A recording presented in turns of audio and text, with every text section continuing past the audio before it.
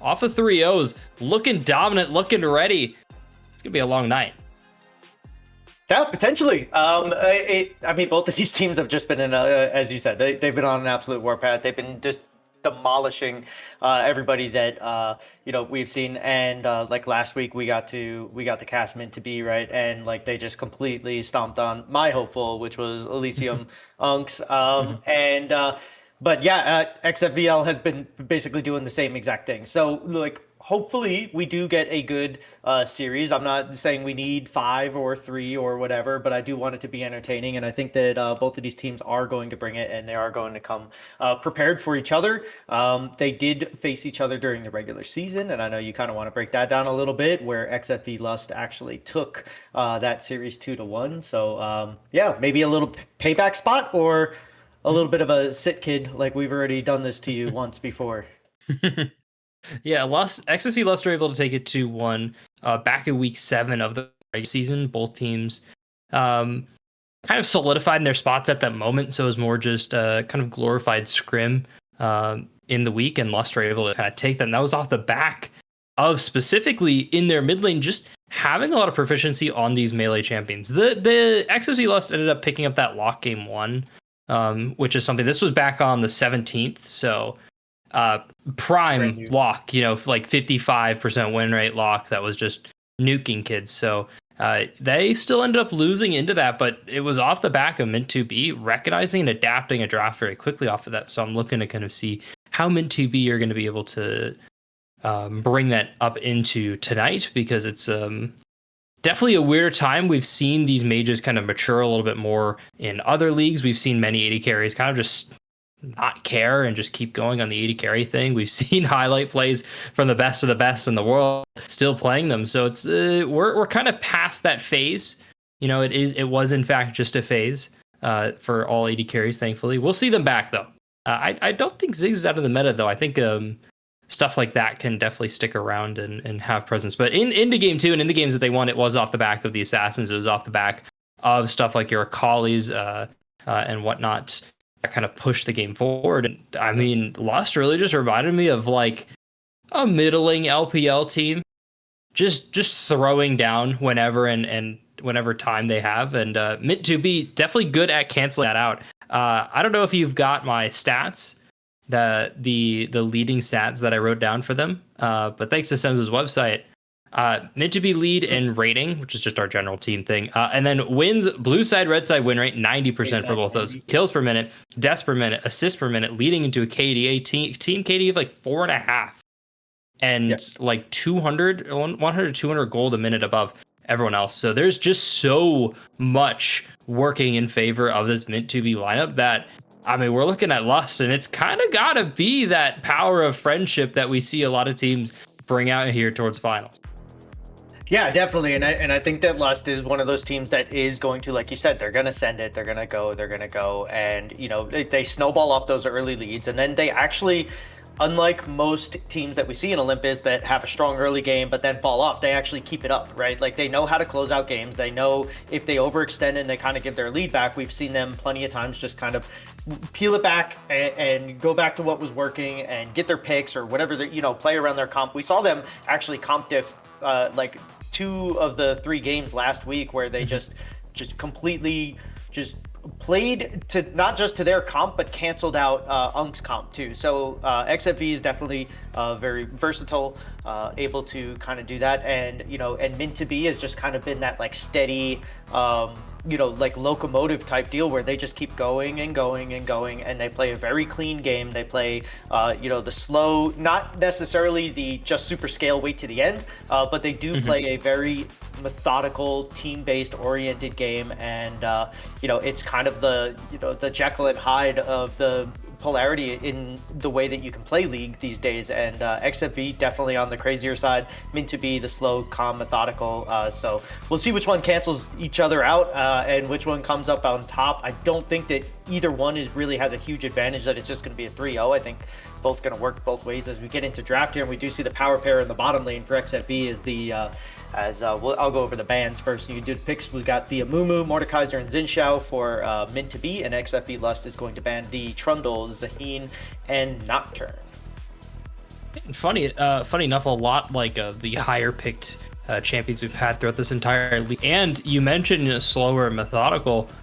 In terms of average game length, mid 2B's in a pretty good spot. One of our faster teams too. So their methodology and their methodical nature is like making a couple correct plays that just have maximum impact and kind of letting teams tumble over themselves. You see that happen a lot around this level where 90% of the execution is there to complete a play, but one team will just kind of fumble and the other picks up on that.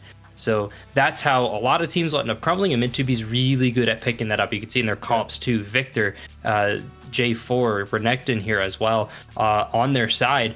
They're ready to obviously play around this Renekton. They're ready to obviously transition this into the Victor already, and it leaves them super open on the bot side. And Braum not banned at all from Lust here. So as 2B, you're kind of looking at this like, hey, we're going to get a good support to stop this Seraphine. We're going to be able to try and peel away a Mundo. And I do like this Olaf ban. You do not want an Olaf with a Seraphine Enchanter just running you down. Yeah, no, you don't. And even though that they... oh, the sides are swapped. Okay. Huh. So, mid 2B is taking the Seraphine Ash. Sorry about that. Sorry about that. Like that. Yeah, so I mean they've left their entire bot lane open, but Min 2B still banning out the Yone and the Zed. So obviously they must think that maybe that's a Victor bot or something crazy. I don't think we're going to get the Korean J4 support here. No, it's going to be Melio Lucian, which is something that you tout a lot. That you think that Melio is just like a better version of like Nami, Sona, and any other enchanter that you can think of put together. Yeah, and the big reason I think that too is just of how powerful you are in terms of just peeling it and anti-dive specifically, stopping it in its tracks. So you're able to very easily stop this Pantheon. Now that's all that you're really stopping. Kickball doesn't do a whole lot into this Mundo, doesn't do a whole lot into the Cho'Gath, but then you're giving Lucian range. You have ways to cleanse CC, so as long as you're not stunned, everything's okay. And that can kind of give Frostbite here on this Lucian a chance to maybe not run cleanse. I really would like to see cleanse until it's just that extra added layer of protection into this bot lane. Lust want to drag this around. They do have that insurance now, so with the teams flipped, the idea there is for Lust to try and scale, but they've got two very obvious side lanes they can play around. You can play around this Renekton if he finds a lead early on into Kali G, who is that like premier player on mid 2B. The name has popped up time and time again. We saw him just run down Unks in that game 3 last week, so they know how to close out games on any champion. To be honest, their Mundo looked very strong, so I would expect most pressure going towards top side. And when I'm looking at specifically how mid 2B are going to pilot around this game, they have a big hump around that one item that they have to get over, and that's a lot of work for Caxi to do. Yeah, it definitely is, and I think you're right. I think that both of these bot lanes are probably going to be self-sufficient, if not fine. I think they're a great option for the junglers to gank, but I'm with you. I want to see this top lane go. I want to see Clutchy get up into the top lane, try to get this Renekton his lead, because a Renekton with a lead can just shred through Mundo until it's 30 minutes, and by then it's like too late. The entire team is just like gone off the back, piggybacked off of the Renekton, and then just won just straight through that. On the other hand, Caxi can definitely be there, and early on, if you can catch them by surprise, you could definitely get like a nice easy gank off, and get your Mundo a little bit of breathing room to where he can get that Warmogs, he can get the Heartsteel, he can start working towards just being beefy, and if he doesn't fall behind, then obviously he's eventually going to outscale this Renekton. So I think that a lot of onus from one of these teams should be put on the top lane, and then as I always like to see, especially in these leagues, is if you notice that the jungler is going to be pathing top or going whatever, mirror them, go the other way, always go the opposite side. I love cross map plays. I think that that standard of team that makes the cross map plays, even when they falter on the bot side and make a good play top and get the void grubs or something on the backside, we see that those are the teams that normally thrive in this kind of environment, especially here in Olympus. So both of these junglers, very, very good. They're some of the top ones in the league too. So I think that we're going to get some really strong plays out of both of them. And I love how Min2B just picked up the beefiness. You know, they get the Pantheon with the engage, and then they just surround him with a Cho'Gath and a Mundo, and then just hopefully, you know, they can peel enough for this Ashe and just be able to let Angel just go out, do her thing, and just, you know, fire from the back line, front to back, and play this properly. And a surprising amount of base damage comes out of a Mundo, comes out of a Cho'Gath. So, you know, you have the arrow, you have the feast, you have everything going your way. And for XFV, you know, they have the either we want to engage on you, or we can use everything to disengage. You can J4 ult and then, you know, flag and drag out. You can put down the Victor ult or the bubble and everything. So they have a lot to work with, and I love the Melio on top of that. You know, Orin. We can get with Orin tonight. Yeah. Orinericity. Okay, I said it right. Okay, if you can get Orinericity, you know, to not get hit by like the Encore or the Arrow, they have the tool to just completely free up their team and allow the re-engage. So both of these teams have good, strong comps. It's who is going to be the one that can execute it better that I think is just going to kind of win this one. Yeah, they have different points in time where they're spiking. Your XOC Lust, you're getting that one item, and it is time to just pedal to the metal, push this Lucian to its absolute limits, especially into that second item. Ashe is very good at that point as well. You know, auto for auto is going to be winning against most champions, but that's kind of the point of Lucian. You're the spellcaster ADC, you're empowering your auto attacks and whatnot to make it so that way unfair.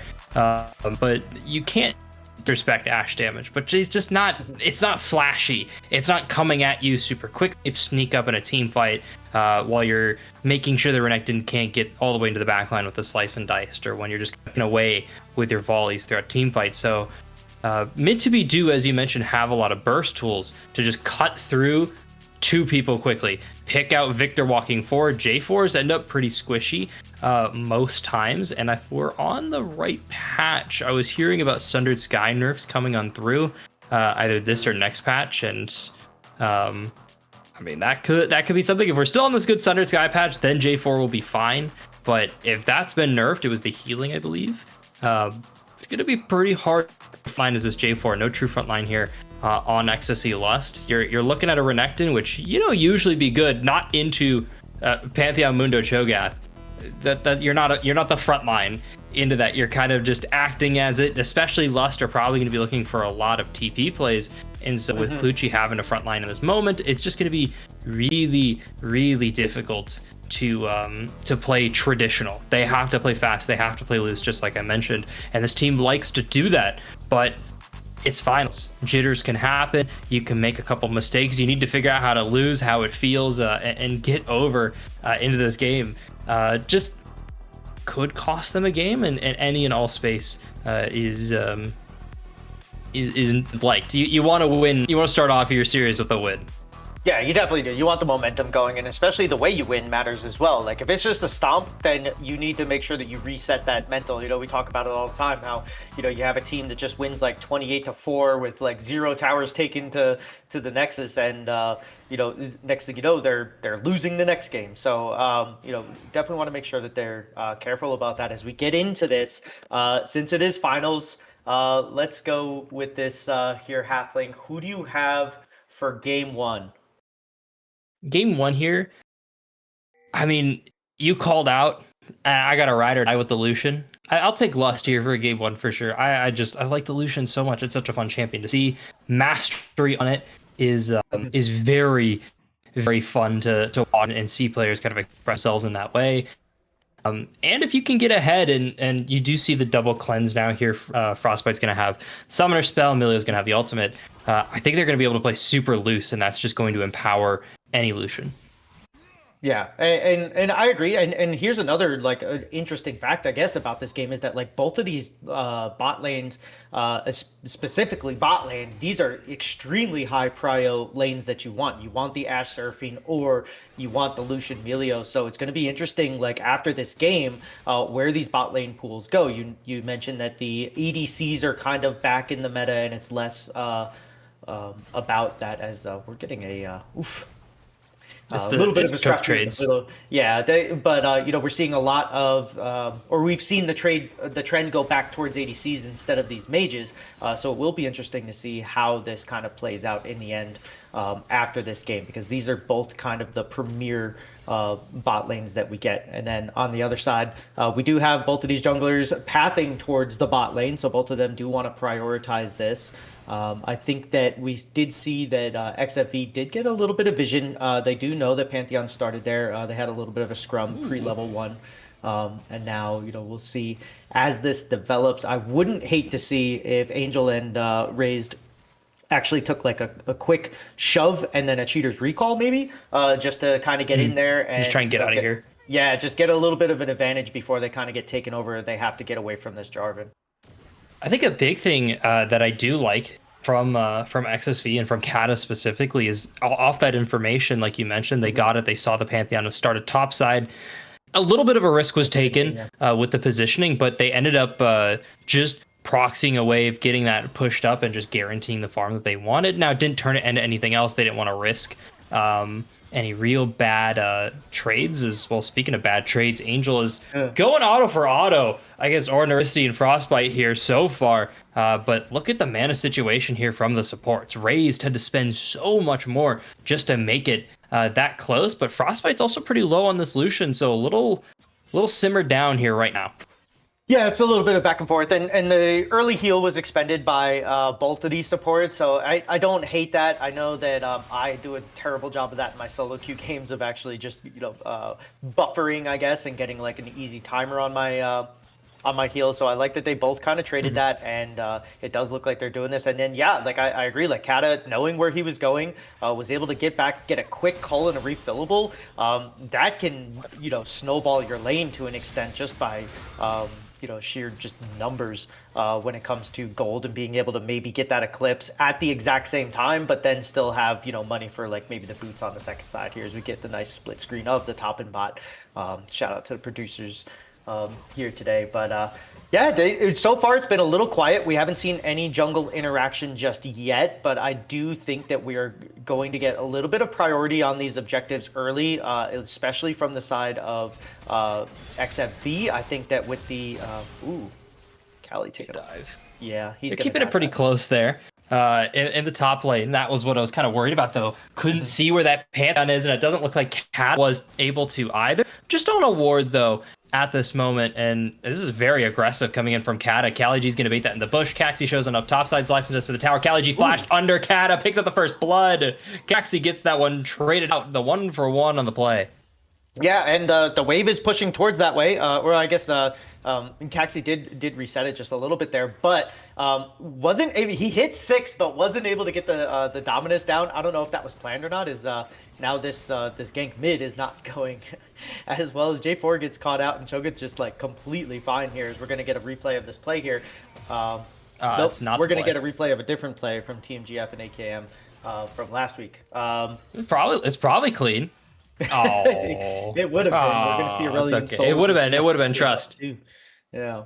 And I kind of like this play from J4. His bot lane is staying here and going to be able to kind of give him a little bit. So I like how he's going in there. And now Dominus is actually available for this Renekton during this play too. So not only did he get the kill under the turret, and the wave kind of fell to Caxi, but also he still has his ult to kind of play with, so he can match Cali here, and it's not just going to be on cooldown.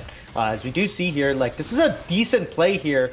This is right where we called, hey, he's probably going to dive, and everybody else was thinking that he was going to dive as well. And Caxi trying to decide, do I want to gank? No, let's go back this way. Kata is going to take this bait here, and it would have been nice for Ming to beat if they could have gotten away, but a really, really strong play. As you do see, like I was saying, he does hit 6 right there, but doesn't end up getting the Dominus off. He actually might have been able to live if he gets that. That would have been an insane play. It was very close to on live there. There was a very close dive from KaliG and Kata. They ended up popping the Dominus, but KaliG still has that maximum dosage, so HP pretty close and baited it out there pretty well. Just ended up having to pop that for safety, and you're going to see these HP bars just shift dramatically. The Mundo's going to get a ton of HP. Now they're chilling. They're waiting around for this dragon at this moment. But that's where you start to look at, okay, both supports starting to hit level 6. These are your impact kind of players that can be a difference. And Raze is got Encore on Seraphine. That's always a very strong team fight tool, even at level 1, where it's like 1.5 seconds compared to its max rank. So seeing how that's going to work. And I see a day 4 and a Raptor I was just camp about up to top. say that. Yeah, like Clutchy is taking extreme advantage of knowing of tracking this Pantheon. He's gotten 3 camps now Stole it. from him. Yeah, so that's pretty good. You know, if you are the J4, you know, you're at least getting that away from him. And I do see the first strike as the summoner here for Clutchy, so maybe he's going for like the assassin type J4 instead of, you know, the just sort of engaged Sundered Sky. We might end up actually seeing a Profane Hydra into full lethality burst from him, so that'll be extremely interesting as we get later on into this game. Yeah, Clutch's on a ward here. Still gonna go max range on that Cataclysm. Kata finally showing it up. Here's the Grand Starfall. Caxi now here has those stacks of Mortal Will. Kata pretty low. Pause the Donomus. Trying to find that burst of Kata. Gonna flash over. Puts up the shield. Should stay alive at this moment. Mint to be and Cali G mostly want to try and make a play, and that's here on the bot side. Raised. Burn that ultimate off screen. Angel still has that ultimate. You have 2 people to eat this, 2 ways to stop this. Probably going to be the one. Cleanse pop. Up found the Milio. They're trying to look for the burst. Devour. It's a hungry Cho'Gath. And they're going to pick up one of the tower or Naricity. Trying to find that trade to the tower. Can't quite get it done. It's not charged up anymore. Angel smells blood in the water. Looks forward. Or Naricity cannot get away from the Ash. And Angel's going to pick up a kill. It's meant to be on the map. Yeah, it is, and it's just an extremely good play. I love the fact that they just send the Cho'Gath down to the bot lane, right? Like, just, hey, let's just do this. We both have our ults, like everybody's ready to go. They do end up getting the kill. You know, but both kills.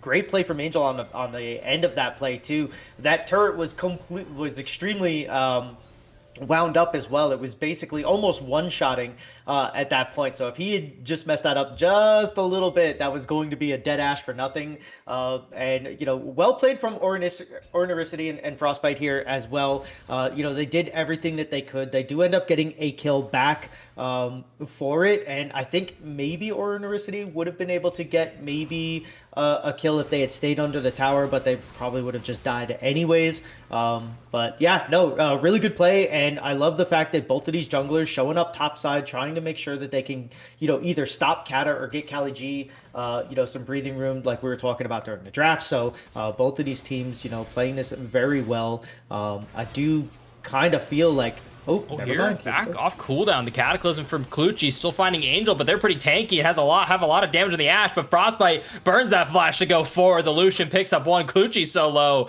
still makes it out alive. Raised almost found that. That's a big pickup here. Sinja wandering around towards the bot side. They want this dragon, but look at the jungler HP bar. It's not possible.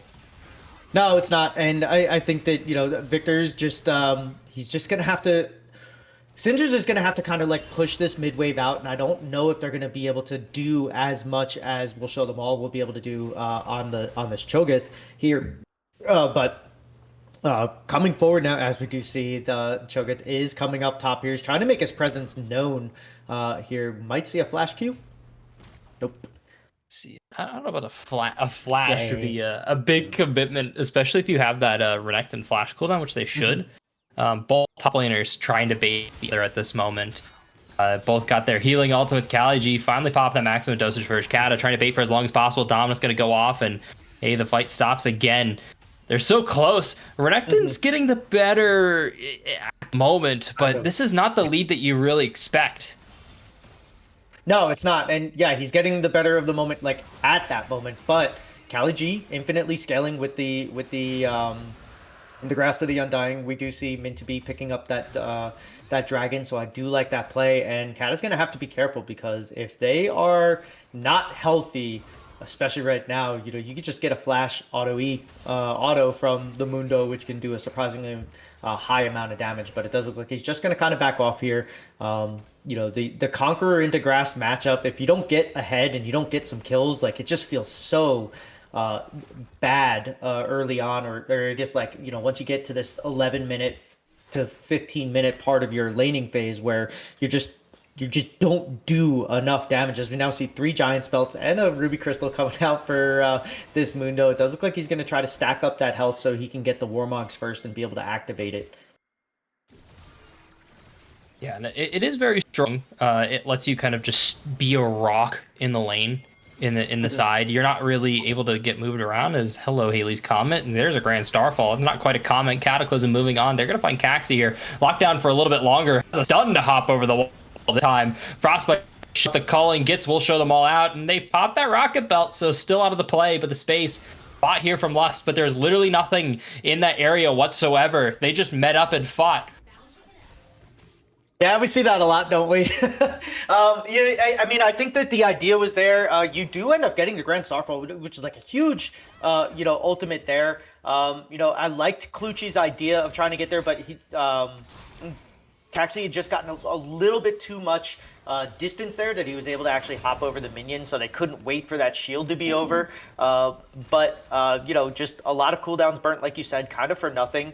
And now we have Cho and Victor fighting it out in the middle, but Sinja's getting a lot of damage down. Blackfire Twitch done. Yeah. The damage is irrelevant. The movement is crazy. I have not really seen a knockup more than like 3 knockups hit this game, and every Cho'Gath is on screen. It's dealing with Sinja, so really well played on this Victor. It would be a good double burn game. Both BFT and Leandres, I think, have good value coming out from this Victor. I don't know if building it, back to back is going to feel great, but you can. It's definitely doable. Your team you just have to kind of let your team know, hey man, I'm not gonna be the guy for a little bit longer. So we'll see that. But Essence Reaver now finished up here for the Lucian. Quite a few minutes behind this Hex Optics, but they've been able to cool Angel down quite a bit. And Kata, speaking of cool down, doesn't seem to be simmering. They want this fight as best as possible, but Kali G is a little too scary on this Mundo for now. Yeah, he is, but we do have this going on the bot lane. Actually, the Encore miss, so Ornerosity, a little bit of a I think they did. Oh, he is. Yeah, he's on a board. Wow. Ult for ult there in the bot lane. Actually, the Encore missed, so didn't have to do it. But now Clutchy is looking top. Yeah, that is such a Mundo skin. Sorry. Into the game. There's no maximum dosage here for Kali G. Clutchy doesn't have Cataclysm, though, to stop them, so they're just going to get chased away from this wave, and that gets Cassie this clear here to go into the bot side. Ornericity not under the tower. Frostbite here. No calling to clear the wave. First target of the Mio. Here comes Victor walking on down. Tower getting tanked. Angel draw another power shot. Raise an Angel off HP. Here comes the TP. It's both Mundo and Cho'Gath. Mundo going topside. Raise low. Arcane Storm was popped there. Can't quite find that kill. Sin just showed on up. Both TPs burned. They burned everything. Yeah. Couldn't find anything. Yeah, no, they don't end up getting the kill there, which is extremely unfortunate if you are meant to be, because you did waste the Cho'Gath TP. While Victor, just casually strolls back into lane. He does pick up the Boots of Swiftness as well, so those fancy feet are going to get a little bit faster now. I did like the play originally, but I think instead of going after... splitting Melio or Lucian, I would have liked to have seen them just kind of go, because we know that Melio doesn't have his ult. I think that could have just been a clean play, go straight under the turret, but they decided to go backwards, and it didn't end up working out now, as Kata and Kali still fighting us out up here in the top lane. Yeah, they're duking it out. Kata's got the go-ahead, because they've got Cleaver, Conqueror stacked up, like everything should be going well, but I mean, Mundo just doesn't care. No, he's just already got 4,000 health at 15 minutes. Yeah, he just doesn't care.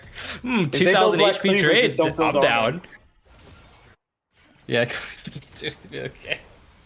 One of the Bork games of all time. Actually, never mind. Don't build Bork Mundo or Renekton anymore. That's troll. This is right. It's just so weird. It's so funny to see trades like this. And Cat has not been very good about getting the flask off of the passive proc.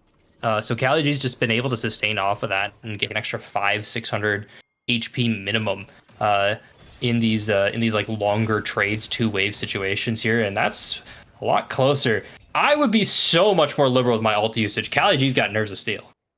Yeah, he does. And maybe that's just knowing it, and he's trying to bait him in for a dive under the turret or something, or he's just trying to make sure that he doesn't get caught out by Clutchy, who's on his way up here as well. So this might be a forced dive up in the top lane, while on the bot side, it looks like they're trying to answer the turret gold, but they're just not going to be able to get it. Angel and Raze do have a very strong lead here so far, but...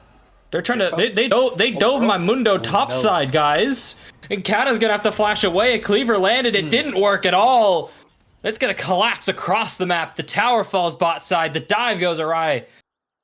It's cooked. Yeah, I mean, I'm sure we'll be able to see that. Hopefully, we'll be able to see that on the replay. Why they dove the Mundo, and like you were saying, like he's holding on to it. Maybe he knew something we didn't know. Yeah, he tried to bait him into a dive, and it worked really well. So, good job from Min2B, especially Cali. That's why, like you said, he's like one of the premier players in this game, and the matchup is absolutely huge. And just really well done on the Mundo last week. Gets it again this week, and it just shows why you don't want to give that to him.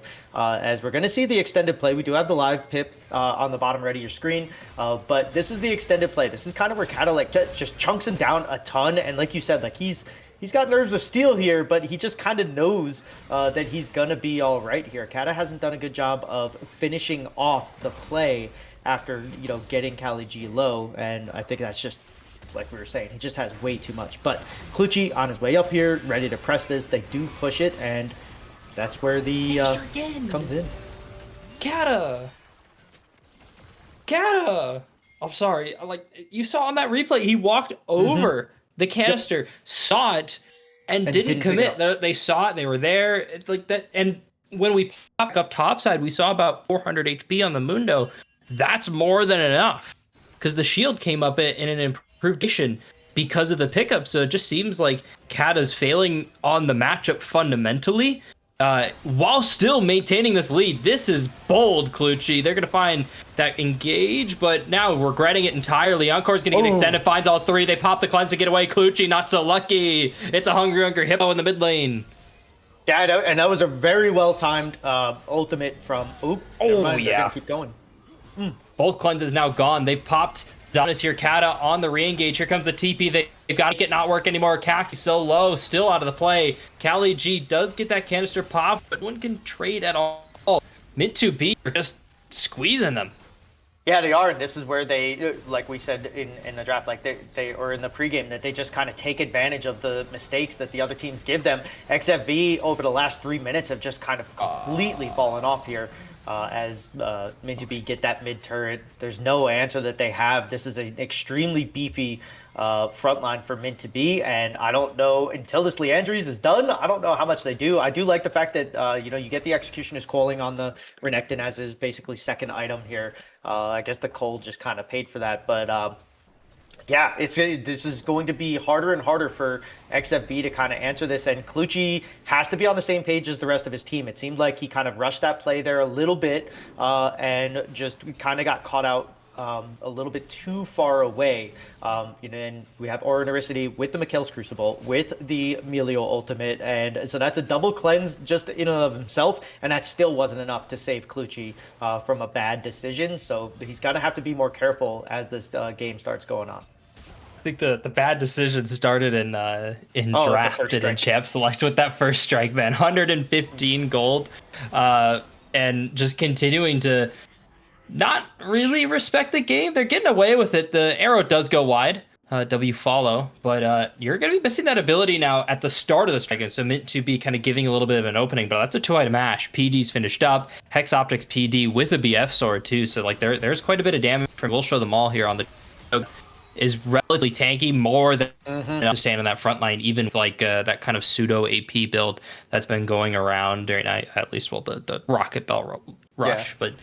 But I don't know if like a Conqueror or whatever else you go on this champion, I feel like you just go Conqueror on Jarvan would do that much more. But when you go ideas like this and you lose access to the entire precision tree is the problem, and that is kind of what's so strong. So missing out on that to go inspiration on a non-support is just not a great idea.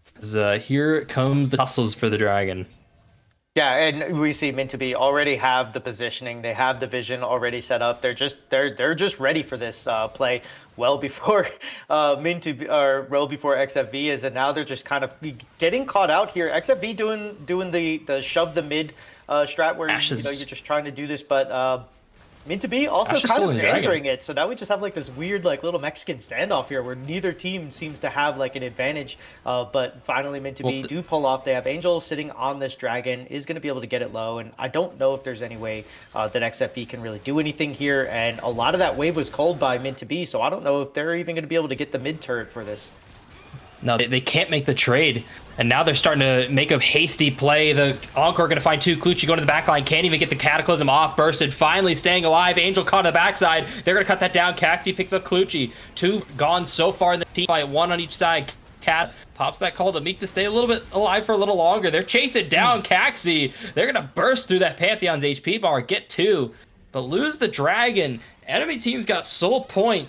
And I'm going to call that, like, you're mentioning that the positioning is not great for Mint to be. I think it was phenomenal. If you can solo that Dragon with the Ashe like that, there's no problem. You're chilling. Oh, no, you just have to make sure she doesn't get in. But Angel just, the Angel, after everything of that Dragon was a failure, I would say, from Angel. But it's okay. They picked it up. Yeah, I mean, and that's kind of what you came for. And if you're XFV, you're like, hey, we just won an extended team fight after the Dragon, because it wasn't like it was a 4-on-5 for a little bit. It was basically just, was that a, okay. Basically, you get the Dragon, or you give away the Dragon, or you lose it, but at the end of that, like, you do get a 2-for-1, and that was an extended team fight into these two tanks and into this team that felt, like it was a kind of ahead there. So, the momentum from Mint to be is kind of like waning after that play, I think, in my eyes, especially if you're XFE, because now you have a little bit of, gusto, ready to kind of do this, because now you've proven that you can already match them 5v5. And I think that might be, if XFV kind of come back into this game, that might be, the impetus for the change in the momentum that we're seeing here. Momentum still, the gold lead though, evened up. It's 1K. It's close enough. I mean, what is that?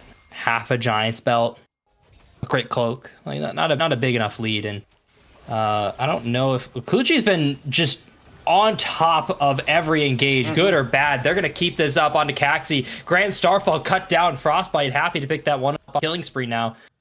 It wasn't on the right side though. They've got the Cho'Gath cutting off any exit. If they could just keep this Victor farming in the side lane, XSV Lust are going to be winning on this play. Clutchy getting bursted down. They're trying to find the Devour. Can't quite get it onto the J4 now. Positioning, starting to get jockeyed, and it's going to go in favor of XSV Lust. Turning it away, has to flash away. Kali Angel now peppering away. Finally going to get started with that arrow onto Kata. Taking a lot of damage. Big knockup from We'll Show Them All. Flashes forward to pick up an extra kill. Mint 2B are done with the shenanigans. It's a double kill for Kali. Yeah, like you said, if they can do this and the Victor can farm, then it's good. If the Victor cannot farm without giving up a double kill, or at least a 3-for-1 or a 3-for-0, yeah, that's basically a triple kill, an extended triple 3-for-0 there. You do get the bot turret, and you get a lot of farm on Victor. He's at 263 right now, which is way ahead of anybody else. But you do end up giving up the Baron. You give up 3 kills, and is it worth it in the end? Probably not. Clutchy in the beginning there got a very strong engage onto Caxi, and it did look like the play was going to go their way. But like you said, Mint2B was kind of like, all right, we're done with this. Let's just put our tanks in there. Great positioning by We'll Show Them All to kind of just like block off any escape route that they had and just kind of corral them into like a small spot. And then they were able to get the Ash Arrow, get the Encore, get everything kind of working their way. Flash forward, Devour, and you got another feast stack. So great job from Mint2B. Good play calling. Especially after you end up losing that initial engage. So good from them to just kind of turn that one around, and it seems like it's just like a back and forth right now. Sinja caught out is a questionable statement here as they're turning on to Kali. Now it's a catch out. Starting to get those spidey senses tingling. They're seeing Clutchy getting engaged on in the jungle. They're starting to recognize they've got to walk away. But the space at this Dragon, it's 45 seconds beforehand. It is so difficult to get on through into the space, and the Cho'Gath is running down. They found an engage there. They're just going to pick up the Milio just off screen. Clutchy lost their red buff too, able to get away with the blast cone, but what has been done? You got a top tower, but at what cost? You're going to lose so many members. You're going to lose the Dragon. You're going to lose a soul. What is it ever worth?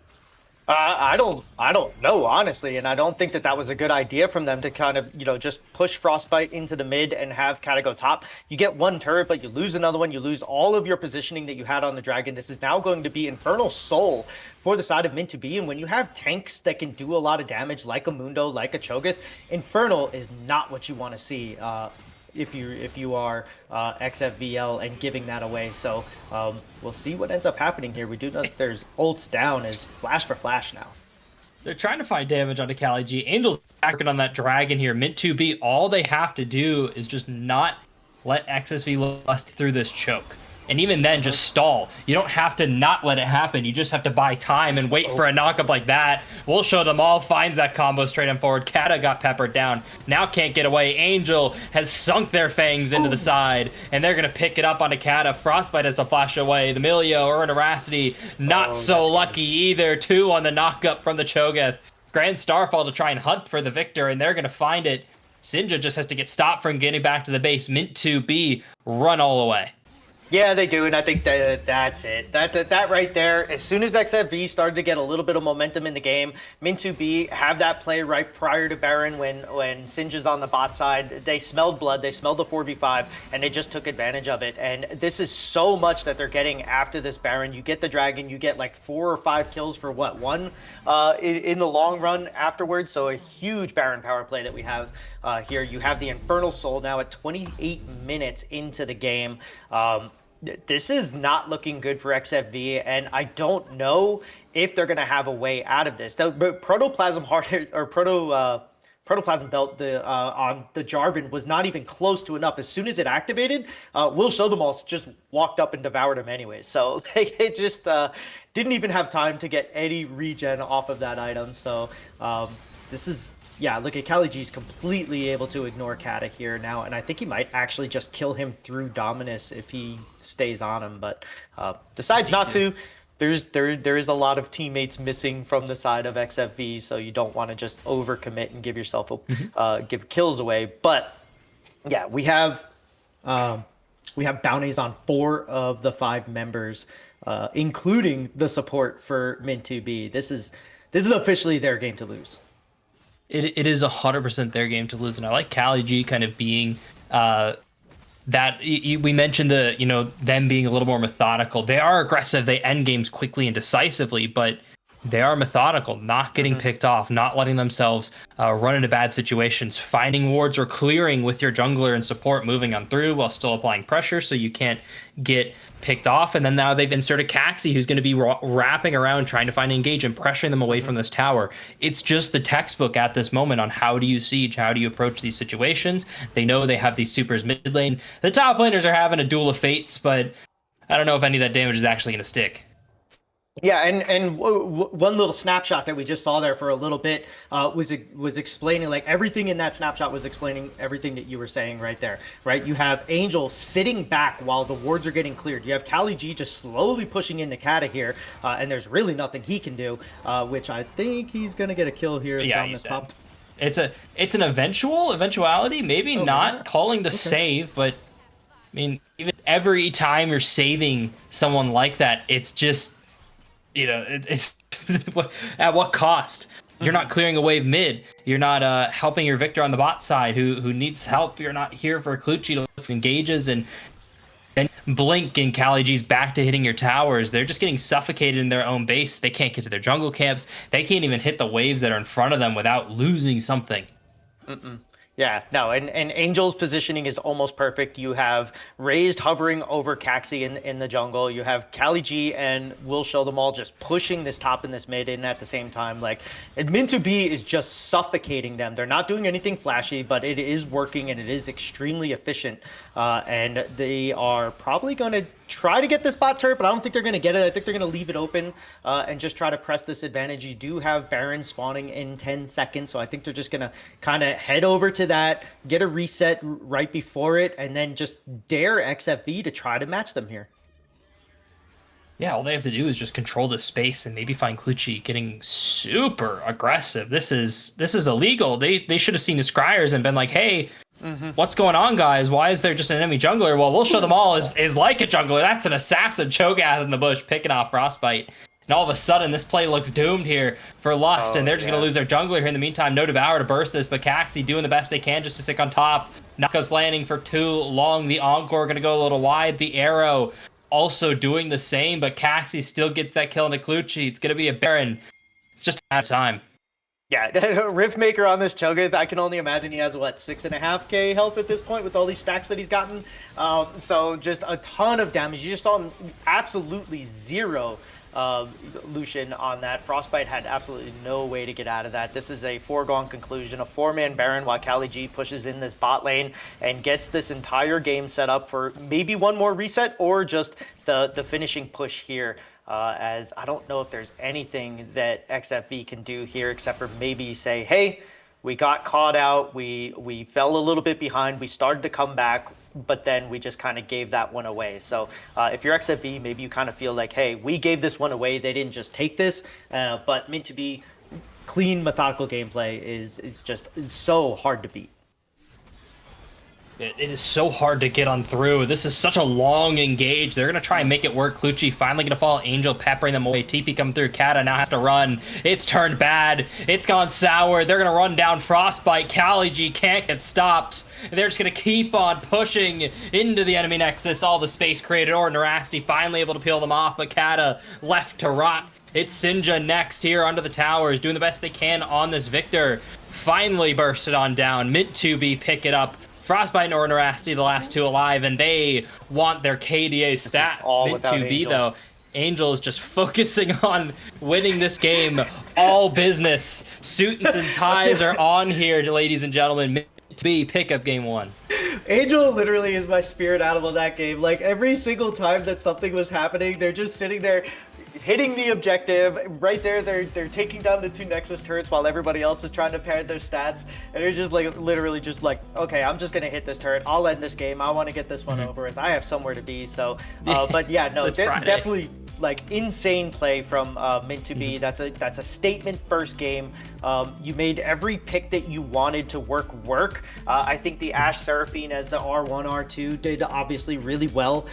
They controlled their lane, they controlled the tempo, and they just kind of had they had Frostbite and Aura just kind of on their back foot the entire time. And as strong as Lucian Melio is, when you're dealing with a super farmed or you know, fed Mundo and a Cho'Gath that can just zero you with like no answer, there's just not much you can do. So XFE Lust, like I said, I think that they just kind of got ahead of themselves a little, or the game got a little bit away from them in the early game. They tried to be a little bit too aggressive, especially on the top side. I like the idea of the plays, but it just didn't work out. And then Mint2B just does what Mint2B does. Yeah, they just did what they did. They found the spaces, they found the cracks in the armor, the advantages that they needed to win, and they pushed harder. And really in this game, it was just Clutchy not really understanding their role and also just not being a great champion into the game. The Jarvan came out super early in the draft, and that's his job. His job is to kind of form around these teams, and wasn't able to get that done, unfortunately. And yeah, Olympus. But you know, 0-7 is not a great start. Hopefully they can kind of come back and cool off. You're trying to be the hero. You're trying to find, you know, that big clip engage that you kind of get to live with for the rest of, you know, the year at least. And you need to calm down, just make the right plays. And that's really what was helping Caxi a lot, actually, in that big juxtaposition. Also not really having the biggest like KP impact, but just being there at the right times, hitting smite, spacing correctly to give Angel on that 3 and 4 dragons time. And I was seeing it also in chat, and I was ready to bring it up too, is just not really any position for this Victor to get in the game at all. I don't think Lust really understood how they're supposed to play on the Victor. And granted, how were you? You don't have a front line. You don't have anyone that can vie for space. You don't have an Ornn or a Scion or the Mundo or Cho'Gath that can kind of just walk into an area and based on just their existence, create favor Victor to free hits. So you have to win on sides and just weren't able to get that done. So it's unfortunate there that Lust not able to close that game out here, but they've still got 2 more chances. Mint2B have 2 more to go to finish out this series. It's a full fat 5. We'll see after this break when Game 2 draft starts.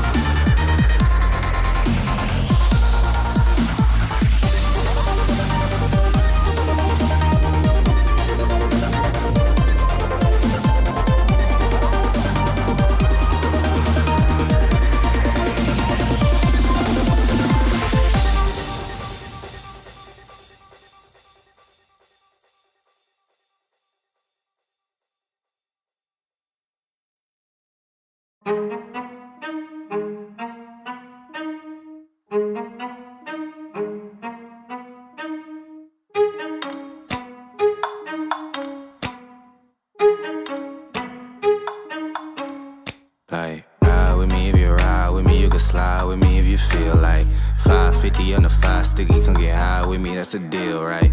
Ride with me if you ride with me, you can slide with me if you feel like 550 on the 5 sticky, come get high with me, that's a deal, right? That's a deal, right? That's a bet, right? That's a bet, right? That's a deal, right? That's a deal, right?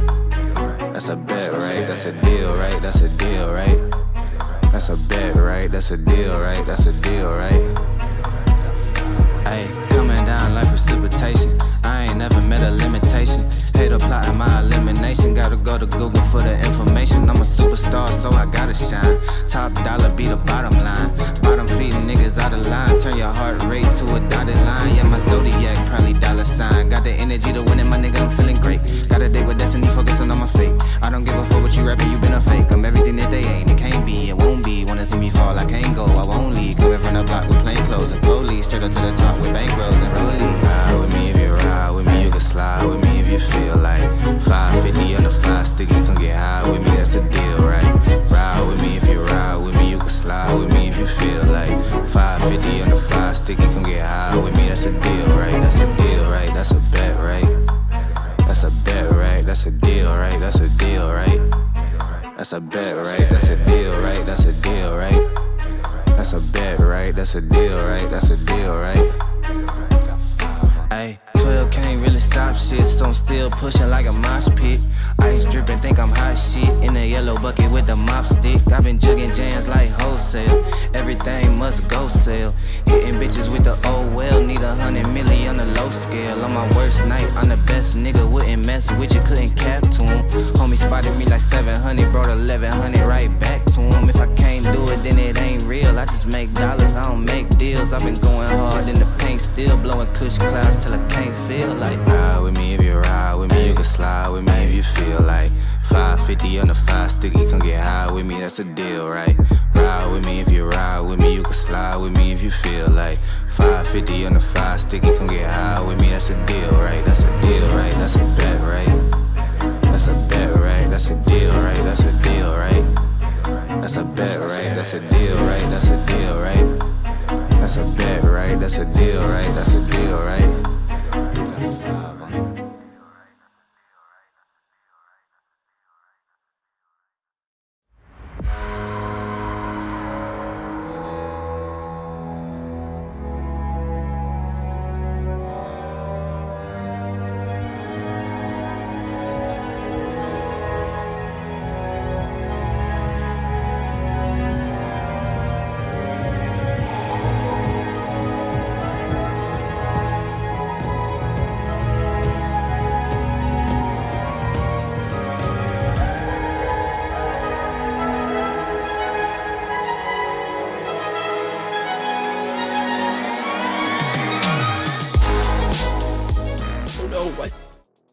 Hey.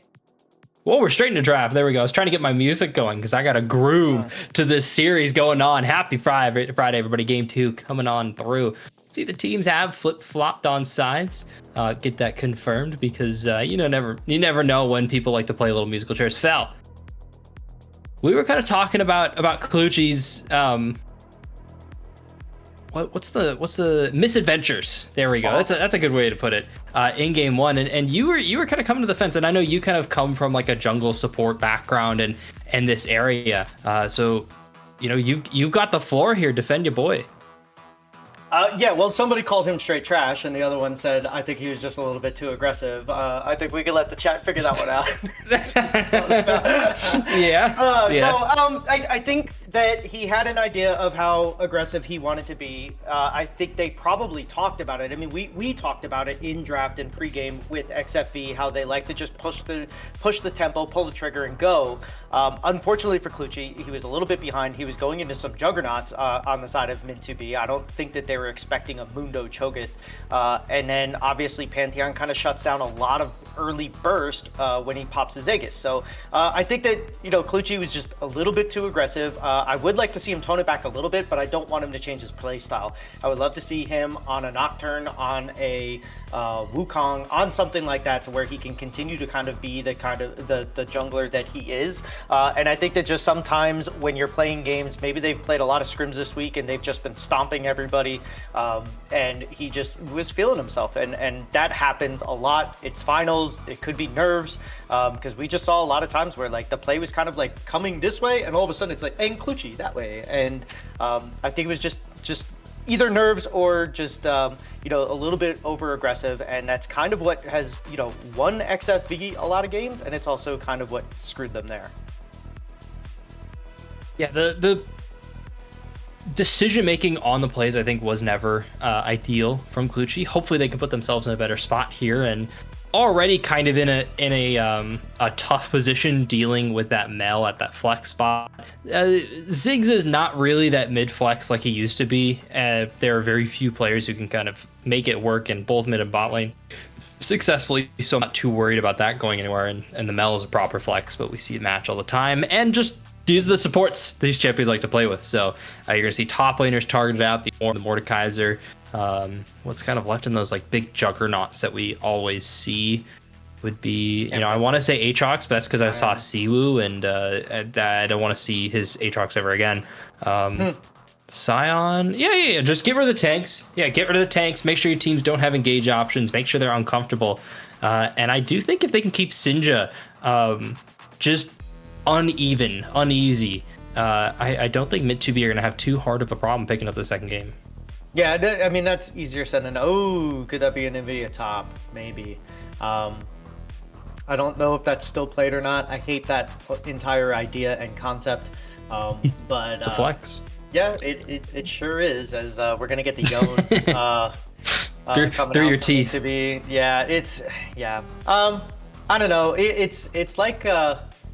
It's just like a completely non-interactive lane until she lands something, and then you're just dead, and it's like stupid. I don't know. I have no idea how that champion functions still to this day. I liked it a lot better when it was just Froggen playing that and nobody else knew how it worked and nobody could make it work. But it is going back to the mid lane where it belongs. It is going to be into Chef's Yone, and we are going to get the Nautilus Mel bot lane into Leona Ziggs. Now, I know when Mel first came out, it was kind of like the talking point was play Leona. It kind of screws her. You can play Thresh because that's another one where it kind of hooks and pulls you at the same time. And now that they've changed everything into, thank you, Romeo, you're kind of getting that point now where, you're playing the Mel into the Leona. You have a Ziggs, which you're not really going to be throwing too much back, I don't think the ultimate comes back. It doesn't count as a projectile. It counts as like a coming down from the top, almost like the solar flare. So I don't know how much I love this, but if Angel and Raze can play the way that they played last game, I mean, just put them on anything, and I think that they're just going to kind of like at least zero out the lane, if not, win it outright. I think the big thing with Anivia is her goals trying to dissuades things like a Cassiopeia, which would be disastrous into XSV Lust, just because they don't really have a whole lot of engage, and the engage that's coming in is very stuck. Wukong's not really making it out on the typical Cyclone engage. Leona's not really making it out on those engages either, so Cassiopeia can kind of cut that out. But Min2B have that damage share to be able to look towards that Yone, but that's kind of throwing down the gauntlet. You have to get ahead here as Chef. You have to be able to beat Sinja on the Anivia, and the movement was very clean on the Victor in game one, not really able to transition that into any sort of team fight impact. Now, how much of that was Sinja's fault and how much of that was the team kind of just continuously going in before the Victor scaled, who knows? But they get, another chance to work on that. And an even more obvious lane to gank. If I have ever seen a game where we just gank the Darius, it's one of these. Get Leona unlocked. The AP bot laners are back. It's your worst nightmare. So you're going to see these champions just get mobile, look for these roams on level 4, level 5, try and get there for grubs, try and just cause havoc. And I do expect a Leona to get out earlier, especially with the Ziggs. I really need to see that here from XSV to find that mid-game advantage, to try and turn that into something, because I don't think, even with like a 2,000 or 3,000 gold league going into 20 minutes, that will be enough to take down this mid 2B lineup. I think the team fight's too obvious. The zoning is too good. The front line's too strong. And hey, the mid laners are handshaking a little something. So that's fun. Good sport. Yeah, it's always nice to see that until you're Anivia, you go to like stop and then you just auto attack for 20 damage and you're like, oh, okay, I see how it is. Yeah, no, I agree. I think getting on top of Kata, I loved his Renekton, but it just didn't. It almost seemed like with his Renekton that he was always like what 80 90 health away from a kill, onto Callie. So I don't know if that's just Callie just having perfect spacing and timing and knowing his kill potential or his death potential, if you would, or if it was Kata just not playing it right. But I do think the Renekton was good. I like seeing him on a champion like Darius, somebody who's going to want to fight, and I want to see Clutchy, be aggressive and get up top here and get Kata a kill. And I like the fact that Clutchy is pathing towards the top. We saw in game one where both junglers just kind of matched the pathing towards the bot lane, and then they reset, and then it was gank or gank and gank for gank, and eventually Caxi just kind of won out, mainly because of the other members being super tanky and Clutchy couldn't do anything, but also just because he was always at the right place, right time. Was I with you when I casted an AP Sejuani? Or am I hallucinating that? Do you remember seeing like a Dusk and Dawn Sejuani? Nope. In jungle? Okay, that was with someone else. I saw that, and I had the unfortunate case to see that here. So, Caxi can't be the worst Sejuani I see this week. So at least, a little win over to Caxi and the Sejuani. They can't be the worst I ever see this week. So, but so far, jungle clear is going well. Both junglers are around the same space. You can see the Wukong just a little bit farther ahead, but it's seconds at best, under 5 or so. Yeah. And they won't be able to turn that into a big enough advantage. Kata, though, is getting very aggressive. They say time to prove myself here, and you're pushing great right now, and you're just kind of lucking out that the Sejuani isn't clearing topside. But I mean, might as well. You might as well gamble. Yeah, they did have vision on it, so they should know that the Sejuani is bot side. They did get the during the handshake, Clutchy was putting the ward down because he started on his blue side.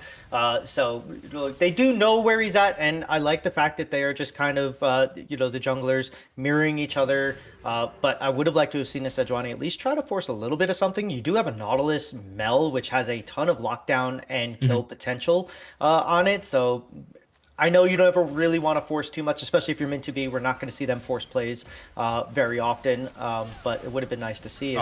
This is exactly why they're trying to force Spain. It's just going disastrous. Shiny Sneasel able to make it away. Black Burn just trying to close the gap to get there, but they can't quite close it. And finding that hook, that's a whole paragraph. I don't think I have the time, Caxi, to read that, but that's good for you. Or not, I don't know. I'm sorry. So sorry. So no practice. So basically, they don't practice is what he's getting at here, and it's surprising considering how clean that they are. And I have a problem, or at least I have I'm a little bit of disbelief there. But yeah, you get a flash for flash in the mid lane. Yone is going to be feeling the pain here, playing up against this Anivia. I almost would have rather have seen him just get like a long sword and then get his Vamp Scepter like as soon as he could, just so that he can have some sort of lifesteal. Yeah. But yeah, this is gonna go rough for Shiny. It's just gonna be that way until you get to the mid to late game, and maybe if Caxi comes in with ultimate, you can lock down the Anivia, break the egg, and then get a kill. But it's gonna be very hard to do what they need to do, which is what you spelled out in the draft, which is get Yone fed, get him ahead, and be that consistent hard damage for this mint to be roster. But I still have a lot of faith in Angel being able to kind of do that as well, especially if you can get a little bit of lockdown from the Nautilus and you can kind of set up Mel. If she's allowed to hit like 2 or 3 spells at a time, that's a lot of follow-up damage with the ultimate and the auto attacks afterwards. I'm always surprised when I see supports do this.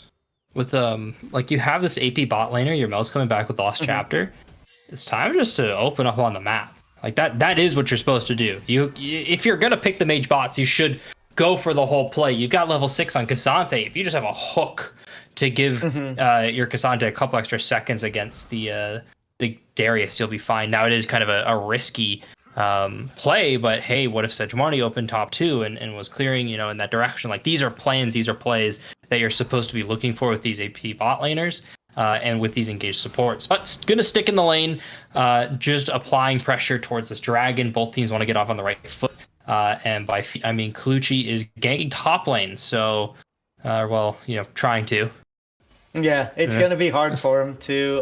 Cali G's playing this really, really well. Ornericity did at least go to the mid. They did that back straight to mid thing there. I think that, the game plan is not the same as it was last season, obviously, as we are going to get a flash out of Cali G early on. It did have the full stacks for the Darius up there, so good job early on from Kata. But yeah, I think that a lot of what I have seen, especially in this league, is that whole roaming support thing that was hugely prevalent the entire of last season has kind of fallen off. And even when we have these mage bot lanes, it doesn't seem like it's kind of like resurfacing anytime soon, as we are going to get Clutchy did not get it, or Caxi got it. No, Caxi hit 6, so they ended up getting their own blue buff, so nice leash.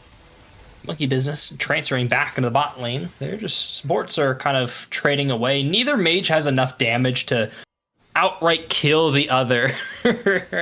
But it is kind of this point in time now, especially where the supports are getting close to that level 6, you're getting close to that roam time, and this is where you're going to have that second jungler that could be the difference maker here for Kata topside, who really wants to push an advantage. They've been dropping farm to try and grab this HP advantage, and it's not been transitioning into the kills that you really expect as a Darius, but it is, pressure, it is presence, it is someone in comms saying like, hey, this guy is pushing, he's still here, and hopefully you're kind of just hoping that you can get that 1v2 that you love to see as Darius. And but as of right now, all the objectives taken on the map so far, we're seeing these grubs pop up in a couple extra seconds, and you're really hoping that your Yone can have impact at this moment if mid laners can roam, because you look at the Navia's inventory, what's Catalyst like no damage at this point, so big point for mid 2B to try and get a playoff. But as soon as I say it, Ornericity. Yeah. I was going to say, it does look like Leona is kind of coming around to this mid lane. They're trying to get a good bait. I think they just want to bait out the E, and then once he uses it, then just Solar Flare onto where he's coming back. And, the wall hits. The Zenith Blade does not. It's not a Poppy. No, it's no Poppy on that invade or on that gank, but it is enough to buy pressure. It is enough to buy time, but now you've also sold out Frostbite at this moment. They needed to get this lane pushed up. They need to be fighting in front of the tower. They need to be popping ultimate, honestly, to make sure the wave doesn't crash properly, but just not doing the same. Depth charge. This is a very dead Ziggs here, and a lot of pressure. They were going to get one on the trade. Ray's going to fall, take that poorly, but some plates. How you feel about that one, Fel? I don't know. I think if you're a Frostbite, you're happy, right? Like you got a kill back. You got the heal and the flash. I know it's a Hex Flash Nautilus, so it's not like the biggest deal. But you did get that. You got the grubs. Oh no! Now you are getting. Ooh, he almost got caught up there. That was a good job from Clutchy to kind of like try to cut him off there. And now Angel is gonna flash, but Solar Flare come through, but we're not seeing it here. Ziggs still farming. Is going wide. Here comes Caxi. They don't have ultimate, so they're just going to kind of show up and be a body thrown at the problem. Cali G picked up a solo kill topside and popped that ultimate, so it looks like they got the all out of the tower, picked up that kill. We'll see that in a second here. In the bot lane, they're trying to develop this play, really, but not a whole lot to really work on here. Yeah, I hope we see that. I'm interested to see exactly how that happened. That must have been like a flash ult or something. No, his flash is on a long cooldown, so that had to just be a complete overstep from Kata. Maybe they tried to flash into the tower or something. I don't know. That's weird. But yeah, Frostbite also, did have the teleport as well, so he was able to get back into the lane as soon as he died. So I do like that. I didn't like the play from Mint to be, as we are going to see this now. Cali just, oh no. Yep, flash over. Just not enough. Just under the tower. It's good timing, good understanding on their armor there from Cali G, and that's gonna keep them super healthy at this moment. And how frustrated after 2 games of doing this on Kata are you? Right? Like last I'm game. I'm pissed because my jungle isn't top. Well, yeah. Where are we? Yeah. Yeah, where are we? We've set up so many times on good like stacking to try and look for dive. Yeah, I know diving, Cassante, Herder, but like these are champions that can do it. Wukong and Darius can be those champions that can do that. Look how close that was already. If there's just a Q from Wukong, it's enough. So Yeah. It's just not the impact that you're looking for from Clutchy on the map right now. They still got time to make that back though. Still got some ultimates off cooldown. Dragon here. It's gonna be that Chemtech would be very nice on the Yone side specifically, just because of how much shielding they have, and some monkey business has turned into some raptors, but not a whole lot more, as now this trap is sprung. They're going to find the bird there, a little bit too far for Raze, trying to take him as best they can. Depth charge pop, here comes the Fate Sealed, only going to pick up one. Sinja had to flash away. There's the wall to buy space, buy time. Solar Flare finds a stun, but not quite enough. Caxi able to get away. Blinking health bar though. Clutchy smells the blood into the trap. It's sprung. Angel happy to pick up that kill. Ray's going to go next. The top laners don't want to feel left out. They're going to be duking it out and all out there. Cali G picking up another soul kill the top side. Kata tried to do their best to prevent that. Now Angel stuck on the wrong side of this fight, but able to fight their way out. Wall stops any approach away, and that gives time for Ornaristi to close the distance. Shiny Sneasel shown back up. Frostbite to pick up the kill. The snap back from, I can't remember that name, but it's a-okay. It's messy. Very messy across this map.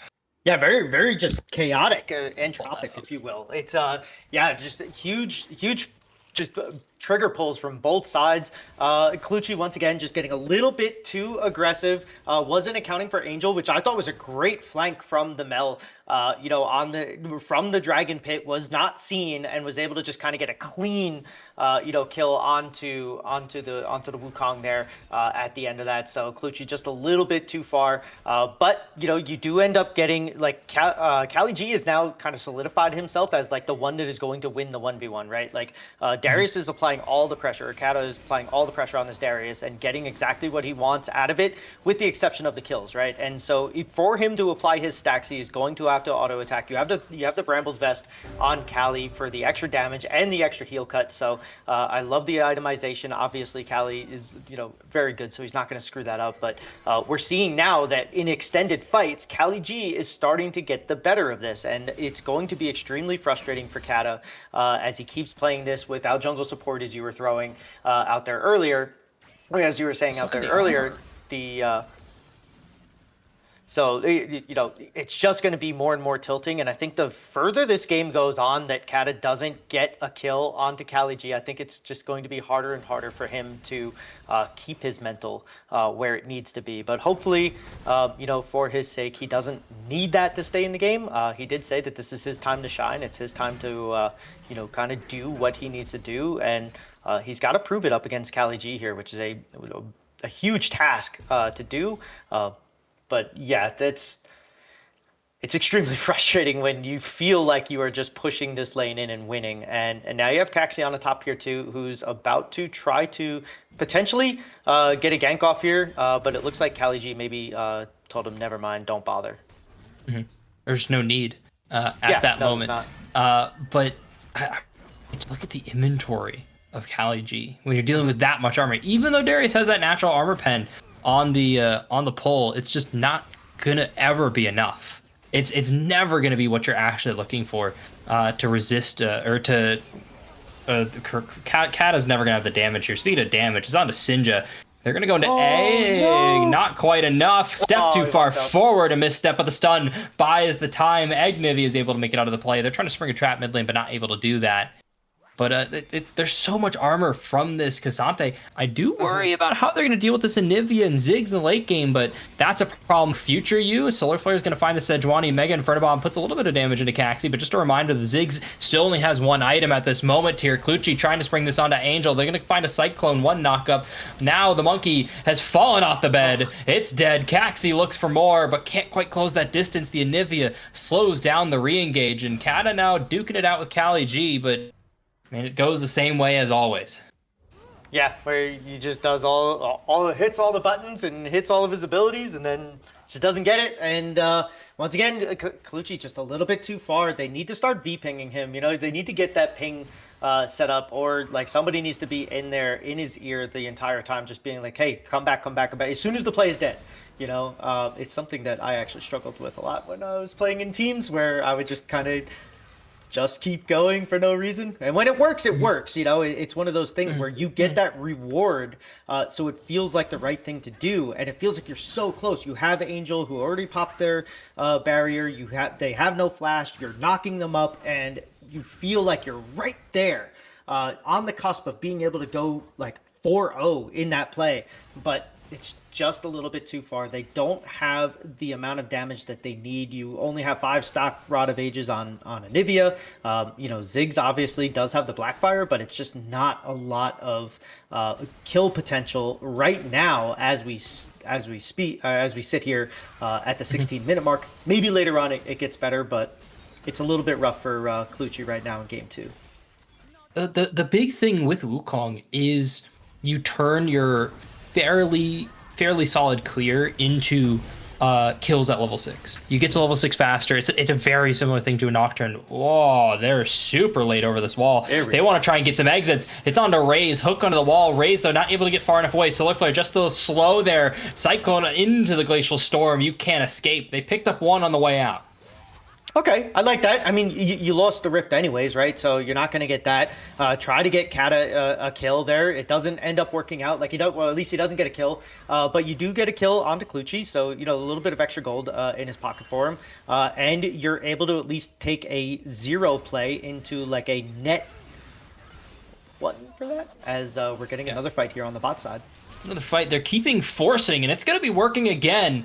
Cassie has to flash over the wall. Leona couldn't find that Zenith Blade. No Solar Flare. It was off cooldown. Clutchy DC'd in the middle of the fight and is now running away, and Yone still couldn't close the gap to slow him down. So we'll see Clutchy make it out. Looks like they reconnected in that moment. Never mind. Okay. Would have been really funny if just autopathing made it on out there. But Dragon up here in 8 seconds. A reset coming in from XSV Lust just before this objective.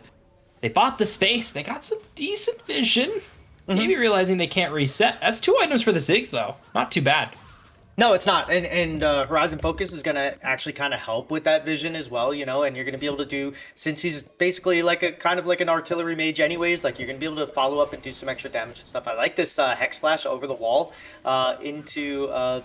into the brush there in the mid lane, but I don't think that they're going to be able to do anything with it. Kali G is down here, so it is going to be a 5-on-5 here as the M2B is closing down. There it goes. That's done. It's trying to burst Kata. Half HP on the Darius, looking for a little bit more. Knock up into the wall. Kata finally getting bursted. That's Shiny Cecil picking it up. Kali G to the backline has done their job on the Cassante. Frostbite picking that one up on a killing spree. But the poke is starting to land from the Ziggs. It's really adding up. That hook's going to go wide. They can't quite find it. Clutchy secures it with the smite. Double kill for Frostbite. They're looking for more. Angel just going to reflect that bomb back. The mana not in a great spot here from Sinja, still making the play work. Frostbite able to get away from the root. Here comes Ornaricity. Eclipse, not enough to burst. Angel keeps up the fight, but the bomb picks it up, and Ornaricity here. It's XSV Lust waking up.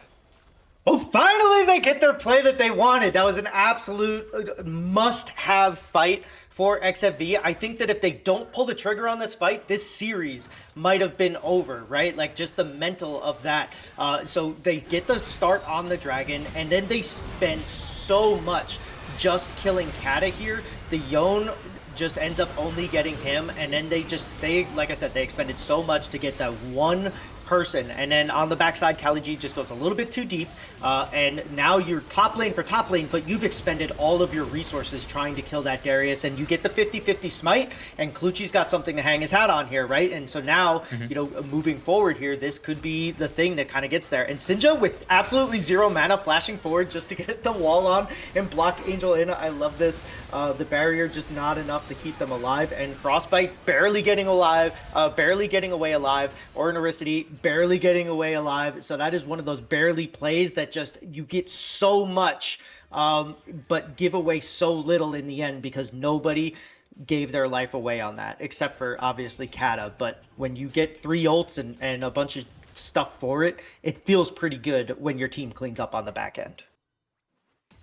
Yeah, I think the only improvement I could see, and this is like a nitpick at this point, is just Sinja's Glacial. Storm positioning is not the best there. You want to try and the objective damage is great and all, and I understand why they're doing that. Like, it's not a problem with them bursting But they were out of down mana. that dragon. But I really would have wished they were trying to zone off on that engage. Just put it in the middle of the river and just let it sit. That's your job. But that's the mana. Mana was the issue, obviously. So I think bursting that dragon was perfect, like more than acceptable in that moment. So not quite acceptable here is the positioning. Just daring Caxi to fight. They've still got wall stun, not quite enough to close the gap. The bird isn't as fast as you really want them to be. And Frostbite's going to lose a lot of pressure here in the mid lane on the map, but I mean, it's kind of back to business as usual. Outside of Yuumi, is there a slower champion than Anivia? Oh, yeah, Why many. did Riot? Like Why Nautilus. did Riot have? Oh, okay. All right, never mind. My joke Like falls down. 325. I think Anivia's like 330. She's just kind of naturally slow because a lot of like the no movement speed items. Raised almost got bursted. Ignite there ticking away. Mega Inferno Bomb has already been burned. Oristi happy to eat that stun. Caxi able to get stunned up. Solifo lands. They can't follow up with any more. Kata shows up on the wings. They don't know this is happening, but they finally spotted out the Darius, and they're just gonna turn this into a tower. They've got satchels, so goodbye mid-tier 1. XSV Lust, they have woken up. They've taken charge. Yeah, this is the momentum swing that they needed. Like I said, after that dragon fight, that is the fight that they needed. That could be the series-defining fight that they took. They finally got the trigger pull into a positive result, so I think that gives them a lot of confidence moving forward. I love the play, afterwards, where they just kind of keep pushing it, and this is what we've seen XSV Lust do all season. When they play well, it is when they are the ones that are starting the fights, they are putting on the pressure, and they are the ones that are taking the fight to you.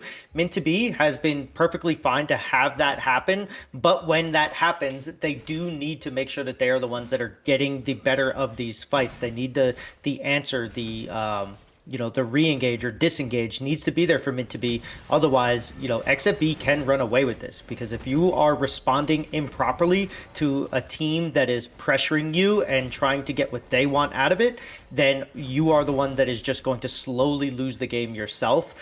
So this is definitely some time for Mint to be to just kind of slow this thing down and get them to overstep again. And if they can have that happen and replant that seed of doubt into probably Clutchy or somebody else from XSV, then that is kind of their ticket back into this game. Another nitpick. I love these. I love doing these. I think I'm gonna have to table that for a couple. No. The Ziggs definitely should have the Crypt Bloom over Void Staff. Void Staff, yeah, there's just not enough like 10%, MR coming right? on out. Like it's like 5-10% at this moment, but the heal is just so big, especially when you're looking at a Wukong and a Darius or an Leona. They'll appreciate that healing, but that's a nitpick at this moment. You just build a pen. Job done. Just need AP after this, and the Ziggs is already super scary. Only level 13, and Clutchy's gonna find a Cyclone. Angel bursted down. Sinja happy to eat that stun. Angel getting bursted. Clutchy assassinating the Mel on the back line, trying to turn this on to Caxi. Hook's gonna get found. Clutchy peeled away. Kata picks the kill on Raised, and you know what that means. It's a Darius spun up with the help of Clutchy, with the help of the rest of XSV Lust. They are to cut down Mint 2B. Okay, all right, are you done with that? I absolutely love this call, and most of the time I do not like when we start splitting pressure, but XFV do it to perfection there. They do a great job of getting this, and we do, I will have to say this, we do have Caxi in the wings with Smite, so they might be able to try a hero play, but it doesn't look like they're going for it, so never mind. But when Clutchy and gets into the backline and gets Angel and basically bursts Angel down on their own, huge. They've built a Triforce and a Black Cleaver, so they're not an Assassin Wukong, but they absolutely played like it there. And then on the backside of that play, you have Kata that was like, okay, Yon is not getting out of this play. He is not going to get away from this, and they leave. I think it was Raised on the other side for Ziggs, Anivia, and Leona to deal with, and then he goes along with his Wukong, secures the kill onto Shiny Sneasel there, and they're able to get what they need out of that play. And like I said before, when these calls come in and they work, that is the kind of motivation and confidence building and validation that you need as a player who likes to make aggressive calls. Kata might be a little bit too aggressive here, though. Yeah, might just be a little too aggressive. I don't think there's anywhere for this Darius to go. Trying to fight it out, but the all-out locking them down. Good path maker on that to pick up the kill, but I mean, it's you're in the muck, you're drawing eyes, you're drawing space. The waves are just not in a good enough spot, but that solar flare forces the fight. My good lord! Angel's gonna get picked off of the mid lane. Raised can't do anything to save their bot laner at this moment here, and Caxi and Shiny Sneasel have to pick up the pieces. They're gonna lose this mid tower. Now starting to look down towards this bot side where the Anivia is. Cool down, XSV Lust.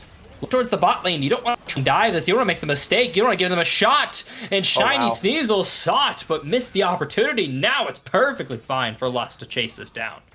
Yeah, this definitely is. And now when you're getting double pressure and the Cassante is up top, barely getting tier 1, and you're getting an inhibitor and a tier 2 turret and another tier 2 turret in the bot lane, like this is an absolutely huge play for Lust. That is I think a 4K gold swing. The gold was really close up until this point, but after that last little fight that they had before the Baron, that was I think a 4.5 5K gold swing. So this was extremely close in terms of itemization. But yeah, now this lid is completely blown open, and even though they're 1-3-4 and below or behind on CS, Kata has been taking way too many resources to kill, and when Caxi and Kali G don't have their ultimates for the rest of the team fights, that's going to be a problem if they can keep doing this, because Kata just cancer pushing in the top lane and just dying, and every time that he does, you're getting something on the back end. It's huge, but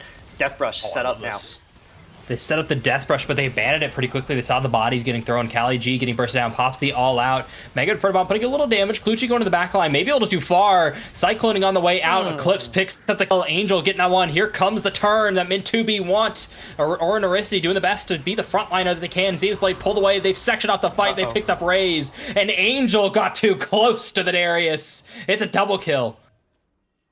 Yeah, and the fight that you had that you won all of a sudden turns into the one that you lost. Obviously, Sinja showing how much they have been impacting these fights, because once they showed up, that 4v5 was completely over. And yes, Clutchy did go a little bit too far, but kind of in the same vein that it's been happening for Kata, is Min2B is kind of focusing too much on saving Angel or, hitting the person the one target that they have. It's almost like they are all single target, and XFV is basically like, hey, these 2-3 people in front of us, let's hit them all with everything. Let's get him inside the Anivia ult. Let's get Kata to be able to get a nice 2 or 3 man swing with his axe, and they're able to just get so much AoE damage that is doing enough to get the kills for XFV. And when Min2B are just blowing their proverbial load onto Kata or Clutchy, they just don't have enough to finish the fight off, and that's just kind of what we're seeing right now. And so Min2B, once again, they need to slow this up. They need to not have this happen, and they need to not overextend themselves, because even though Clutchy overextended there, they also repaid the favor by overextending on their own, and now Clutchy might be caught back in here. But moving forward, if Min2B are going to blow everything on one, they need to not. Yeah, they need to make sure that they can back off and disengage the fight, and because XFV have way too much sustained damage. Yeah, the longer term fights, especially with the space they've been buying here for the Ziggs. Now, no Ziggs at this fight, still able to assist with that Mega Inferno Bomb. Puts in a little bit of damage, not as much as earlier. Solar Flare finds a good stun. Cyclone locking down the Yone, can't get away. Finally able to snap on back, but half HP tail turn. The Yone's out of this fight at 1 HP. No Mega Inferno Bomb to try and continue the play, but he's in a great spot, and it's a Ziggs on Siege. It's so hard to deal with this. You can't stand next to your teammates. They're looking for more. Burn, not quite enough to get the kill, but now they can pressure on this tower. They've got the Anivia to put up the walls. XSV Lust have turned a new leaf in this game. They've woken on up. They're going to start knocking on this base properly. Both inhibs are down. They've got the Wukong resetting. It's a dragon in 30 seconds, and it's their soul. Yeah, and this is exactly what they want. And I like the fact that they're not just full bore ahead, just keep going, keep pushing. They do the smart thing. They back off. They get a reset. They get to spend a little bit of this gold that they made in that last play, and they're able to get a little bit more. And yeah, the long range poke from the Ziggs is really starting to show now. And there's not much that Min2B have that they can deal with it. Last game they had Emilio, they had an enchanter that they could do something with. And in this game, Nautilus is just kind of like dying pretty quickly. So that is going to be the clone down, and so that's going to be a little bit of the engage as well. They just want to kind of hold off as Sinja is teleporting in here, but Angel getting a ton of damage as this fight is starting to take shape. Starting to take shape. Kata's already half HP, or Naricity pretty close as well. They're gonna find it on Golden Eclipse, puts a lot of damage. Angel's gonna fall into the pits. Hold up, Frostbite finds that kill. Here comes the Yona into the backline. It's not enough to pick up the kill. Kata, blinking health bar, still kicking though. Goes on a killing spree. They stole the dragon for Mint 2B, but can they make it out? And that answer is just gonna be no. They lose 3 members eventually to this play, and now the eyes are setting on the base. They're pinging. They want to end. Yeah, and I think they're going to get it here. I know Ornericity is backing here, but I don't think you need the Leona to burst down the Nexus here. I don't think that there's anything that Min2B can do. I think this is probably going to be the last play, as Kat is going to teleport in and assist this minion wave as it comes in. And as long as you have a minion there, you're going to do full damage to these turrets. And between that and the Void Grubs, which was a good pickup early on in this game, yeah, XFV completely turned this one around. It was way more chaotic than game 1. As stat padding is not going to happen here. Yeah, they just completely turned this one on. As soon as they smelled blood and they had a good momentum swinging fight, they took charge of this entire game. And this is what I was talking about in between the games, and then obviously before the game. When you call it and it works, it looks amazing. When you press the forward button and you just find yourself on an island or inside of your own cataclysm and you just die and there's nothing that you can do afterwards and your team doesn't pick anything up, it looks terrible. And this is the exact opposite of that. When Kata and Clutchy overextended and they made Min2B use way too much of their resources on that one target, while they were able to just kind of sit in the back and just do as much damage as they wanted, and still had the Leona or the Wukong. Or they had the Leona and either the Wukong or the Darius still inside that 4v5 to kind of provide the peel and create entropy in those team fights. And just a great idea and great execution of their comp. I love as soon as Anivia comes online, she was able to just kind of get that entire thing, just like the zone of control that XFV had between the Ziggs and the Anivia worked out perfectly. So it's good to see them get a nice bounce back win. It is a very, very big bounce back win for them. And you saw on that damage graph too. I think a big call out too is they can go for those riskier, deeper dives, and just with full confidence that there is going to be follow-up at least. There is at least going to be that Mega Inferno Bomb at the instant of the engage, and then you're going to get a little bit more. And I think some solid kind of invisible play from Sinja there. Not quite the big pop-off moments that a lot of people expect and that I expected when I was kind of looking into this XSV lineup, but consistency is key in these series. It's long, man. You've got at least 2 more games to go to finish off this win, and that just means you have to kind of keep everything in wraps. I think that Anivia looked really good. I have some confidence going with this XSV roster now. They're alive. Both teams are. A little bit to clean up maybe, but go back to those 80 carries. They looked a little more comfortable with that Ashe and a lot more setup, but we'll see what they decide once this next draft starts. Don't go anywhere. We'll be right back.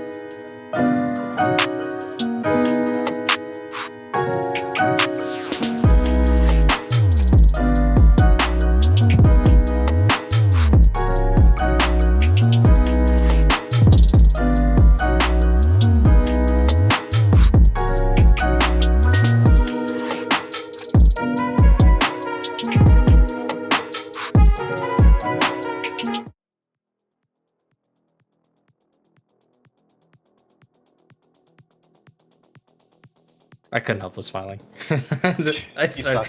I lost. And I we- lost right away because it swapped, and I saw you had that shit-eating grin, and I'm like, I can't not have one right now. Welcome back, everybody. Game 3, draft coming underway. I was informed that quote, let's go to draft. So we've got something cooking. Well, they've got something cooking. Followed up with them not being able to join the lobby because a skill issue, from what I heard. So it was a fun game too. Very competitive. We saw some good play. We saw XSV Lust kind of break out of their shell and look like the team that people were relying on. And even it sounded like Mint2B, based on some comments they made, were actually relying on showing up as well. So what do they got in store for us here? I think that game 1 was definitely the style. We talked about this before game 1, that there's 2 completely different styles, and when one works, it looks really good, and when it doesn't, it looks really bad. And Mint2B's is kind of like, let them come at us and make mistakes, and then we capitalize on their mistakes, and then all of a sudden it's just like the game is over, and it's completely out of your hands. With XSV, they have to keep executing, and so the onus is on them to keep pushing, keep the pressure, keep executing, and actually get the follow-up and the plays and the kills that you need, and then stack the objectives and everything. So I do kind of like the fact that we saw both of these play styles work, and we saw both of them not work, and we see what it looks like when it does and when it doesn't. I'm excited for this draft too, because as you said, our production did say let's go straight into this. Let's just go into this. You guys are gonna like this, so I'm excited. We do have M2B on red, is what chat is saying, so we are gonna get that swap here in a second. So we will see Clutchy on the Nocturne, which I like a lot. I think that him on Engage Heavy Champions is awesome, and I love the for Angel and Raised. We're gonna see Raze now on an Enchanter again. We saw the long range Enchanter with the Seraphine in the first one. Now we're gonna have the Lulu Jinx, which is another really strong bot lane that you really want. In this meta right now, Jinx is one of those champions that can absolutely take over a game if given, as you like to say, the 3-kill threshold. Yeah, the three kill rule for Jinx rings true pretty consistently. This champion's just able to run over games once she's able to just get enough gold. It's always a when, not if, for her scaling up. And Senna definitely not in that same boat, just because of how much longer that when is. It is stacks plus items, and those conditionals can't quite happen, especially when you're playing into a ranged support. You're dealing with this Lulu, who should be able to position away from Aura Nericity on the Rel. Great at shield breaking. I love picking Rel into Lulus to try and counter that aspect, but the shorter range and the more obvious style of engage coming in from Rel is a lot of times counterable with just some good positioning there from the Lulu. It looks like Mint2B once again on that red side is going to be picking up that Lissandra there. Just want some clear engage coming in with this Xin Zhao, and the Syndra picked up from not Seth. It's from Syndra. See, I messed up the names because I knew it. Yep. XSV lost. Get that Syndra. They were able to win game 3 on week 7 with that Syndra comp. Not quite the same style though. Much more scaling focused. A lot slower. And your bridge is coming from mid lane this time. Yeah, and I like it. I want to see them on this, on this Syndra and be able to kind of play into this late game.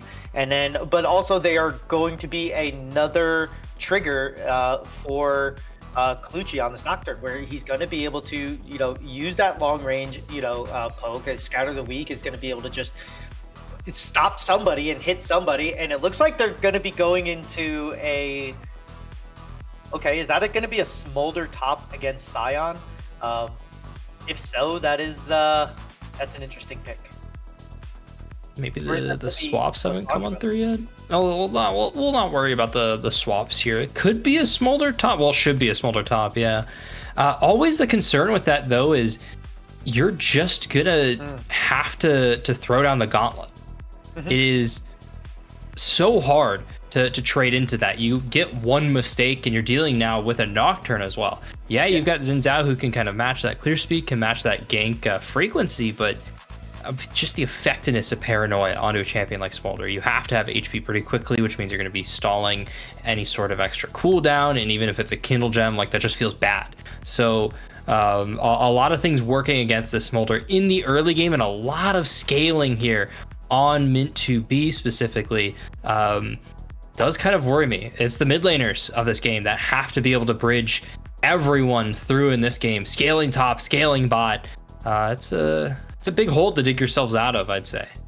It is, but I do think that like a Smolder into a Scion, as long as you're not going to just like walk up and take a, the smash, to the face every single time, you will at least be able to get to those. You should be able to get to those scaling thresholds a lot quicker, right? And so if they play this correctly, we will see the Smolder hit their their 125 and then the 225 stacks like relatively quickly compared to potentially what may have been in the bot lane against the Jinx Lulu. So maybe we see this and maybe it works out, for them. It is going to be interesting to see. Do you take Fleet or do you take Grasp when you go Smolder top lane, or are you going for that burn in the blue tree still? Because I don't really know. I don't play a lot of Smolder top. I also don't see it. Yeah. I think I don't remember the name. I should really know the name of it. But the burn is very good on Smolder. Deathfire Torch. Deathfire Torch. I kept like getting it with like Blackfire, but no, it's not Blackfire. Like Deathfire was the infamous item that a lot of people remember. But the big thing with going that is you have access to a lot of mana as well. You get a lot of sustain in lane. You can kind of drag out your time, but that can also leave you open to ganks. There's a lot of oddities happening here, and yeah, stacking is easier for the Smolder, so you should be able to be hitting these breakpoints. But at the same time, you're still risking every time you're walking in for these Qs. Pre 125, you're under risk of getting hit with a decimating smash. You're under risk of being overextended just long enough for a Paranoid to come on top of you, or even a Syndra roaming top. It's just always worrying when I'm seeing a Smolder, and I have to get proven to know that I actually want to see this champion. And as you can see there, it is Kata. It is XSV on your blue side. It's meant to be on your red side, and they're getting busy already. They found Clutchy and they've chunked out this Nocturne. They want to go for an extra play, but just continuing to lose.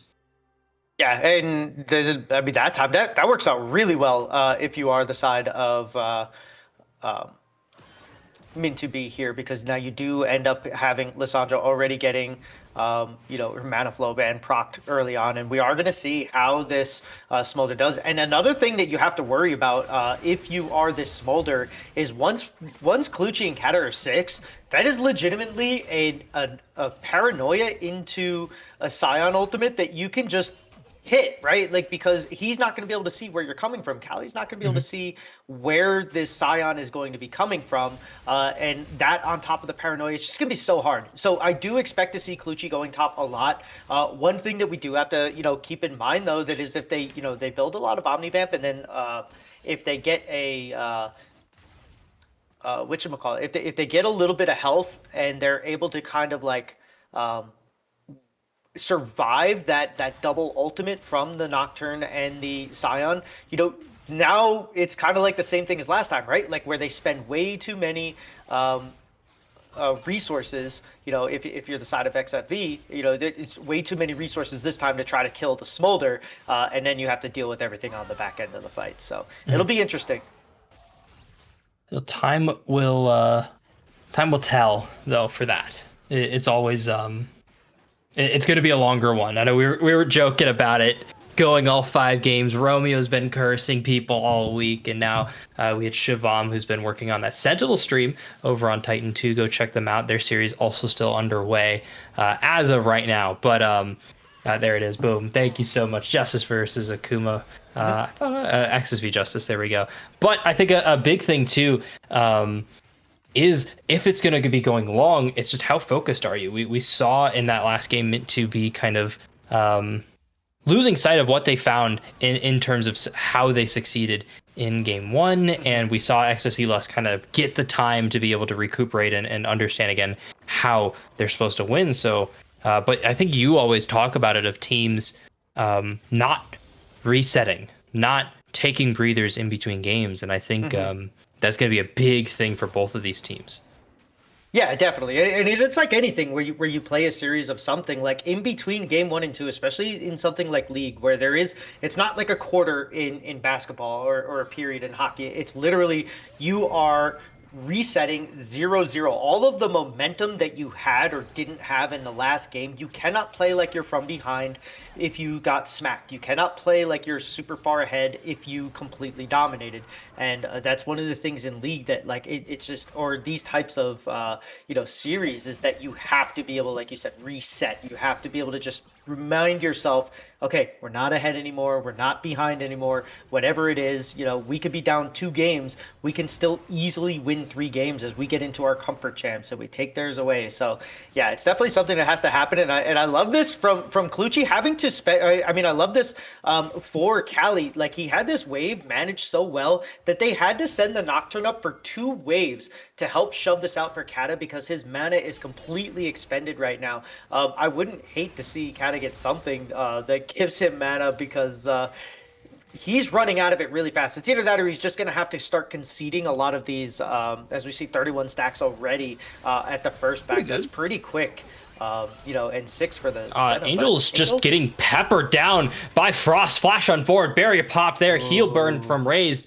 2 more rockets needed. Trying to get closer, Ghost popped in Flash, not enough to pick up the kill.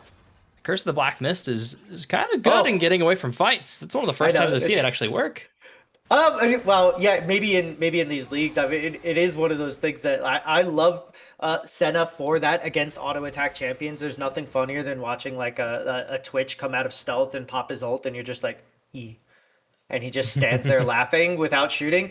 So yeah, it is definitely one of those things. And it's this bot lane. That's the Ghost and the Flash expended from the Jinx, so that's huge. I wouldn't hate to see Caxi kind of just head down towards the bot lane. I would really love to see if Cali G can just kind of sustain this like shove and this easy kind of wave manipulation and stay safe. I want to see Zinxiao in the bot lane. I want to see him in the mid lane.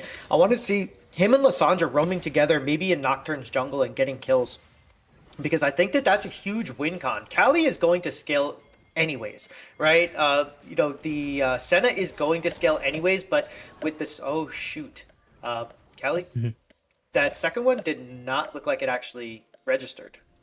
Luck of the Irish sometimes. Yeah, maybe. Yeah, sometimes it just puts in work and it's okay there, but bug. Yeah, Smolder's still doing good. I need to see Kata just accepting that they're not going to find the knock-up on some of these and just taking the damage, because that's what's there. Kali G should have like 300 less HP.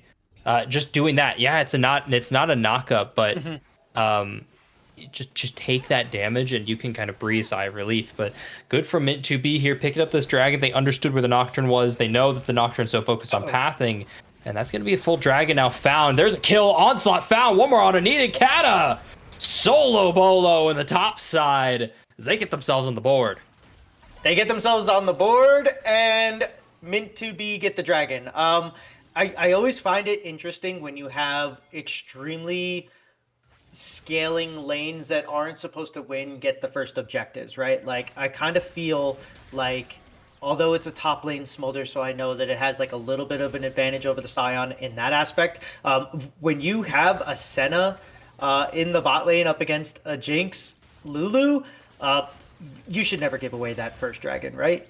Like, I don't know. It just seems like the prio should be in the hands of XFV here and their bot lane. But, you get a free dragon, and thank God you did, because Cali G definitely overstepped and kind of messed up there on that Smolder. And then once that Decimating Smash actually hit, I was expecting Kata to just automatically ult, and instead he goes for the ultimate into the or the flash into the ultimate. So good play by him. You do get the flash out of the smolder as well, and I guess with the flash you kind of guarantee it. So really strong play from Kata.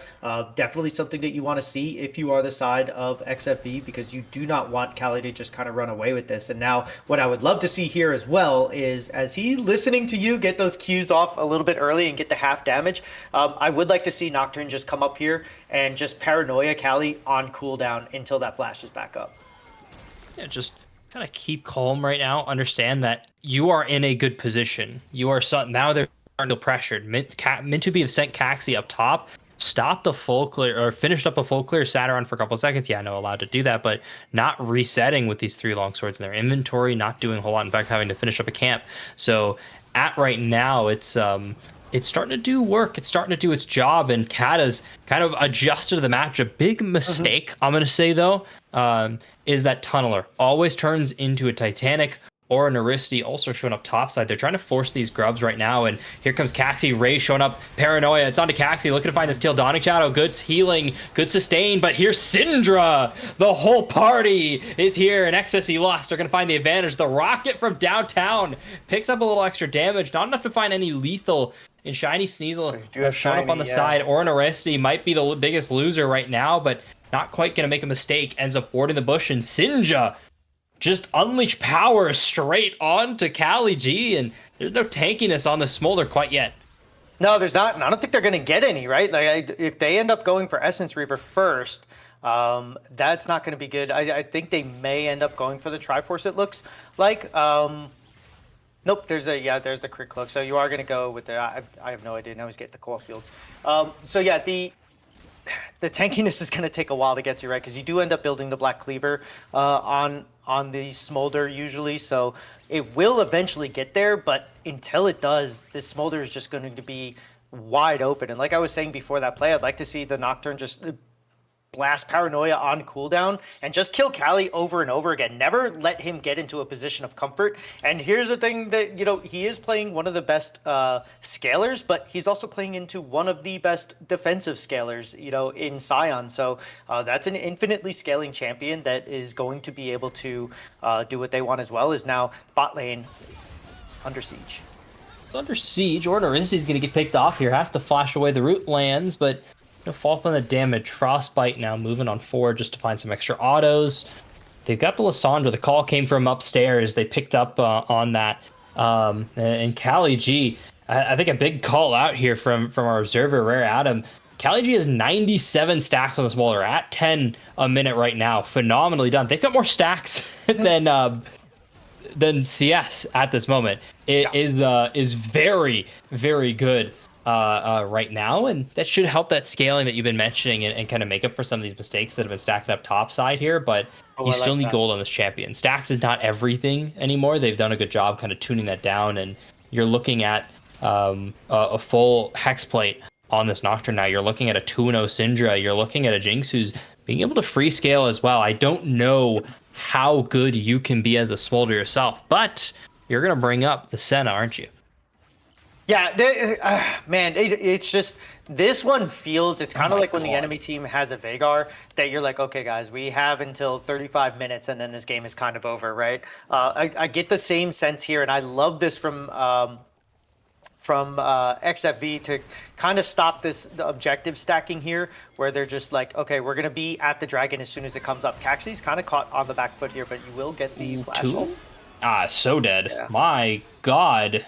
That is so much burst coming on down, and Sinja just underestimating Caxi's positioning would be the nicest way to put it.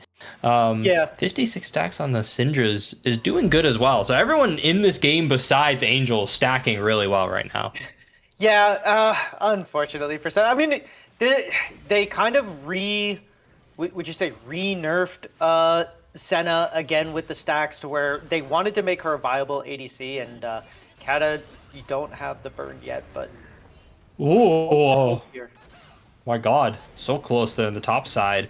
Kaliji's starting to get the upper hand on these like longer trades, and I think that's the disadvantage of when you're going this AD Scion. And yeah, you overextended, buddy. That means that your nightmares are coming true. Kaliji trying to flash away, but the Q landed Colucci's too fast. Might get They something on overextend the though. back end. Caxi can pick Yeah. up this trade. Gonna try and find the dash. Doesn't even try and look for it. They're just gonna burst them down, and here comes the Dawning Shadow. Sinja picks up a kill mid lane. It's the Dawning Shadow from downtown. He's gonna pick up a kill as well. Yeah, paying him back, saying, "Hey, I was 2-0, and now I'm 3-1. I didn't see what ended up happening there. Probably just got caught out with the scout of the week. They didn't have flash because they used it to secure the kill earlier before the dragon. But yeah, this is just, I mean, this is the stacked game, right? Like the only thing that would make this better is if Frostbite was on Veigar and one of these junglers was on Anasis, right? Like that's the only thing that could make this better for me and for our production to be able to show off their skills of stat tracking. So we're at 145 for Cali now. 146. So he is getting close to that 225 that you want. Once you start getting that burn on top of burn, is when his damage is really going to start to push out. Does have the Essence Reaver now. I do think that once they get, their second item, they get that, not rapid fire, the, gosh. I know I'm having a brain fart. The armor shredding. Jesus. The armors are like Terminus? No. No. Rapid fire. Black armor Cleaver. shredding. Jesus Black Christ. Cleaver. Oh Once my. they get the, I'm sorry. Once they get the Black Cleaver completed, they'll be able to start shredding this. But Save here's syllables. Clochi coming up here, and I like this play a lot. You just Yeah. your job is to make Smolder's life hell. Mm-hmm. And that's exactly what's happening here. Clochi is back to that pace that you really expect from a finals jungler. Kata has almost just killed themselves, but it's okay because it's all for the proxy.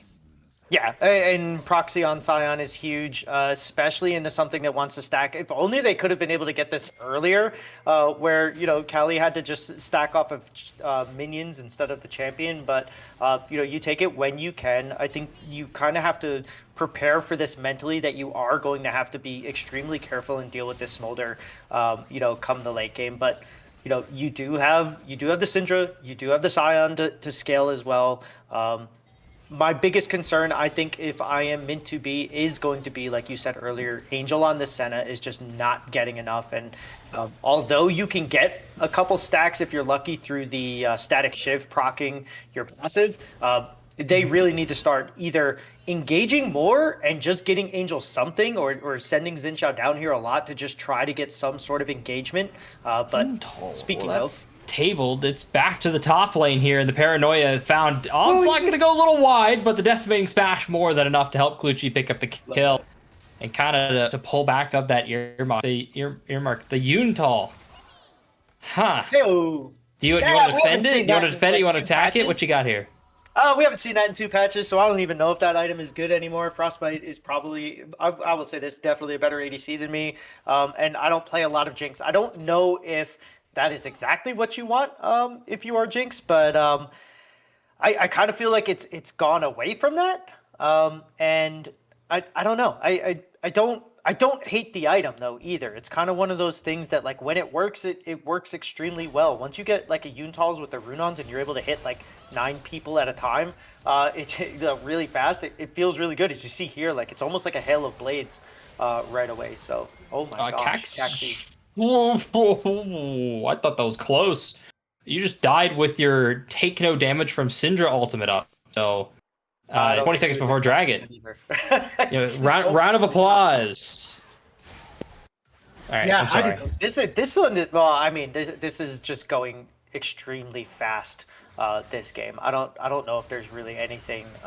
As soon as I start talking, like, they start another fight and somebody else gets killed. So it's just going to be one of those games, because Shiny is now getting... Syndra trying to pull it onto Shiny. They're able to barely get away from that Syndra, and it's top lane again. They're running each other down. Kata finds a good Decimating Smash. Kali G trying to win this DPS race, but cannot get away from the lumbering Scion, and it's turning into a disaster here with this counterpick topside. Now back to the bot lane. Clochi got the dragon out to turn it onto more, and it's just into the blender here for Mint 2B. The Lissandra too little too late. Ray's gonna fall at the end. 4 off the map. Dragon gun. It's through their hands. That's a 301 Jinx. And XSV have just kind of made the pace whatever they want here, right? Like they start the dragon, they dare them to come in. It does look like they're getting like a decent engage here, but Senna having to use her ultimate to not save Kali G at the top side kind of screws them over here. You know, Kata gets the kill.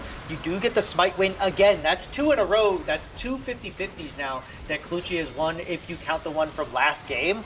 So that's huge. And then Frostbite being able to just free fire in the backline of that. Like, you're just not going to be able to do anything when you give Jinx that kind of agency. And now Sinja. My assassin Syndra here, just camping the bush. Not quite able to pick up the kill, but Shiny Sneasel just walked out of base. So, time well spent. It's feeling good. Yeah, I mean, this is where you say, okay, you had your fun with your Smolder pick. We are going to punish it, and they do. This is exactly what we were talking about. He is at 202. I think he's too far behind right now, and if Min2B cannot make this match go another 20 minutes, there's no way that they win this, right? Like, Kali G is so far behind on this Smolder that he can't even damage him. And here's another Paranoia and another Flash for Flash. Ooh, able to get away. Onslaught of the tower, it lands. There it goes. Decimating Smash, locked down forever. It's now 0-7 for the Bull Smolder. Kata gonna get picked up here. Raze locked them down for very long. Just hold on to that. Make that as awkward as possible. And Angel just face checked a Nocturne. Min2B, the mistakes are stacking up.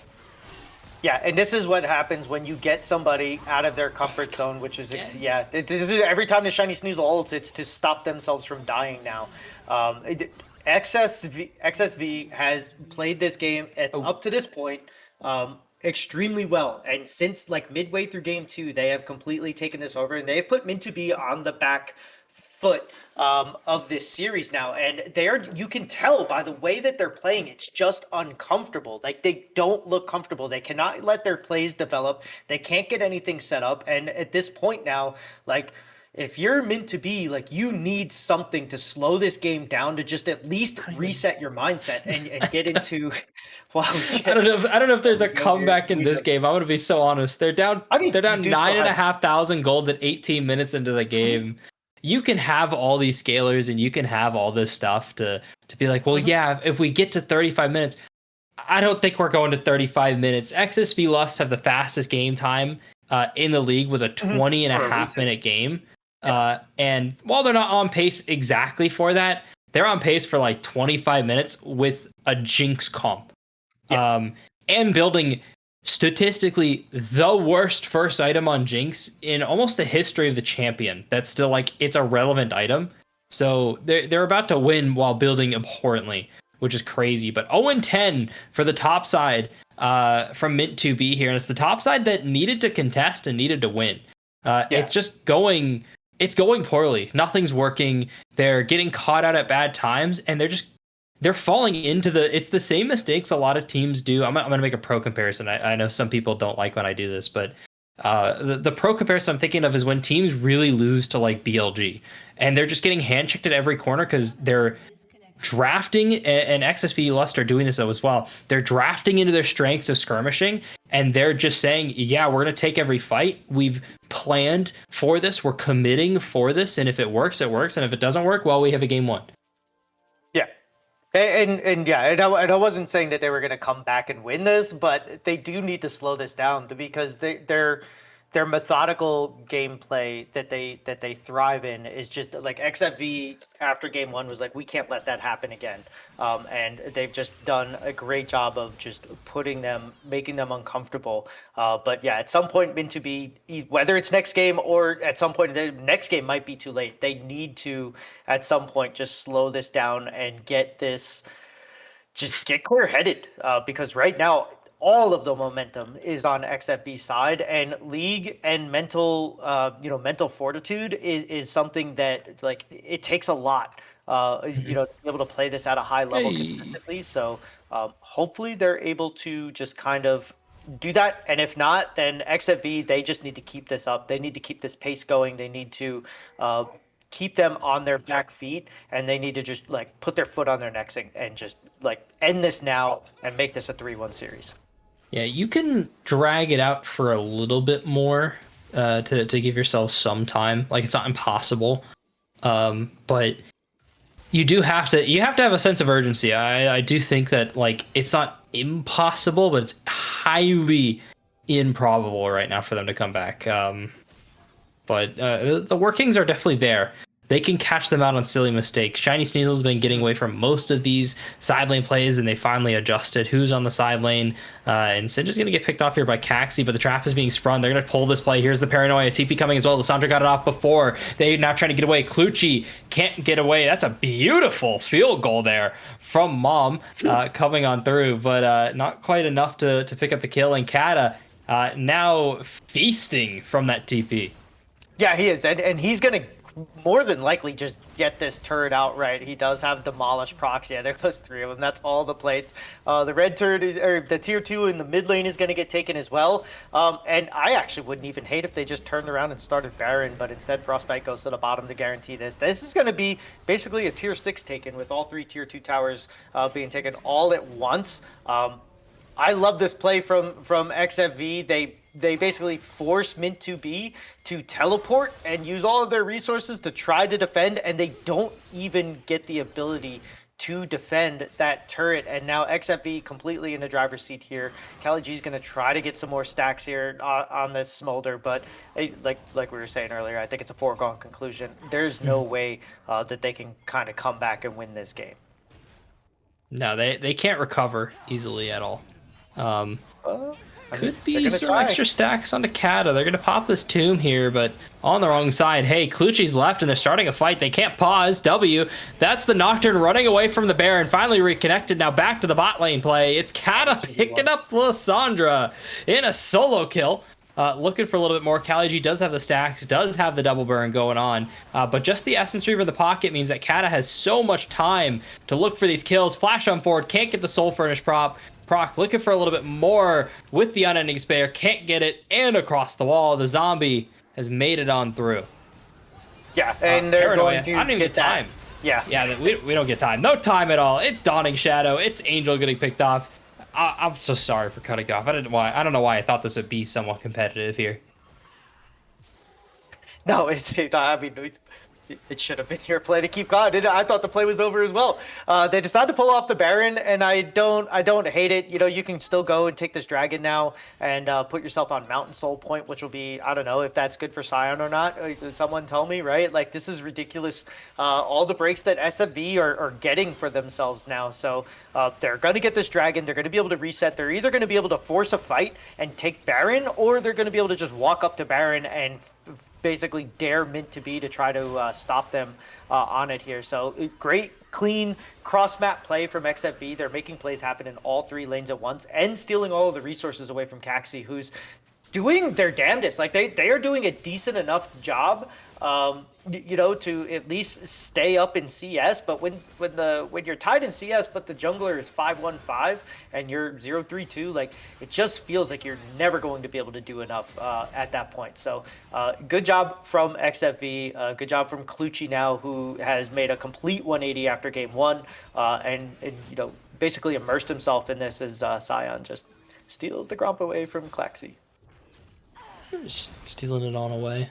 The game's just of all time. A game of all time is what we're in here. This is typically what Mint2B have been doing to teams. I went over like all the stats that they were rank 1 in across the league, and they are just monsters.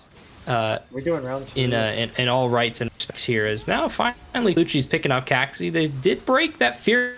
Still want the fight. And Raze is pretty low. Pop that Guessing card to stay a little alive. The Root just not doing any sort of help in peeling away that poor old Rel. And Cat is getting ran down by Cali G. Did pop that Ghost. TPing on away. Wow. Is now out of this play. The Sion is safe.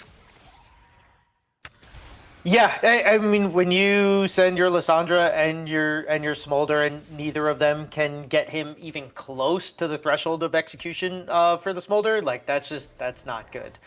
He's 2 levels ahead now. Clutchy did an outstanding job early on of making Cali G's life completely miserable, and a huge, you know, props to Kata for being able to get that first kill, that solo kill, where they flash ulted right into Smolder's face and was able to take Cali G out by themselves. So just outstanding, just like in game 2.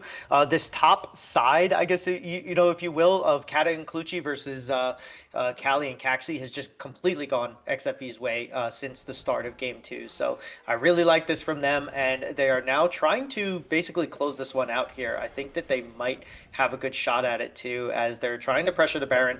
But you do have Sinja with a teleport in the bot lane. If they can just stall this out and get Sinja to just like force somebody to react, this could go really well for the side of XFV. But Clutchy is making a very large luxury play. Paranoid to dodge away from Mom, and now it's turned sour. Looking to find this kill and a raise. The rocket not quite enough. Here comes the onslaught. It finds 2 in the knockup. Mint to be. Got a moment in the sun, but could not close it out. The gold lead is insurmountable.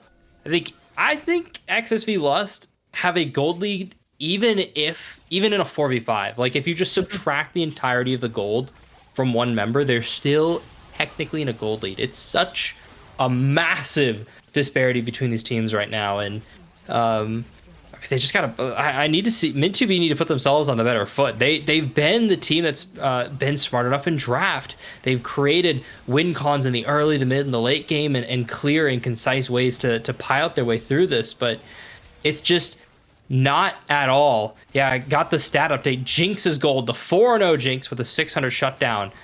Could not be in a team fight, and XSV Lust would still have a gold lead. So yeah, it's pretty ridiculous. Crazy happenings here as Kata gets locked down. Couldn't get the onslaught on the way out. Flash too, so it's just a bouncy castle, and an eventuality the sign will fall. What can you get on the map? Well, it looks like XSV Lust are resetting, so just a little extra damage on the tower. Okay. Yeah, I mean, the good news, at least, if you're Callie G, is that your Smolder will keep scaling and you're going to get the executes, right? So, from this point on, all of the kills, because they should never be solo, should go over to them. I don't know. This one just got away from them super quickly. Yeah, that's a 2K gold lead just in the Scion over the Smolder. Yeah, this one, there's not really much that you can say as far as like why this happened outside of XFV Mint2B just basically gave a composition that said like, oh, never mind. What is okay? We're starting to see the return of the game 1 Clutchy. Caxie's out of mana though, so Frost is just gonna free fire and pick up that kill. Looking for the double, able to get it. Clutchy found one on the way down. And Callie G did pick up kill with that Smolder passive. Here's the sign on a TP, though. 2 for 3 right now. Apologies. I mean, it's just so... They're taking a little longer than I feel comfortable in ending this game here. And I would say a big thing is Clutchy's getting impatient. Like, way too impatient. Yes. Well, I think that they had the play set up because they did have Sinja sitting in the brush that was, they not on vision. Oh, yeah, indeed. Yeah. Oh my lord. Yeah. Knocked up, some might say. Yeah. I mean, he did, have the 3-man scout of the week on top of the paranoia as well. So I think that's just what they felt comfortable being able to do that. But as you said, it didn't really work out. And oh my god, the Jinx. Rudon's Hurricane's picked up. The Rocket also finishing off one. Every time I'm like, man, there's going to be some sort of way they can fight it back. This position can't be worse from XSV Lust. But every time my mind is proven wrong and another double kill goes into the pocket of poor, well, not poor anymore, Frost. Typically poor from game 1 poor. This game, not at all. 33k damage, 10-0 on the Jinx. It's a success story. Yeah, and that game, I mean, it just got completely out of hand. That's about as cattywampus as it's going to be able to get, in this, in competitive play where all 5 members are supposed to be on the same page. And yeah, I think the idea was there to just have, Callie on something that he's comfortable on, and be able to sit back and stack while Kata is going to try to do something crazy. But they picked the Scion into the Smolder and somehow just solo kill the Smolder. And I see that, like, a lot, surprisingly. I feel like that should be an easier matchup than it is, but I don't know, maybe there's something about it that I don't understand. I would never be able to pull it off myself, but you see these weird things. I would have much rather just seen them, like, if you're gonna play that, just play it on a Vayne, right? Like, play something that has some sort of like, you can give yourself some agency, you can chase him down, you can do whatever you have to do, you can block him out of his decimating smash, but it just didn't really work out, and it doesn't seem like a comp that you expect to see from Mint to be to begin with. I would have much rather just seen like a Smolder Rel in the bot lane, right? Like get him stacks and then, you know, save the center for the next game or something. I don't know. It just felt off. And Cali G didn't have his best performance on that one. By the time that he started coming online, it was just a little bit too late and the rest of your team is just dying around you. So I didn't like it. It didn't feel like a Mint to be kind of game. And I mean, you look at it, Xin Zhao after the game is done has 2 items. It's just, yeah, just didn't feel right. No space. No space at all for Mint 2B to try and breathe and make something happen. The game was even if like the smolder stacking is really good and the farming is good, is solid, and like item wise, you know, smolder 3-item smolder ending a game at 28 minutes, like, hey, that looks great. 5-8, not too bad. It's like that was an 0-7 smolder at one point. Going 5-1 to finish that off like shows how dangerous this could be, but like there was no other lead anywhere else. There was no one else they could play around. They couldn't play around the setup. 15 stacks at like a pivotal check-in. It's just, I mean, it's props to Frost and Ornericity on just positioning really well in lane, getting themselves out of this. So just phenomenal game from XSV Lust, kind of turning what is typically a game we see from Mint 2B where you just get choked out and nothing work. They're just turning that on their face. They're throwing the textbook at them, and you know they couldn't dodge the wrench. They can't dodge the textbook, and now they're down into match point at this moment here. So Mint 2B, a lot to work on here.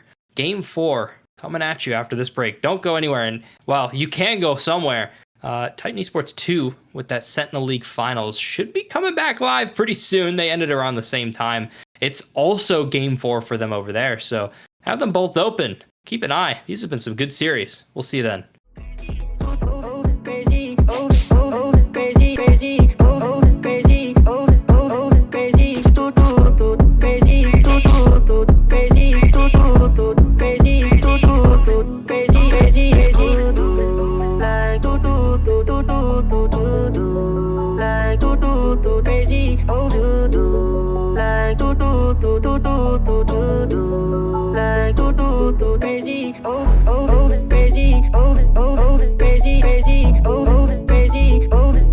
Crazy,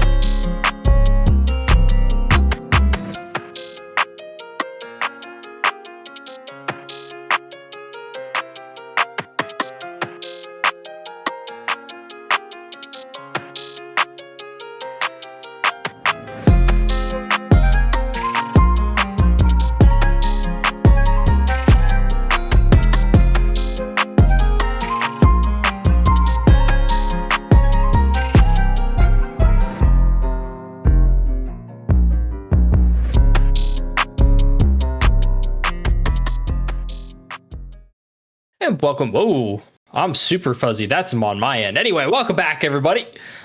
We've got a little bit of a show to put on first.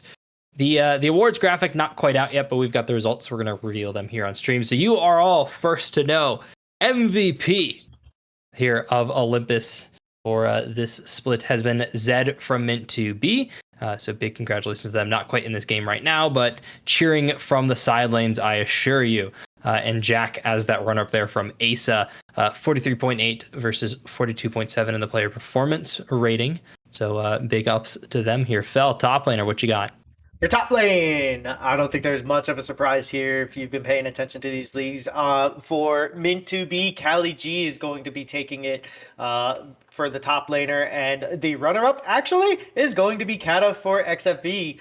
So we are going to see, or XFV Lust. So we are seeing the premier top lane matchup, like we were saying before the game here. So congratulations to both of them. For their not just their nominations, but for actually winning it.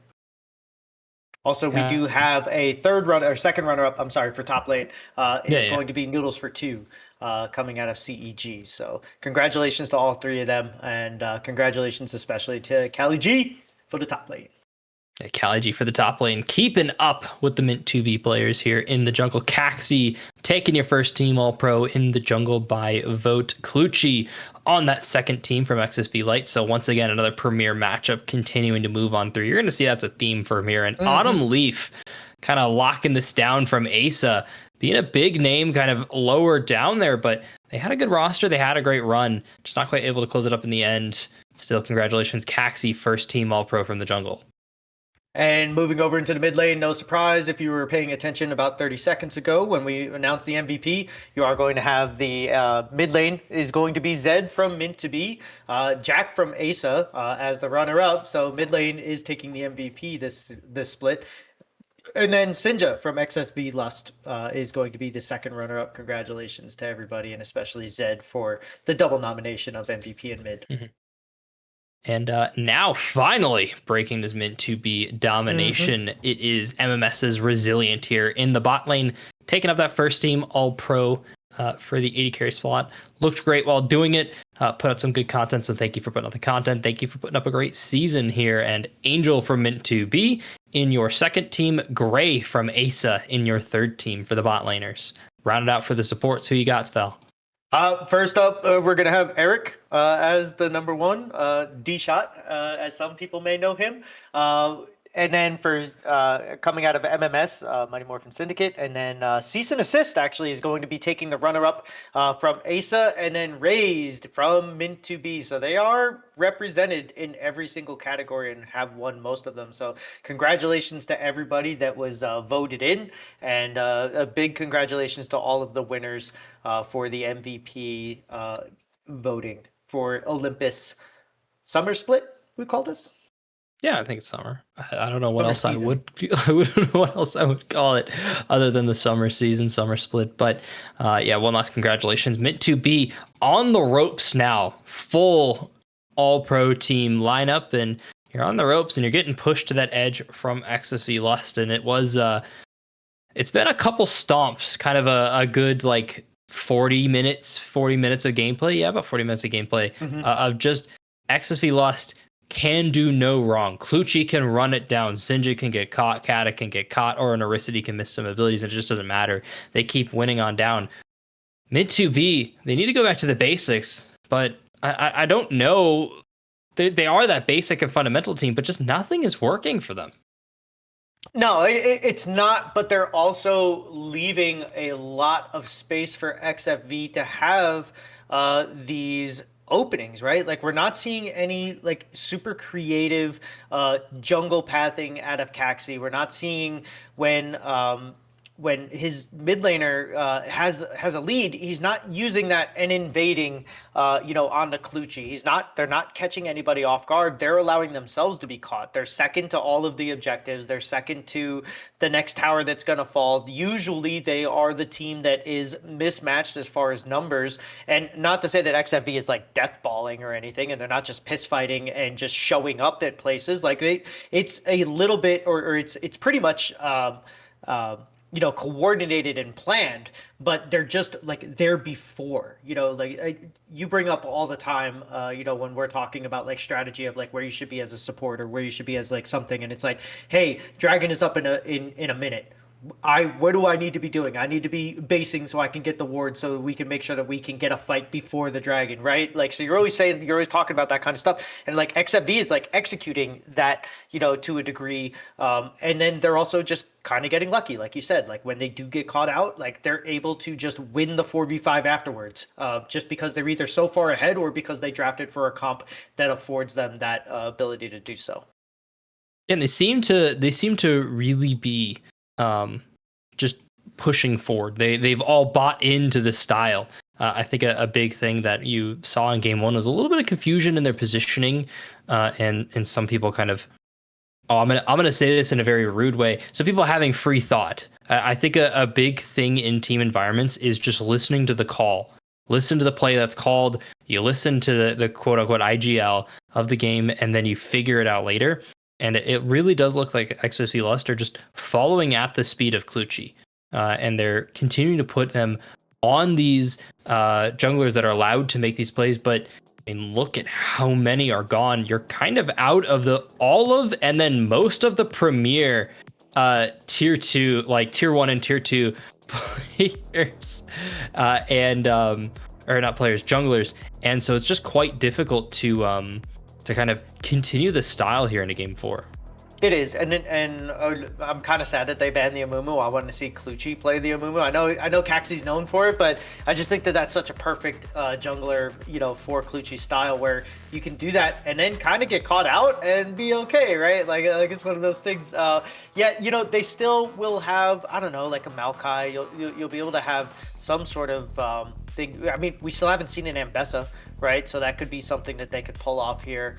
I'm not exactly sure where they're going to go with it, but obviously Clutchy's going to be staying on something aggressive, I would think. And, if I'm into B, I kind of want to see like a Shen or a Galio or something to where we can punish and then still have an answer for when XFV comes at us. I'd like to see Mintu B go with a come at us kind of composition, like a Galio, like that, just something where they can do what they want as the first pick for XFV, because the bans are going to be the same, is going to be Karma for the B1.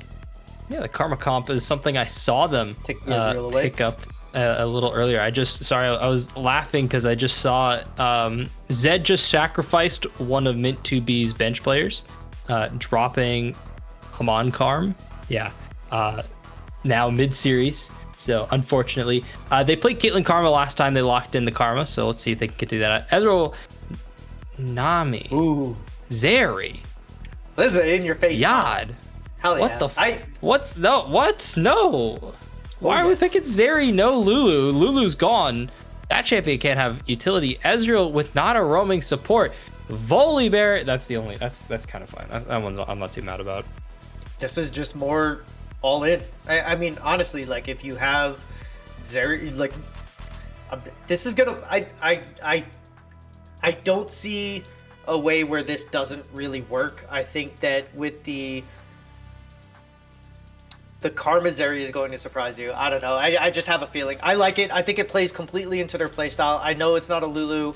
I know that you're not going to be getting exactly the same kind of like output, but Melio's off the table. Lulu's off the table. Unfortunately, Nami got taken away because never mind, because they picked the Karma first. So, I mean, this is what they wanted. They're getting what they wanted. And then you're playing into in Ezreal and a Nami and now a Zac. So I like the idea behind XFV. It is another all-in, just keep going forward. And if they get any sort of lead, especially in the bot lane, like this could be over even quicker than the last one. It could be over much faster than anything. I'm like trying to stay composed looking at this draft. This is off the deep end. We're all in.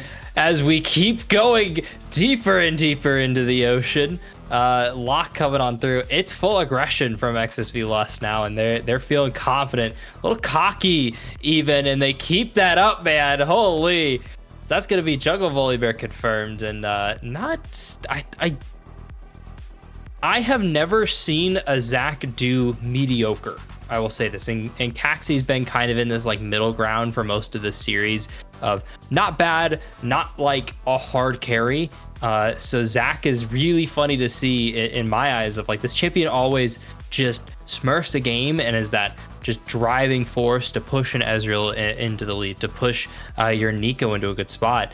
So, but it could also just end because the champion struggles from behind. It is not easy to be creative, and now you're forcing yourself to. So we called out Caxie on that. They threw down the gauntlet. They're heat checking us here on the cast, and I do think then the next best thing I have to look at is this Nico. You don't see your mid lane very often anymore. And I think there are multiple champions, like in terms of the quote unquote CC bot mid laner that you could pick that I just would really like better. Yeah, I don't but it does kind of spell like what I was talking about earlier, the come to us. Like if you engage onto the Zac and he's able to get his ult off and just start healing and sustaining. Also, Nico is going to be able to punish somebody that oversteps if they are hidden, you know, in the minion line or something like that. So it is a full frontal, we're all going in at you, and then you have the counter strike from the Zacs. You have the Zac who's able to just kind of like get in there and peel, and there's going to be a lot for this Ezreal to just kind of sit back and be able to throw at while they're all coming towards you. So I do like Mint to Be's draft. I don't really know what else I would have picked for the. I mean, yeah, the Nico is kind of weird, but it does sort of serve the same purpose. I would have liked to have seen a Galio, or an Annie, or an Annie. Ooh, yeah, Annie just Annie. Just something with a lot of point and click. Anything with point and click CC is going to be able to kind of take care of the lock. Even a Malzahar would have been nice to see here. I know we don't ever get to see that in Olympus because it's a boring champ, but I do love seeing that into a lock. I just know how strong it is because I'm not very good at this game, but I can beat up locks when I play it. So it's definitely something I would have liked to have seen, but the Nico, like I said, it does still serve the same purpose of the, hey, come at us. We're going to finally reset, you know, what happens in this game. We're going to be able to disengage or re-engage after the fact when you spend too much to come and get us. And it looks like they're just trying to like flip the script and then play their own game instead of letting XFV, you know, run the gauntlet and push the pace and set the tempo. They are going to be able to push to set that tempo, and Nami isn't actually bad here. You know, I'm questioning it with the Ezreal. It's something that's always kind of been fine, right? Like it's not terrible. You've got good peel. You've got good damage coming out. Sustain is solid. It's just that the mana situation could definitely get bad against a Zeri. Karma is really where I look as my big problem, but. I mean, I think Mint2B made a great usage again of this R5 with the Jax. It's just going to be down to execution more than anything else. That was the biggest issue with the Smolder. They got the stacks. They became a threat, but it just took a long time and you lost too much on the way there. So Jax, I'd say genuinely one of the most free ride Jax games I've seen in a long time here. You have 4 auto attackers actually that you're going to be resisting because Sinja on the lock relies on that auto attack to make everything work. So very dangerous counter strike coming in from the side. Not a lot of ways to stack MR either, so you can definitely get away with buying like that hourglass, not rush, but like hourglass second Jax build that you see often too. So this should be, even if the comp is crazy from both sides, this should be a Mint2B game. Like you mentioned, they have the tools to make plays work. They can get raised kind of on this map in a very comfortable champion. I think if you look at most supports and you ask them like, what's your comfort champion? Nami isn't going to be named a lot as like that top tier. Like most people would be like, yeah, I like Leona, I like Nautilus, I like Thresh. Nami's usually like that second or third champion most supports will name off. So hopefully this comfort is going to be really good, but you can get poked out pretty easily. Yeah. Match point for Mint2B. Let's see what they can do. Yeah, you can, but also I think that along with this, like I want to see Shiny be able to get a couple of good, maybe some roams down. You know what I mean? Like if we can get some roams on this Nico and we can play this like a little like where you can have Caxi sort of like cover the mid lane, when they do, and they can maybe get into the top or the bottom lane and get off some surprises. I think that would be amazing, for the start of this game. I want to see something creative come out of this. Like, you pick a champion like that. Normally we see it as a support, like you said, and that's mainly due to the fact that you don't need to be in your lane CSing to sort of like take advantage of it. And so since it is in the mid lane, I do kind of want to see this keep going, or I do kind of want to see this like be creative, do something fun. That's another part of this too that we haven't really touched on too much, is that like when you're having fun in League, which it seems like XSV are with the way that they're playing, you just kind of play better, and as we get into game 3 and we get into game 4 and the champion pools turn into what they turn into, a lot of your comfort, the reason why it usually works is because you're enjoying yourself. So let's see if they can cook up something fun here and just kind of, get what they need out of this. And then if you're meant to be, get this to a game 5. I think a big thing I'm seeing, first off, those trades bot lane. What the fuck out here? Look at the jungle clear specifically. It is absolutely in favor of Clutch right now. I think that's a disadvantage that Zach always has, is a lot of people do forget this champion cannot clear these single target camps easily.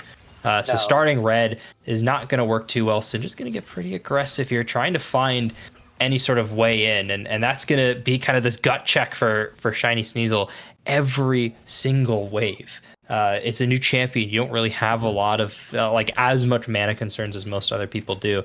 And the top laners are just smacking each other across the head. Haymaker flashed away. Cali G not able to get the advantage of the kill. And Kata getting a little jealous about that all-pro voting, possibly.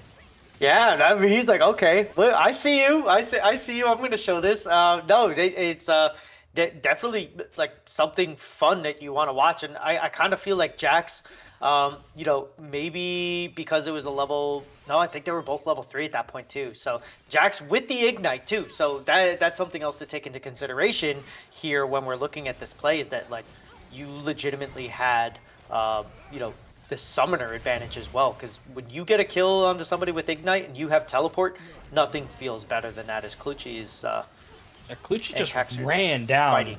Yeah, Caxi, but Shiny Sneasel is going to show it on top. Smite kills those blobs very quickly, so Shiny Sneasel cannot save. Flashed upon the bear is chasing them down. Ordorisi is going to get picked off in the rotation. Angel's looking pretty clean on this Ezreal. They're to keep up this pressure there onto the Zeri, section on off. Frostbite has to win this 1v1, has to dodge away from the Mystic Shots. Not able to get that one. That Flux is going to land too. It can't quite the auto attacks under center. Angel's going to pick up that kill. 2 in the pocket.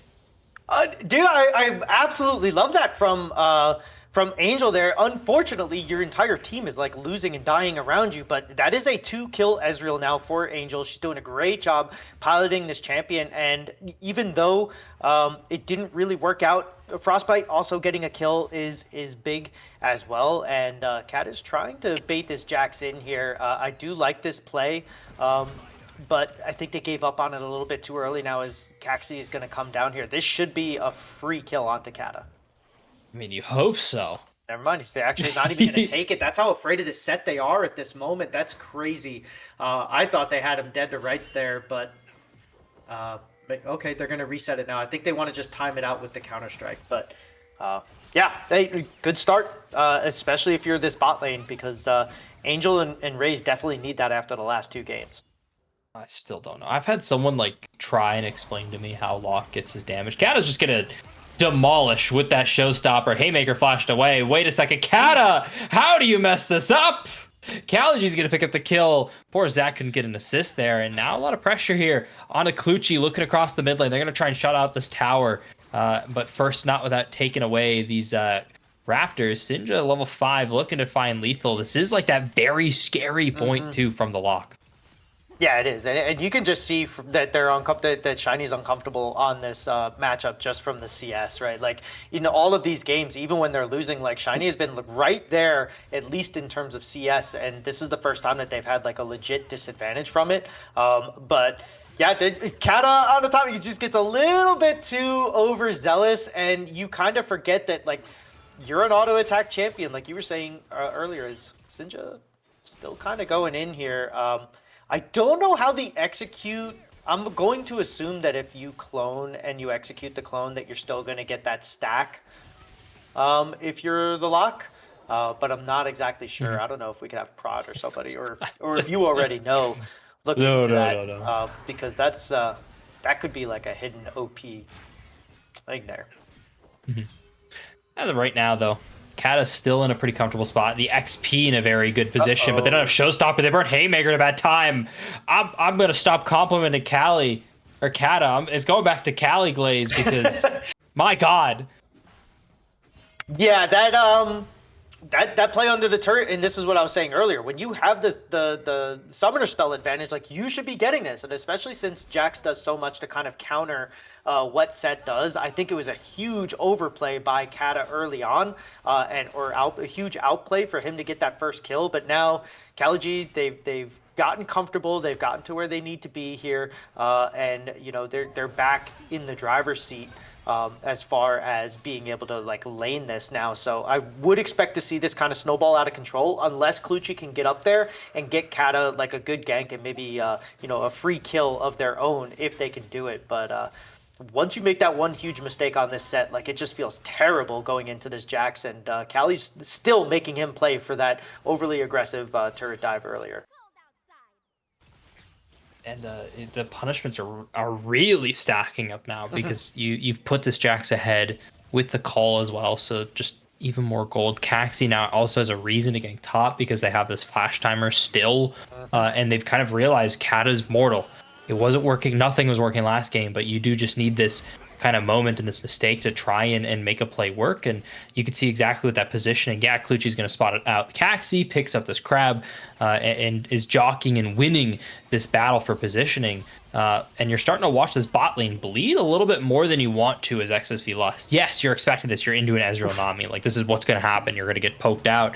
You're going to really struggle to find sustain. Even if you buy Gluttonous Grease first from Frostbite here. I think you do need to start looking bot side here as this volley. Like, even if you're just getting the Nami on these plays, you've got to kind of see this and you got to kind of feel a little sense of, well, we got to break this up. Yeah, it's one or the other, right? Like, you definitely need to go for either the top or the bot, and it needs to happen now. Like, you need to stifle this bleeding. Like, you need to do something outside of just getting the grubs. I would probably even forego the grubs to just try to get some sort of momentum for either of my laners, because Kata's got to be feeling really bad right now because they had this lane in the bag and they gave it away with the bad dive. And this bot lane picked a very difficult matchup, but Zarya is one of those champions where if you give them just a little bit, they'll be able to just kind of take that and run with it. And but they definitely need that before they can actually do something. They need you to come there and kind of help them get to that point before they can actually do something. So I would like to see that as Kata back in the driver's seat for the moment, at least. And it does look like Min2B are going to be the ones that are going to try to take this. There's two Zacs. Things, yeah. There's two Zacs, which is the real one. Well, we saw there's the Pop Blossom. It's going to pick up Frost. You cannot get out of that play at all. Angel happy to get that one. Caxi to flash away, still just barely out of that tower range. Here's Showstopper to the tower. Haymaker flashed away. Kali G trying to find the lethal. Not able to do it. Ignite taken away. Couple more seconds to live, and Kata cheats death. He does, and that was extremely close to going the other way. And if Kali G would have gotten that off, I think that might have been like game 4 is going to Min2B, because there's nothing that Kata can do. But well played from the set. Takes the lane back to themselves. They did have the the showstopper ready to go, and they make it. They play that almost perfectly, even with the Jax being able to just return so much damage with the ignite and being able to flash out of your showstopper or your haymaker. Like, they still did a really good job to just kind of know where their kill potential was. They got Kali just as low as they needed to, and then they made him pay for his bad positioning, and just a great job from Kata on this set to just kind of get back to where he was early on. A lot of damage going on to Shiny Sneasel. They've recovered the farm, though. You mentioned, like, uncomfort in the matchup kind of causing a farm disparity, but this is looking fine. Yeah, forced to reset at a time like this, and a good reset here from them. They're going to be dodging away from this gank right now, so Very, you see that one in post, and you're proud about that one. Honestly, you take those little wins that you can in these moments. But for now, I Mintubes need to play around Angel a little more. This is an interesting ultimate, and it's super early. They want to try and turn off this tower, but they're gonna call off on the play. They get some reads, something's going on, and they don't want to take a risk. Which is weird because, I mean, obviously they don't have vision on Caxi. I think if they did, that play 1000% happens. Like every single time they had 4-on-2, they had him under the turret. And, you like you said, you can turn the turret off. I think also that Frostbite might have thrown their...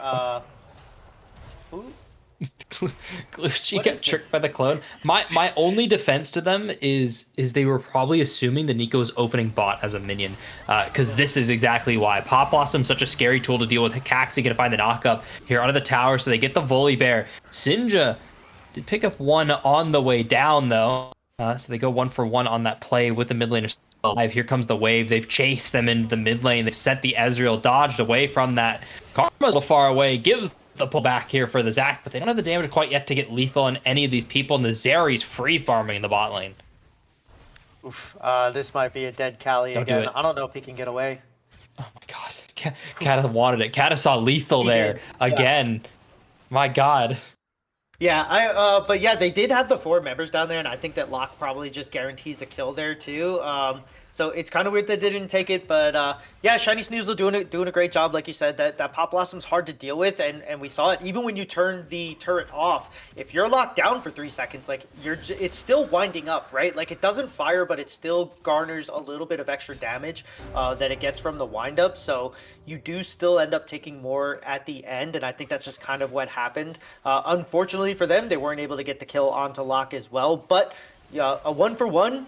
When you expend everything, including the flash, and then they almost were able to turn it around on the backside of that as well and get the lock and the karma, but just a little bit too far off or far away to be able to actually make that play happen. So good job from both of them. Clutchy is on this and is spotted out and is going to be running right to a Jax.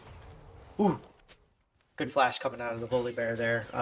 Very good. That should have been a dead one. Yeah. that should have been a very dead volley bear, but it's okay. Still out of the play. Still happy. 2K for XSV Lust right now. They've split the dragons. They've got the grubs right now, and I guess that means that they should be vying for this herald right now.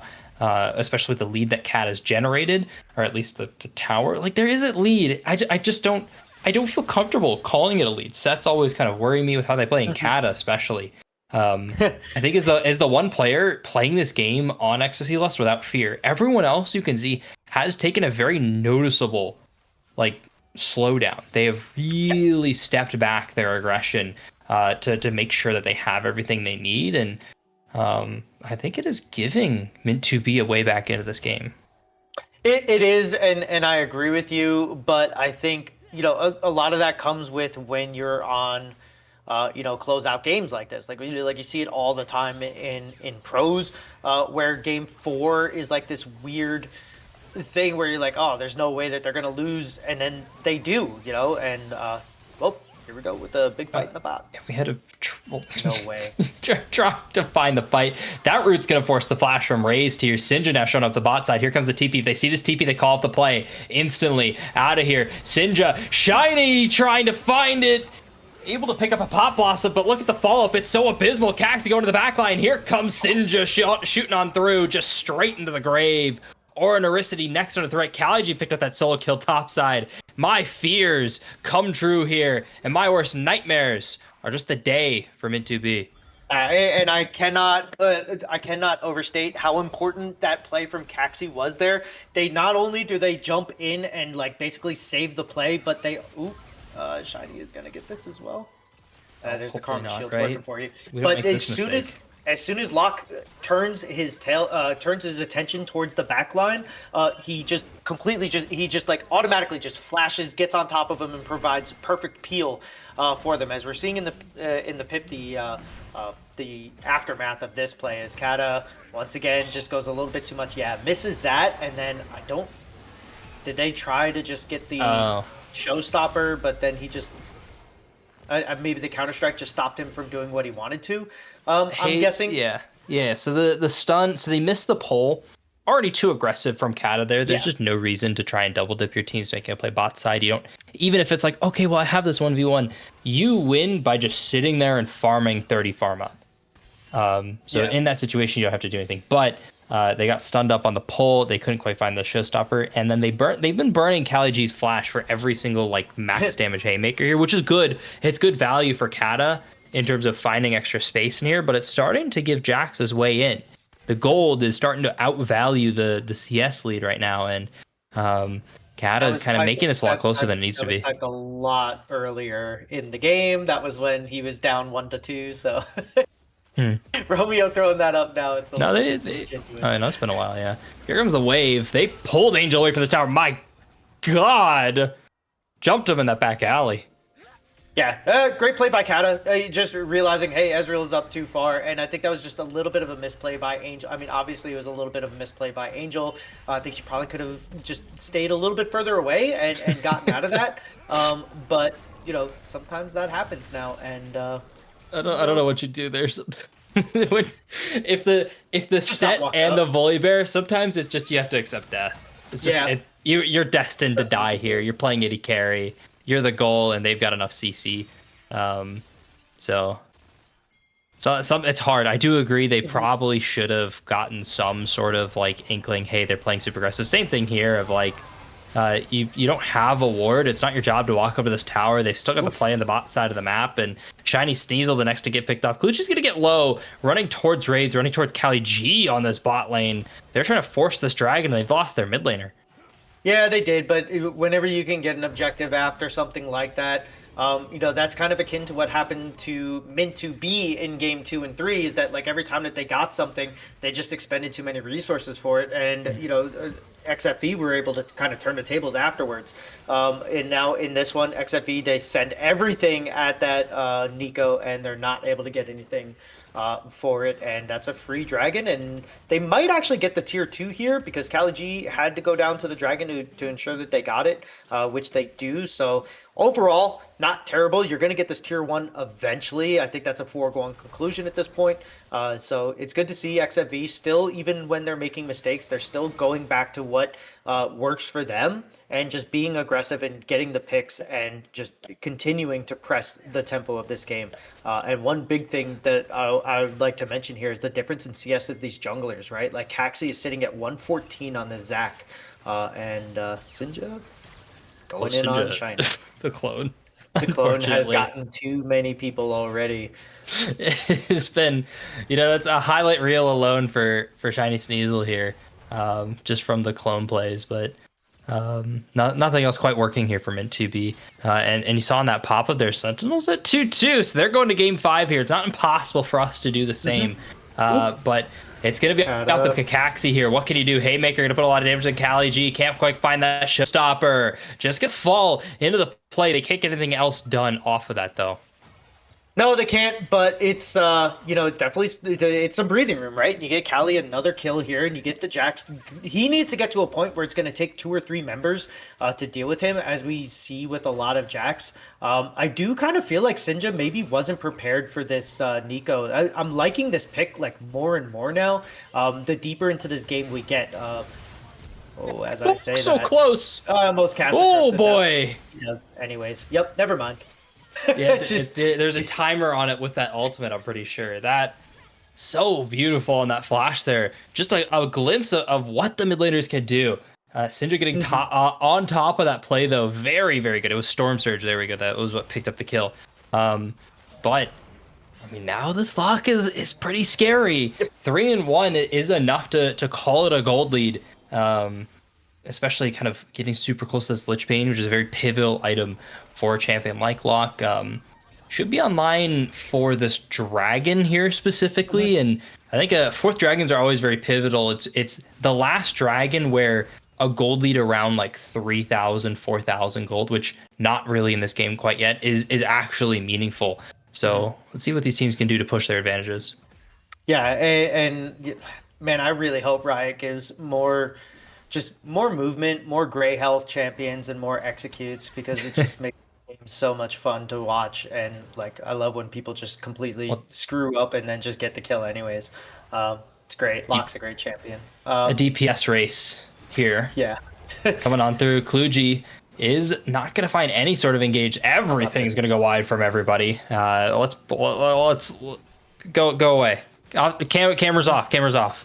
Yeah. Well, it happens. But I do think that probably ended up saving KaliG in the end, right? Like he was probably going to die. Oh gosh, here we go. Who just kept with the fight. So used to it being an honorable duel. KaliG's almost going to pick up Sinja here, but not able to do that. 140 for the Dragon. That's a Lich Bane in the inventory here for the Lock. Ultimate on cooldown now. Trying to find Caxi, able to get away from the wall.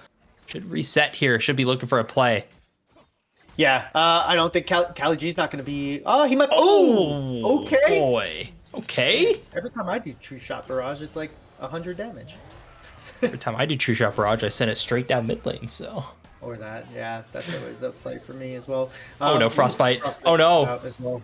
Oh. This is meant to be taking advantage of the mistakes of XSV. or Naricity is going to be able to get the kill onto the Zac. I think I would have rather had it on Kluchi, but beggars can't be choosers. You do want your Karma to have at least some sort of items.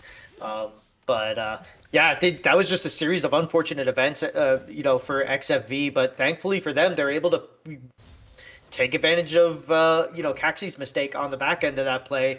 Zac shouldn't really be caught out there a minute before the Dragon, and now unfortunately you're going to be in this Dragon fight, and if you overextend or mess up when you only have basically half of a defensive item and a pair of boots, this could be really dangerous for Mint to be. And if Zac falls early, this could be a huge momentum swing for the side of XSV, as we are going to see Kata coming here on the teleport. They're going to have all of the priority here, and they want to use the shields as best as possible here from Kata. Pop Awesome finds just the two so far. They're into the back line, though, looking for this fight. Here's Kata with the haymaker, and the showstopper pulls KaliG away from where they ever wanted to be. Kata trying to frontline as best as possible. Very low HP bars. Angel snipes off Ornaricity. Caxi trying to pick up Kluki healing, but they're going to get the Zac pretty low. Can't quite finish off the kill. Syndra finally able to do that. Now looking to turn this on to the Nico, but can't quite do that either. Rated finds something. Kluchi going to engage on an Angel, but where's the follow-up? They're too low. Angel's looking for a highlight, and they're going to keep on running. Mint to be won a game 5. They do. Angel specifically in that fight was able to just pick off one after another.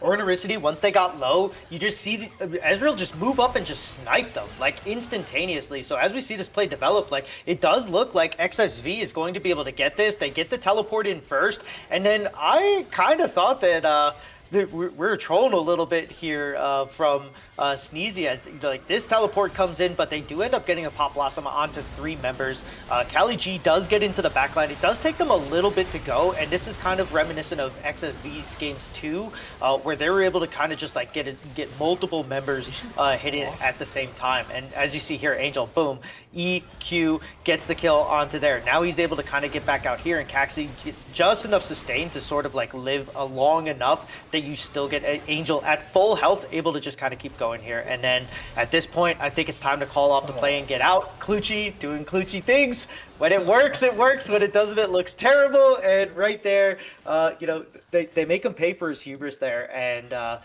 big play for Mint to be, as now that could be, the momentum swinging in their favor, is now you have an 8-1-3 Ezreal, and Angel has shown their ability to pilot this champion extremely well. But now KaliG ring the dinner bell. Caught out for nothing. That's wrong. Dinner bell's been rung. Counter-Strike finds a stun onto 1, and Kata happy to get that one delivered again. They've been clawing their way back off of finding KaliG here on these kills, and it's been a good kind of well to return to. I think a big thing too on that fight is after they got the showstoppers pop, their cooldowns are all just pretty much used, and Locke couldn't find a way in at all on the fight.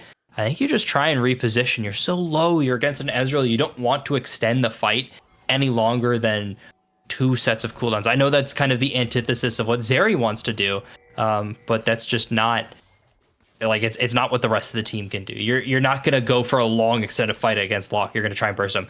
That is the fake one. Kata got baited by it, actually. Me too, I'm gonna be honest. Bubble locks them down for too long. Angel's gonna dominate. Mid tower falls as a return.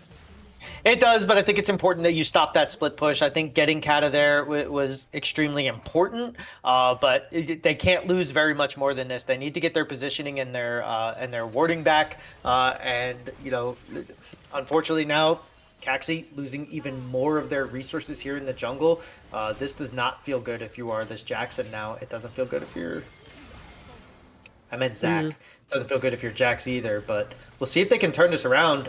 It does look like the team is starting to posture back the other way. You do have Ezreal waiting in the wings, and yeah, they're going to try to chase him down here, I think. Should just be able to walk this out. They've got enough space. Definitely need to calm down, especially looking at your Zeri, who's your late game insurance, who's meant to match up against this Ezreal, and just not in a spot to do so. I finished up, though, so... At that door, entering the door of late game Zeri, do you think she can kind of move around in this fight? Because there's a lot of CC to deal with, but I haven't really been seeing her get focused too much either. Yeah, there's a lot of CC, but outside of Jax, there's not really very much point and click CC. I guess you could kind of count the tidal wave because it's so big, but she is going to be able to like hop over walls, maybe come in with a strong flank from the outside, empowered with Karma and the shields and everything. So I do think, there's obviously an avenue where she's going to be able to just completely demolish a fight. The problem is that she's a little short ranged, and you're gonna have to get through this Angel poke. And with the Nami and the Ezreal with the Staff of Flowing Water coming in, probably going to get an Ardent Sensor. So there's going to be a lot of agency given to this Ezreal through this Nami that it's going to be very hard to get into. I think you're going to have to kind of count on Kata or Clutchy just making a hero play if you think that, or if you want to get the Zeri, into there and hitting 2 or 3 different people at the same time and able to just like take over a fight. More realistically, at least for me, I would think it's probably going to have to be Sinja on this lock, just getting into the backline there and getting a kill before the fight even starts. I think even just finding the Nami would be very valuable. Oh, yeah.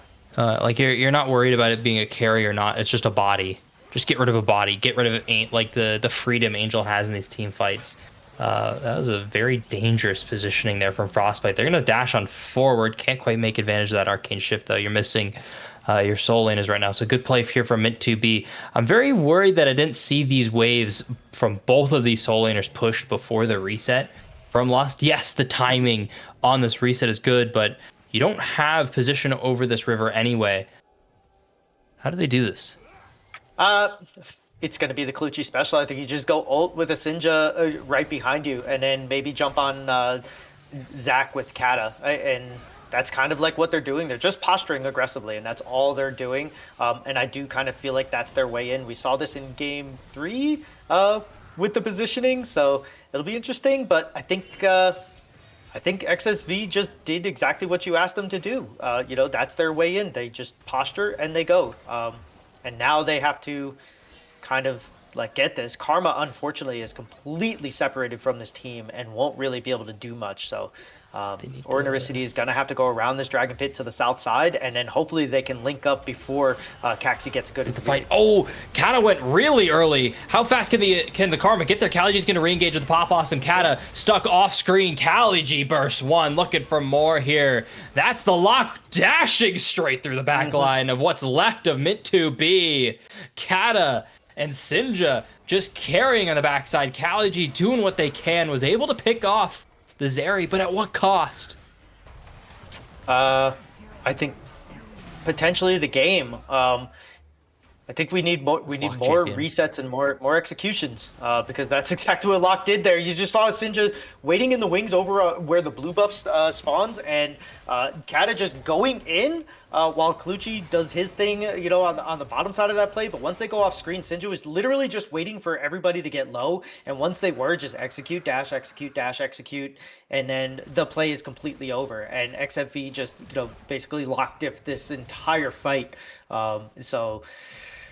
That's not good. Yeah, that's not good if you're Mint2B. Kata threw everything and the kitchen sink at the Ezreal. Angel was able to live for as long as they could, and did a good job. But at the end of the day, like once Sinja shows up and you're below 100% health, you're just gonna kind of die on this Ezreal. So they're gonna have to figure out some way to kind of deal with this. Otherwise, one more fight like that, and that could be the end of the series for Mint to be.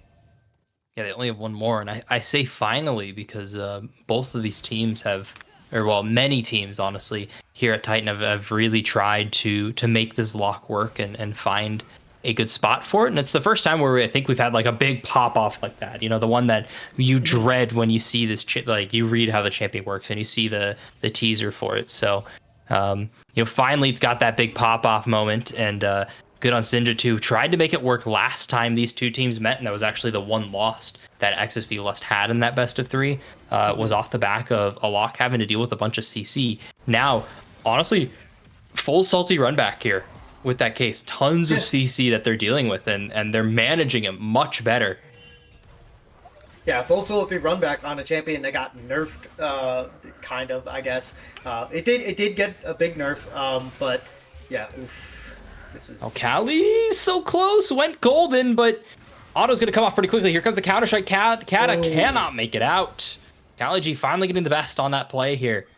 Yeah, and I wouldn't mind seeing Angel raised, Caxi, and Shiny getting Zonias as well, because that's also another thing that you can do to kind of stop Lock from just resetting over and over again. So I don't know, really good play, knowing that your champion has that, and even though Sunder got nerfed, it's still pretty good, especially into this matchup. So great play from Kali. If they can turn that into anything now, as Locke is sent to the bot lane to kind of answer this Jax, and Jax is going to be able to just TP into this team fight.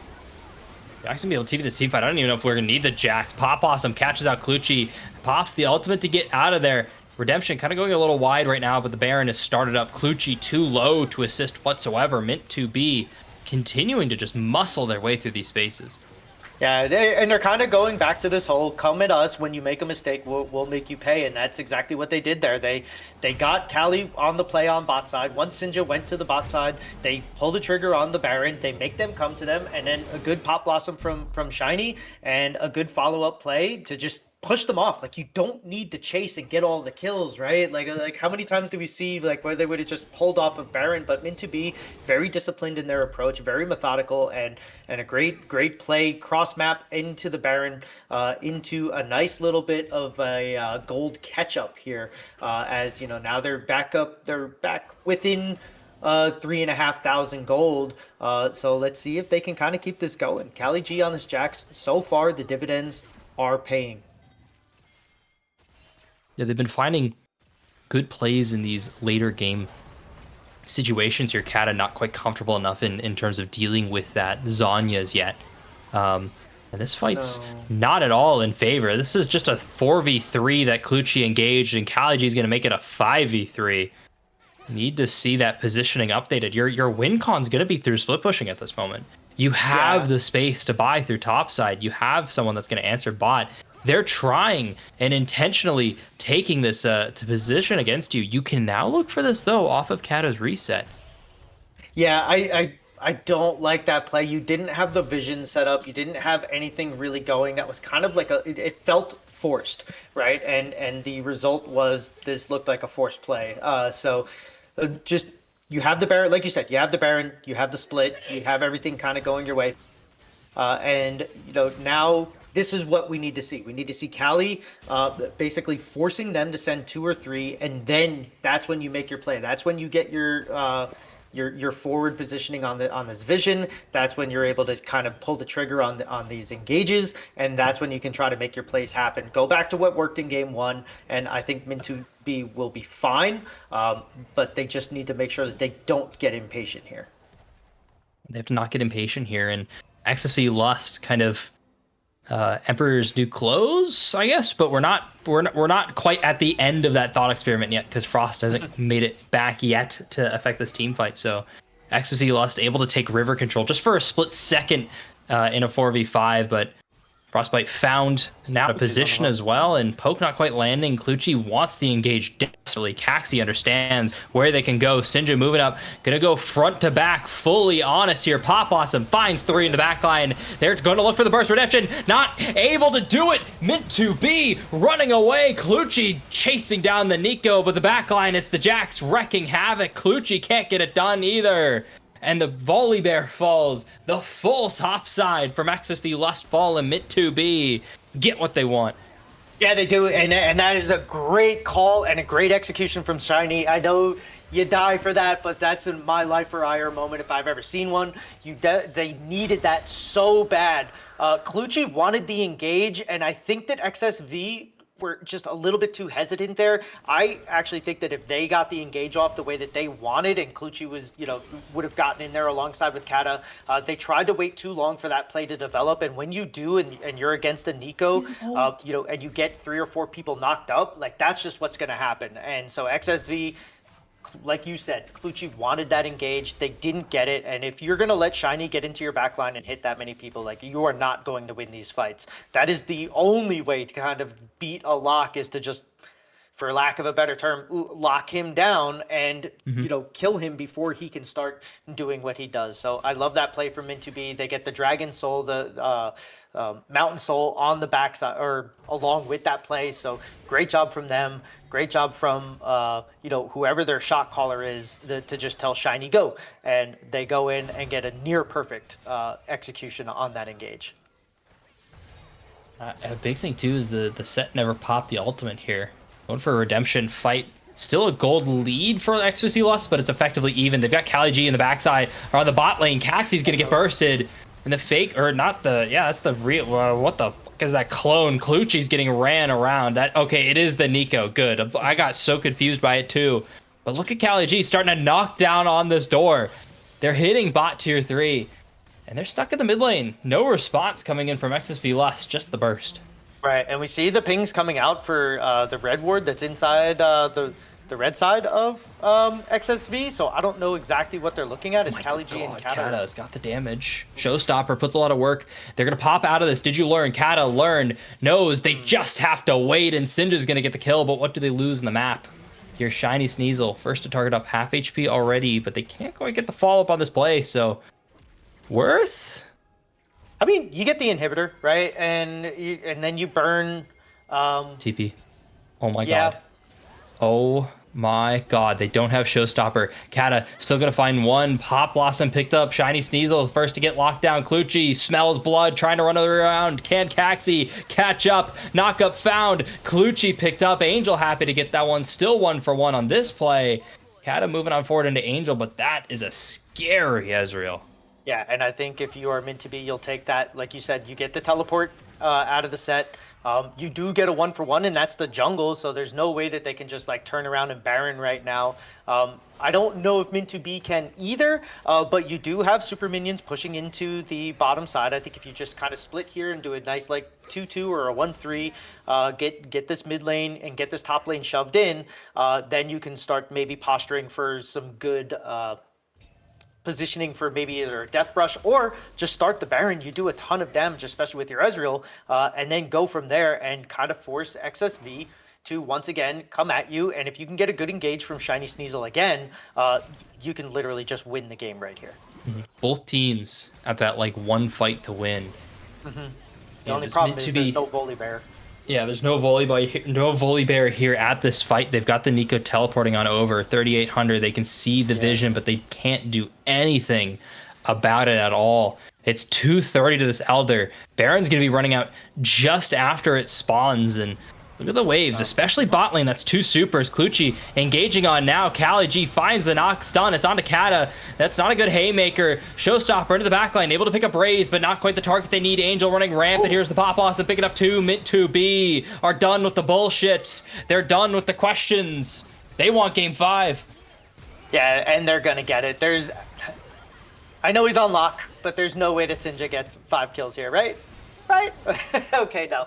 Yeah, game 5 is coming. This is an absolute banger of a series, and this, you know, we were talking about this in the break and then a little bit before the game 5 draft, is that, you know, what do Mint to Be have to do? I kind of wanted to see this draft. I said I want to see a come at us draft. I wanted to see like a Galio or a Shen, but the Nico ended up being the surprise pick that worked out almost perfectly. They were able to basically either turn every engage around or start the engages themselves with whoever was shot calling there. Excellent job if you're meant to be. And now you have the momentum. It is 0-0. It's a sudden death. It's silver scripts. It's win or die. You know, loser goes home. You know, winner's the champion. So this couldn't have been better. I love it. I love the energy that they brought in that game. I like the way that they played it to their comp strengths, and they didn't just go and like overcommit or undercommit and just let XSV come at them and make the plays. They made them come at them and say, hey, we're going to be set up and prepared for all of this. And just outstanding job by Mint to Be, and they've tied up the series. It's 2-2. Series is tied up 2-2. You mentioned it's a best of one from here, but it's best of one with 46 champions after that first oh my god, first round of bans gone. So it's a lot off the table for both of these teams. You're seeing Clutchy kind of getting spread a little thin in terms of how they're allowed to play. We're seeing both top laners kind of demonstrate lapses in the play that we didn't see game 1, game 2. It is of two very different teams here moving into this. Need to see Kata kind of adapt faster and not take so many risks, and the rest of the team to kind of catch back up to that speed here from the side of XSV Lust to close this out. Mint to Be, hopefully this is just the slap in the face they need to kind of lock back into that style we need for them to win. Both these teams want it bad. We'll see once this draft starts. Don't go anywhere. It's game 5. Sentinels are in their game right now. Go check them out at Titan Esports too, but keep us on the side. We'll be right back.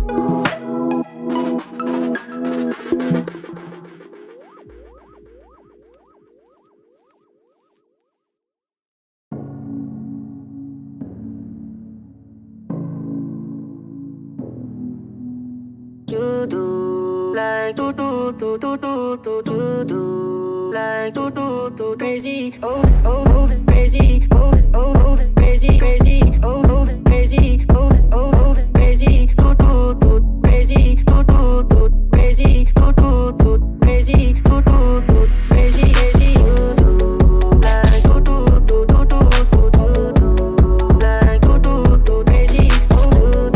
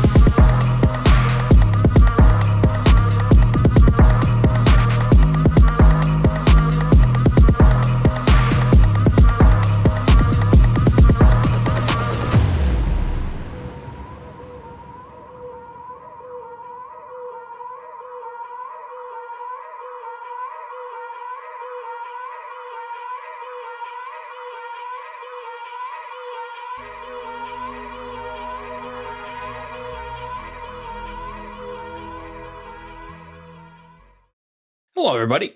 It's game 5 time. Gotta be a little more excited. Gotta be a little more hype. These two teams have been duking it out all night. Only one like super bad stomp too in these last 4 games. So it's been very competitive. It's been back and forth. Actually, well, two good stomps. Never mind. I forgot. Yeah, I was gonna say game one's been 4 hours ago. Yeah.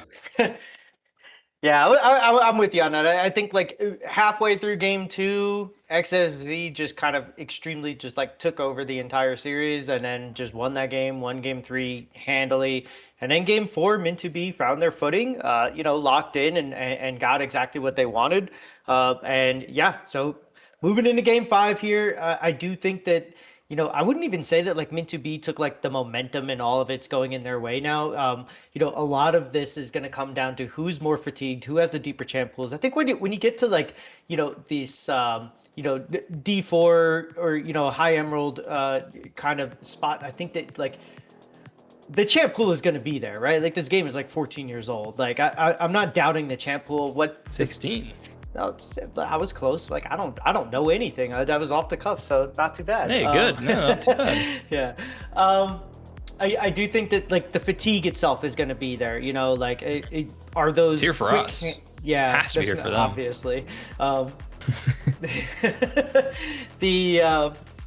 But yeah, I think like the quick fingers, the quick decisions that you're gonna have, especially on the side of XSV, like the Clutchy all in button might be just hit a little bit too quickly again. Like you never know how it's gonna go. But they do decide to go and take the red side this time, so they are gonna give that potential Kata the counter pick finally. It's back in their hands, so I guess we'll see how this works out. The bans have been exactly the same the entire series, so they don't want to see any of this. But as you said before, that's 46 champions that are off the board, and now we're gonna see where these comforts and everything else are. Xayah blind. Zyricon? With Jin on the table, it does make sense. Yeah, you can Zyricon, and they're pretty solid here in a game 5. But also, if we think about the play style that XSV have had, which is going a little bit towards left field, I was expecting Arivi here. Just 1-2 instantly, commit to the idea. So Xayah is a good kind of response into that, in theory. But Mordecai is my least Caitlyn. favorite. Definitely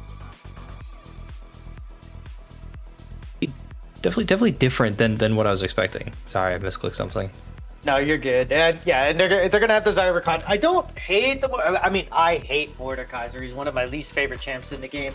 But that's my own personal lack of preference, I guess, or whatever you would say. As the Gwen is going to be the response to that. And so if that's a Gwen Mordekaiser jungle matchup, that's crazy. If that's I doubt it's going to be. Yeah, I doubt Kata. that. You think that's going to be Kata Callie's matchup up in the top? I mean, I think the Gwen might move around, but I don't think that Mordekaiser is going to be going jungle. Gonna be Kata's? Okay. Yeah, I'm pretty confident in Callie G taking the to the Gwen. I'm not confident in Callie G taking the Gwen. I think Caxi can play it. I'm not too sure if we want Caxi on that over something else. Not shocked here with Kate Lux either. With Karma especially off the table. Yeah, it's a solid lane. So both these teams kind of definitely showing that they're at the end of the ropes, and it's just about assembling a comp that has a core identity. And right now, I think if I'm a little more happier with Min2B's comp just because of the flexibility and the ease of use. We saw I had to see a Caitlyn get like a 4-kill lead and then just refuse to set up trap lines. And it can happen. Like Caitlyn is a harder to pilot. I would say Caitlyn is harder to pilot than a Zyricon kind of a lane. So execution making me favor Min2B right now. Yeah, I think. Oh, and a Vlad coming in too. So I mean, this does kind of like lead to the whole Min2B wanting to like have the plays go as they want. Xayah has her own like get out of jail free card. You are going to end up having a lot of AP. Wow, that's a lot of AP damage, including with the Maokai here coming in. But it is also going to be something to where they can just disengage or re-engage just like they did in the last game. So There's a lot of get out of jail free cards here. You have the Gwen being able to put up her little stasis bubble. She's gonna the Xayah, obviously the ultimate is gonna be able to get her out of anything as long as she's not completely locked down. And XSV have the we want to come at you again. This is so surprising. We get a Riven, a Ryze, and then a Kate Lux. I kind of would have liked to have seen like a Jhin Lux. I think that has more like pop to it, but Caitlyn could be just as oppressive in this lane.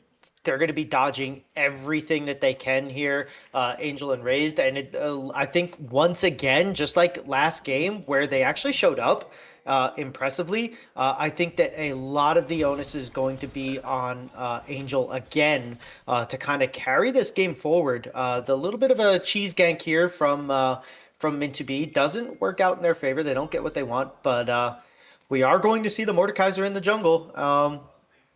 Up against a Maokai. How are you feeling if you're the Maokai in this, right? Because like that just kind of man. Oh man, sorry, starting to yawn a little bit. Getting a little late here. Raise and Angel just getting aggressive. They've already forced away Frostbites, Flash, and I do like this. I think this is very preferential, even just to the HP you're losing on the Rakan. But the Maokai jungle isn't a bad the champion in the role is pretty good. Sustain, great AoE wave clear, a phenomenal ganking ultimate alongside saplings to try and kind of like temporarily ward around your jungle or just hold down zones. The problem is all the numbers have just been gutted. Like the champion is not great in support in current meta. Teams are not wanting to play Maokai support often. And when they are, they're fucking up and not trading the Pantheon that was meant to go elsewhere, so they have to play Pantheon support instead. And Angel has tried to extend this trade a lot longer than they're supposed to. Aura Nericity has just been clean with these E's, but they're just gonna flash on forward. Mistakes made, regretting that decision in its entirety. Min2B on the board, and they're hungry for the extra one. They've got the Tangled Advance here in a couple seconds, but they can't quite catch up. Do that. Yeah, I'm glad they didn't do that. I think that if they do, if you get the net out, I don't know if Caitlyn took net or not. I don't see any traps on the floor, so maybe. But yeah, if you get netted under the tower, you're just gonna die. So I'm glad that they didn't go for that. And you can definitely tell already in this game. I mean, we're 2.5 minutes in, and already we're getting bad decisions being made here. Aura Nericity, awesome on the binding, and okay, she did take the trap. Awesome on the binding and everything, but the follow-up here, too aggressive. You have an exhaust, not an ignite, and once you get this, yeah, the barrier just a little bit too much there. So a bit of a bad decision there. Kind of sloppy from Caxi on the backside of that too, where didn't have the, what is that? I forgot his W. Is it Twisted Advance, or is that's his ultimate's name? But anyways, didn't have the W to flash W in there, but. You get the kill anyways, but yeah, you could definitely tell that these players are a little bit frazzled / fatigued, maybe. They want to end. It is going to be extreme. Yeah, they do. Yeah, you want to get that, but we'll see how much that plays into this. Is Nericity making a presence known here? A solid. The bind went wide. There, I was pretty certain of that. Either it went exactly at the time that the Ryze one did, or more likely it looks like it just went barely wide. But getting some poke there on the roam mid, they're gonna try and get Sinja just to reset so they can come back with just like a Sapphire and a little bit of extra, oomph, and live through as all Ryzes do. It is the tier on the reset here. Kata and Kali G have just been kind of banging each other across the head, and they're happy to do that. But now it's starting to turn into a bad situation for Kata, flashing across, has that dash in a couple seconds, holding on to the ignite. We've seen Rivens do this before, but not quite able to find that stun, and Kali G's just gonna happily take that one delivered. Yeah, I think maybe just try to dash out of there and get away. It looked like they had the distance on there, but I can't really tell for sure. So a little bit too overzealous for Kata. Kali G is trading extremely well on this Gwen early on, and you can tell like the initial burst that Riven's getting onto this Gwen is just not enough, because every time they get the snips, about a third, maybe half of that health that they lost is coming right back. So Cali G in a very, very good spot here. Is going to be down in Ignite, but they're both down flashes right now. And I think that Kata is lucky that Cali did not take that. And yes, we are seeing a Riven in 2026. I am here for it. I do love it. It almost makes up for the fact that they picked Mordekaiser, but they do have Caxi on the bot side here trying to get this here, and they are going to go. As best as possible. They're going to get the engage happily onto Frostbite, just cannot get away. Barrier already burned. Here comes Clutchy, and is just not in the right spot whatsoever. Now has to lose their flash, and Sinja not going to add to the dog pile here in this case. And I kind of a follow up on the Riven comment too. Riven has been played quite a bit in solo queue, especially at the higher ends. Riven one tricks were eating phenomenally for pretty much the entirety of the last like 2 years or so. The champion's been in a pretty comfortable spot, just low play rate, but it started rising over the last couple months, and it resulted in 3 nerfs in a row onto the champion around both the Q and the W, the auto attack stuff and the stun. And I think we're seeing that kind of start to pull through. Too, right? Yeah, the passive also actually reduced. Yeah, the bonus AD ratio getting dropped off quite a bit actually. So the champions just welcome back. The champions just has been strong and then brought down a peg or two, and then her items are also starting to see nerfs. It's kind of tough. I don't like this Riven. I think this Riven's so ego. I think this is the one time you don't want to have an ego as a top laner. That's my opinion, though. If you're comfortable with it, and you did get to pick it into the Gwen, right? Like they were red side, they did pick it last. They knew what they were going into. So maybe this is something that you thought was a little bit more favorable, and maybe towards the end of the game it does become that way. But I'm kind of with you. I think once a champion gets gutted like 3 times, and not that Riven has been completely gutted, because like you said, she's extremely strong champion, has been for a while. And when you're at these points, you want to get onto something comfort that you can kind of autopilot no matter how tired and fatigued you are. But yeah, I'm kind of with you on it. I don't know how it kind of fits into their team comp outside of the whole XSV mindset of I want to go in, and that's like all that they want to do. So it does work with that, but I think into this Gwen, Callie is just kind of piloting this champion really well, and they're executing this matchup a little bit better than what Kata is at the moment. Things can change. We never know what's going to happen. Somebody can make a mistake. We saw Kata have a huge lead on the set and then, kind of turn it around on themselves. As now, here they go. Looking for a little bit more. That needlework puts a lot of damage into Kata. They're looking to reset. No TP yet either for this Riven, so 2 forced to reset, so they're starting to really look bad, and now they're trying to get away from the Vladimir, who pop goes, trying to close the distance. Kata over the wall, Shiny Sneasel closing the gap, flash it on forward, pops the ultimate, ready to look for the dive, called off though, realizes it's a bad spot, but Kata low again, reset stopped. If they just try and force it, here's the Nature's Grasp onto the tower, but can't follow it up, but the gank's still looking good.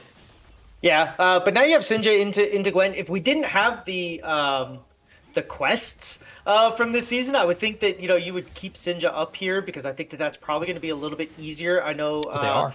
I know that Gwen can. Well, I think. Oh wow, they're going for a lane swap in this day and age. In this economy. In this economy, yeah, this is kind of crazy.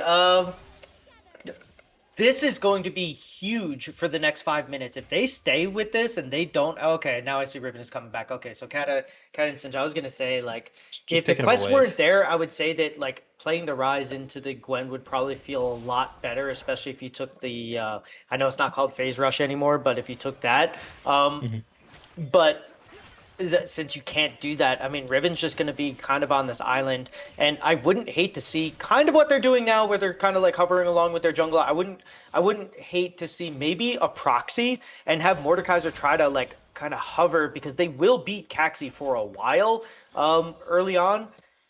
So I don't know. I think this is just kind of, it's doomed for Kata right now, and they're going to have to find a way to get themselves back into this matchup, because this whole dash in, try to get the stun, and then follow up, Meanwhile, Gwen just like heals everything that you just did and you can't, isn't working at the moment.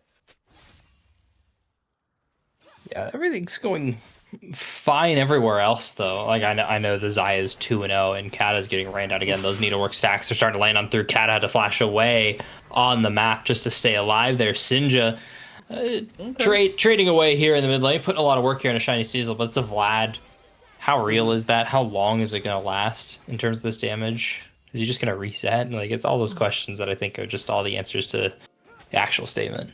Yeah, I think, well, it does look like they're trying to make like maybe a Rise play up top, get a teleport in with the Mordekaiser, but they decide against it. I do think that this could potentially turn into like one of those, ooh, it's a little bit of a catch out here. This maybe might have been a good misfortune angle, you know, with the Lux as well. It just seems like Caitlyn is not giving the follow-up damage to burst these guys out just yet, so I'm sure it'll come. Caitlyn could be very oppressive, especially when she gets, you know, her the Hex Optics in there. So I do like this play from Caxi. He's trying to be like a little tricksy here, but ends up getting called out by the Scrying Orb afterwards. But I did like that originally. But yeah, I forgot what we were talking about here now as Kata again. Drifting around, waiting. We are. We're just drifting. The rise into the Vlad. I do Yes. think that eventually it's going to turn into maybe like shove the wave and roam. You know, like the Ari play style that you were talking about earlier for Sinja. Even once you get your Oblivion Orb, you're not just doing, well, I guess you can do sustained damage to the Vlad, but it's, I don't know. I think this is going to be a tall task for Sinja to try to keep up with this Vlad. Outside of just getting everybody else ahead, I don't know how they do it either. Yeah, at this moment, I think just maintaining this game state wouldn't be terrible. The only person that's really disappointed about it would be the bot lane here from Lust. Kata, I think, would be fine because I think Riven can actually scale into a game. Caitlyn's a champion that definitely struggles up until like that 4.5 item spike. They are making this work. Yeah, they're like forcing this so heavily. Frost has to flash away. Clutchy is now popping out of this death realm in a 1v4, flashed across the Rakan and Kali G, so they're just gonna go straight to the grave too, and they get frostbite on the way down. It's been I think XSV lost to run out of gas. Yeah, and Gwen gets a kill there as well, so that really does help your case if you're meant to be for that play. I like it. I think they just forced it too much. I think they wanted to force it so that they could get the dragon, and unfortunately they kind of bit him in the rear end there. So meant to be getting the play that they want, and once again, just like last game in game 1, they let XSV you know, force a play that's not a good one, and then they just kind of take advantage of the mistake after it starts. So decent start for Min2B. You know, this is especially up here in the top lane now. That's a two kill Gwen with sorcerer with Sork boots and the Dusk and Dawn. This is gonna be really hard for Kata to deal with. Like, she was already healing a lot. Now that you get this item finished, like, even more of a pain to try to deal with here. Yeah, it's been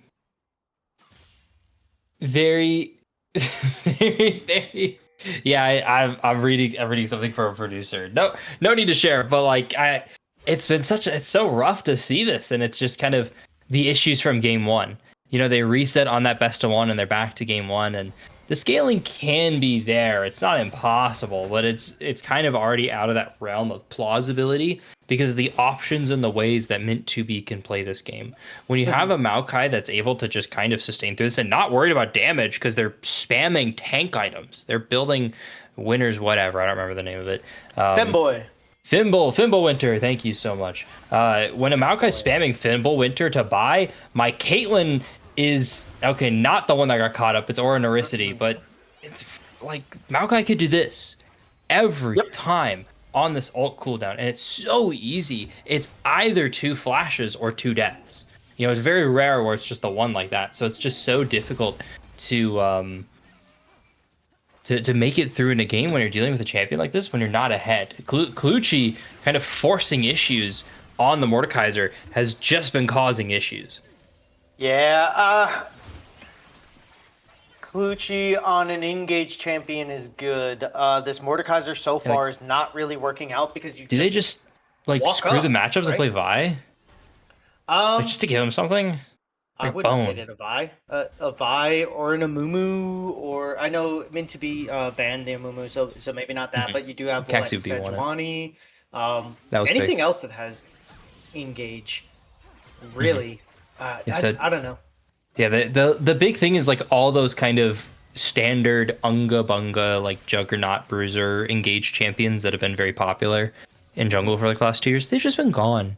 They've already been picked. We ran through them. We had a couple great games from Clutchy on them, but and they're banning Malphite too, which would have been like an unironic thing I'd mention in jungle. Cho'Gath gone. I don't think Clutchy could play Ornn. Yeah, you are just out. Like you're genuinely looking at like an Udyr. And I love Udyr. I would not force an Udyr in a game above the rank of Gold 4. I'm going to be super honest. And that's why I play it on my jungle account that is currently Silver 1, Gold 4, something around that line. Top lane, it's Kali G picking up a tower. Not able to get a kill though, and we're kind of back to this. Kata might deliver one over. Hopefully not. Yeah, because Kali still has flash, and Kata had to burn it to get away from the burning tower. So that's going to be top tier 1, bottom tier 1, and Mintu B looking extremely strong right now. But that is the ultimate popped out by the does That's get him. Frostbite dead. It's cooked. You're not escaping that, man. It's Zyrocon. Keep the ball rolling. Let's keep this going. I actually thought that they weren't going to get it because they got slowed down, I think, by the 90 caliber net. So Raze just perseveres through that slow and just gets exactly what they want. And now Clutchy's going to have to pull Raised into the death realm. They do. They get him. You're in Brazil, and now you're in the other Brazil, the real version when you're told to go to Brazil. But don't worry, we slammed back to the top lane, and Kata able to make it out of the play, but still in the losing end. Axiom Arc first. Is that the Riven build? I have no idea. That is a champion that I tried to play back in like 2008 or 2009, and then I said, no, no, 2000. Oh yeah, after 18 or 19. Jesus. I tried to play it, and then I said, I gave it like 3 or 4 games and just completely ran it down and said I'm never touching this again. So I have no idea what is good on it. It's as of last patch, it's her most common rush. Not her highest win rate rush, but it's her most common rush item. So not crazy, not a crazy build whatsoever. It makes sense too. You get a lot of times to go for lethal. And speaking of forced it for lethal, it's Clutchy who's just going to get bursted by Angel, and they're going to find that grand entrance onto poor old Frostbite. Unfortunately, it's lost, not able to find their position. Congrats though, Mid2B. They're back and awake. This is the team that won everything before this. Yeah, and this is like really kind of like what I expected out of them for the first 3 games. We got it in game 1. We did not get it in game 2, but or 3. But they pulled it out last game, and now it feels like XSV is not a one-trick pony, but it feels like they pulled out all of their tricks that they had. And look at this, they're sitting on top of a ward. Like, Ryze is not walking up to you when you are standing right on top of Vision. He did! No way. He did! Oh, gosh. It would have been awesome if he just walked over that and just emoted. But, yep, now they see that they're on a ward. That's a flash burn for no reason. And Sinja just making... That's not something that I would expect from Sinja normally, so... They've been extremely clean this entire series. I would say that out of all of the people on XSV, he has been the most consistent and good. Maybe Ornaricity as well. But for all those people that don't like Lux as a support, this is the game that you would point to, right? Like in that play, I know I'm going back a couple minutes ago, but during that play bottom where the Mordekaiser basically had to ult the Rakan just to save his own life for a little bit.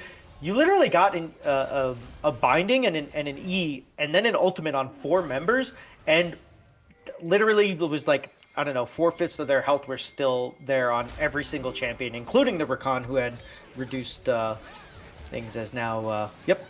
It's just back to it. You can't breathe No. when you're behind on a Lux like that, and it feels like not breathing seems to be what XSV Lust are about to do here. Kata, next one to fall. The Vladimir found Frostbite in the back line. It's just Sinja staying full zeros. Yeah. This one's getting out of hand. I mean, this one got out of hand really quickly. I think straight from level 1, where Min2B tried to get that like cheesy gank off, and it didn't work. Like, XSV didn't take any advantage of it, right? Like, they didn't keep Mordekaiser in the blue side. They didn't really do anything there. They didn't try to take like advantage of that situation at all. And then since then, it just seems like it's been forced play after forced play after forced play. I'm sure that they played a lot, and it's really good for them normally, but this Clutchy on the Mordekaiser just is not working this game, and it feels like they are trying to do the Volibear thing with the Mordekaiser and play the way that they have played this entire series on it, and it is just not working in this game. They're giving zero agency, and everybody that they pull, with the exception of Rakan, I think actually has kill potential on them. Like, that's how far behind they are. Even the Maokai with 2 tanky items is still doing this now. But here we go, Sinja right, and guys? Kata versus Gwen, she walks away. Just rip it anyway. You're so far behind. Nothing is going to work. I know I joked about, like, yeah, I watched a game with like it was like a 17-0 Aurelia. And I had the misfortune of casting that game, and it feels like the same thing here. Hello, Titan Esports 2. Congratulations to whoever won that. We're about to watch Clutchy try and burst Shiny Sneasel in the Death Realm. Now popping on out. They've got some help from Sinja, but Vlad just makes it on away anyway. Yeah, there's so much survivability. We talked about it during the draft. There's so much survivability on Min2B. I think that, like, this is like a perfect comp for when you are tired, right? You're like, okay, I got caught. Oh wait, I'm Vlad. I just pool. Oh, I got caught. Oh, I'm Zaya. I just hit the ultimate button and fly up in the air and negate everything that's coming my way. Whereas XSV, like, they have to actually, like, they still have to like execute, right? Like, Riven is a high execution champion. It's like a I guess like a Zeri or a Lee Sin or something like that, where you have to be hitting all the time and you have to be on top of it. Whereas everything that Min2B has just seems like extremely easy execution, and it like that kind of feels like what they went for here, including the Zaya Rakan, where they you just pop the quickness and you W in and you just get a charm and kill somebody. So the ease of composition that they picked for themselves is really starting to show. Like, it's really starting to bear fruit here, and they're just walking away with this game like nice and easy, methodically, slowly. And there's a Lux ult for 400 damage, and yeah, this one does not feel good. This feels like game 4 felt for Min2B. That's how, or game 3 felt for Min2B. That's how this one kind of feels right now for XSV, where it just doesn't seem like they have any chance from the get-go. Also, it's the comps too. We kind of, I know I poked at that, but like a full dive is a big thing for Min2B. Is they don't seem like too mad or disappointed with any situation in the game. If they're controlling space, if they're engaging, if they're peeling, they feel like they've got a little bit. And now it's not great, you know. Right. It's not the like best at it. It's not the best dive. It's not the best peel. It's not the best zone control, but it's enough of everything. Like you're mentioning, it's comfortable. You can do whatever you want. Perfect game now. Technically gone because Well, it was gone. They had the top. yeah, okay, they got the top towers. So it's been gone for a bit in terms of the actual perfect game, but the KDA score line still looking great. 10,000 gold just around the corner for the team. Yeah, me too, Frost. I'm sorry, but it's all good. It's a rough one. Hey, we're 5 hours in. We're 5 hours in. Mark. We're still talking. We're still. We've got it. Watching, We've got it. No. It's comebackable. It's comebackable. We're doing our best. Leave us alone. The ultimate coming in, the flash too. Callie just walking away completely, just unscathed here. And now playing a little bit with Clucci here. Dude, Is going to get brought you in. can't be thinking you're gonna win this. You're 4 levels down. I think they're just going to go for the kill on the back end, potentially. Right? They have to try and look for these exits. but- They're buying time for the push. CaliG understood, heard the assignment, gets one on the way through, but they're going to pick up Xayah happy to get that kill. Now, not happy that her entire base is to shreds, they say, as it's another inhibitor falling. Perfect game now stopped. Congratulations, CaliG. At least making the history books not as bad looking for them. No, yeah, I mean, this is. I wouldn't even say history books looking bad. Listen, this was a team that was a 5 seed coming into this. They literally brought they had the lead at some point as the quickness is going to get popped and Frostbite doing everything they can to get out. They are going to have to either be extremely sneaky. I don't think there's any way they get out of here. Nope. No. There's no amount of sneakiness. Maybe they can kill Raised on the way out, but I don't even think that they could 1v1 this. No, they can't. I don't even think they can 1v1 the Rakan either. So bad. Oh, man. Yeah. But, I mean, you just ran into a Game 5 matchup where Min2B just literally put the game on easy mode with their comp, and you just kind of walked into it. So, yeah, I don't... No, that's not what happened, Autumn. I just read the comment. No, they did not just win the lane every other game. These games have been pretty much back and forth. I think game 3 and 1 were extremely one-sided. Games 2 and 4 were really back and forth until Min2B took game 4 and until XSV took game 2. But I think that we're just hitting the point where maybe fatigue and maybe comp awareness or just composition styles is just favoring Min2B too much. And yeah, there's just not really anything that they can do right now. This is, like I said, this is probably how Min2B felt after game 3 when they just got mollywopped by XSV, and now they're just returning the favor here. So there's really not much to comment on this outside of, like, it's unfortunate that this is the game 5 because this series up to this point has been an absolute just pleasure and banger to watch.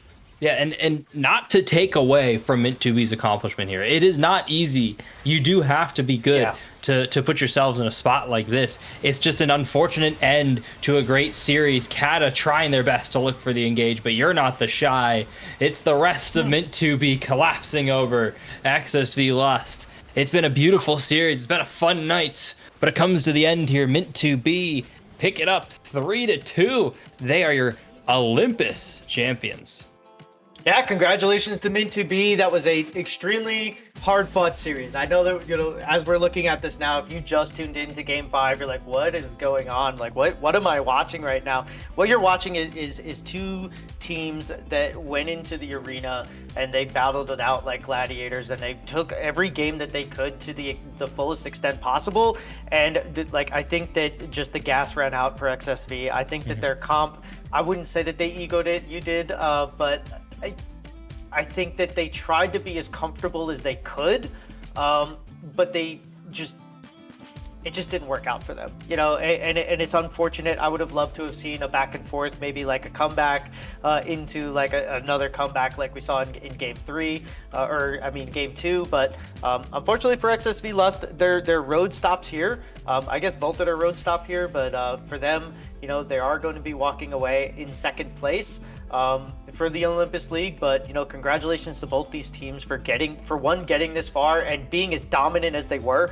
This legitimately was Team 1 versus Team 2 of this entire league. Like, we didn't, have a lucky win or anything like that. These teams absolutely dominated the entire playoff series. This is why, they were here. And, once again, for Olympus, Group B dominated, and it came down to a Game 5 where XSV just kind of fell short. So congratulations to Min2B. I do think we have interviews and stuff coming up here, but congratulations again to Min2B. It was a pleasure to cast this. So back to you to play by play and get us going here. It is it's an unfortunate end here to the story of XSV Lust, almost coming on back. An unfortunate night, honestly, for XSV Lust, both series. Both teams made it to the end of got 5 games and ended up losing. But it's good to see an org placing on top. Mint2B, congratulations to you. We'll be pulling up some, if not all, of their team members into this call and ask them how it feels. But I need to give my producer some time to set that up. So we're going to send it to a quick little break. We'll see you in a couple minutes here.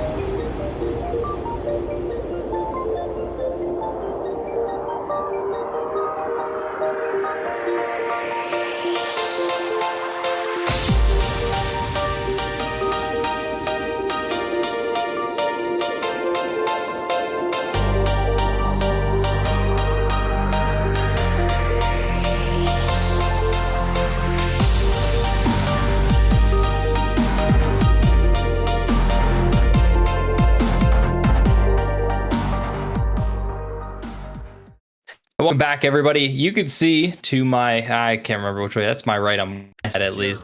It's the entirety of the Mint2B roster, Olympus champions. So first off, big congratulations. Second off, I told you guys to shut it because you had a story about your logo, which now everyone can see it in its full glory, not just the people that opened the media package. So yeah, what's that about? What's that about? So originally, this team was me, Angel, Chris, Queen Sticks, and Soez. But then randomly, Queen Sticks dipped because she wanted to play in Sentinel, and I think she lost. But as soon as that happened, Soez dropped, and the logo originally was those two together because Soez was like flirting with her or something. And I thought it'd be really funny if they were meant to be. And so they dropped. I really, really liked the name, and I just put my face on Queen Sticks. And Soez I replaced with Faker. That's kind of it. I always call myself Faker anyway, so I was like, well, I'm meant to be. Didn't even show up and still Faker. That's crazy. Anyway, on to the actual series. I think everyone kind of wants to know about that, like 2-3. And now it's end of season. We can really like talk about this. The collapse. It kind of felt like. What was like going through your guys' minds? What do you think you really messed up on? And then what was like the corrections that were made to kind of turn around for 4-5? I can speak. Talk to him, Caxi. Well, that was the problem right there, talking to him. That was the big issue. And just making sure that comms were comfortable and proactive and making sure that, we weren't just spectators in the game, because that's kind of what happened. We kind of got like really, really comfortable after that first game and just kind of weren't as proactive with communications, what we needed, whether it was vision, whether it was making sure that we were covering plays properly. Just we weren't. And the biggest issue was that like when we had those things or didn't have those things, we could not respond properly when the other team made their proactive plays. So it was so that give and take just wasn't there. It was they take, but they're not giving anything because we're not set up properly because we did not prepare ahead of time. And so we started doing that more. So we had this big talk in game 3 about it, and after game 3 about it, and it was just about like, hey, Chef and I and in my bot lane, we really need to be talking a lot more because a lot of that falls on me and my proactivity and the ability to communicate with my teammates. So once we got that sorted out going into game 4, it was a lot better and a lot cleaner. And especially in game 5, there was a lot of hand stiffing in the lanes, but being proactive in the game also like helped like seal it. Well, No, it's a good answer. It's kind of like what we were talking about on the stream. Was it just seemed like the life had been sucked out, and both of us were kind of like brainstorming for ourselves, like how do you do it? And that's something that I had said was like you guys were just kind of playing into their hands. So as you guys come into game 4, and this is the turnaround game where you guys take the series back and you get all the momentum. Basically, I mean, it was a long game, and that one I think took a lot of mental acuity away from XSV. After that game, did you guys feel like a little energized because you're like, okay, now we're at the 2-2, or was it more of like a we dodged a bullet and like now we just need to kind of win this? Were you guys tired? Were you guys fatigued, or were you guys like re-energized after that game 4? Because that seemed to be something that like you guys came out of game 5 just swinging for the fences like right away. Yeah, no, bro. We were hyped. We were hyped up after that game 4. My boy Angel put on a legacy series, drug us across the battlefield, kicking and screaming. We had no choice but to be hyped after that game. Yeah, Angel, that Ezreal before. Oh, I'm sorry. Go ahead. No, you're good. I was about to. There was a team fight around Dragon in the Ezreal game where I like slowly cleaned up like 3 or 4 different people. After that, I was just trying to take that energy and give it to everybody else because, like you said, after that game 3, we were all like kind of down in the dumps. But like after that play happened, we were just kind of right back to 100% in terms of what we like to do. And I just kind of gave everybody that energy. Yeah, that definitely seemed like I think when we redid the replay, I even said like this is the point, right? Like you arcane shifted, you sniped the Karma, then you sniped the Zeri after that, and then it was just like you had just enough space to like have the Volibear come after you and you get the kill there. And then it seemed from that point, because like if you go a dragon before that, that's when Sinja was able to, or not Sinja, the lock was able to get onto it was Sinja. On the lock was able to get to you and just clean up and just execute. And I'm like, oh no, like this isn't looking good. But then, like you said, that next dragon is where you got to pop off. So first off, or I want to kind of go back to, how does it feel to have a representative in every single category for the MVP of each side? Because you guys were either 1 or 2 or 3. I think the only 3 which I kind of disagree with was raised in the support was the second runner up. But you guys were literally representing in every single category. So I guess whoever put this team together, if you want to speak up as to like how you did it and like how does that make you feel that after putting it together to see that? So technically it was me, and technically it was Queen Sticks as well, because she felt bad that she was kind of leaving me, Angel, and Chris in a really bad spot, as it was like I think 3 days before the league started and we didn't have players.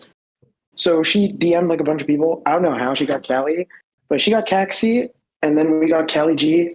And honestly, I was super hyped going in because I played against Callie before on Iota, and I know he's actually somewhat of a decent player. Caxi, I played in a bunch of tryouts, so I was a little iffy on him at the beginning. But then, we played that week 1 match. This was a scrimless team, by the way. We literally did not play with each other outside of game days. So I don't know how we did it. But putting this team together, honestly, was it was definitely a challenge at first because I will openly admit I had zero faith in some of the people, but then after that week 1 match with Jake's support, I think we just started bonding at like a level I didn't really think was possible with a bunch of people who definitely had certain reputations coming in, but it was still an insane experience, and I'm very happy the result we had. And honestly, I saw a lot of people talking about the MVPs and All Pro and stuff being a popularity contest. I agree to an extent, but I think this split, it was honestly all about skill, because if you look at some of the people who were playing, they probably have never seen All Pro or anything like that before, and suddenly they're popular. That doesn't make sense. We can call popularity when it doesn't fit our agenda, but I'm very, very happy with the results of this team, honestly. And I do want to thank Queen Sticks for helping us kind of come together, I guess, in a way. All right, thank you, Ed. That's a great answer. I appreciate that. All right, I'm going to pass it back over to my play-by-play. I just want to say thank you again, guys. That was a pleasure to cast. I wish Game 5 was a little bit closer. I'm sure that you're happy with how it went, but like every other game was an absolute pleasure to cast. And thank you guys so much for a great series and a great finals. And Halfling, I'll give it to you for your back to you for your questions. Well, I stole some. I asked D4 General for a couple, so we got starting off. So some of these might be great, some of them might not be. Caxi the Commander, how did you use your rallying cry to inspire his team? Cherry asked that. Any comments on that? Being loud, arguing with my teammates, and constantly being at odds with Callie.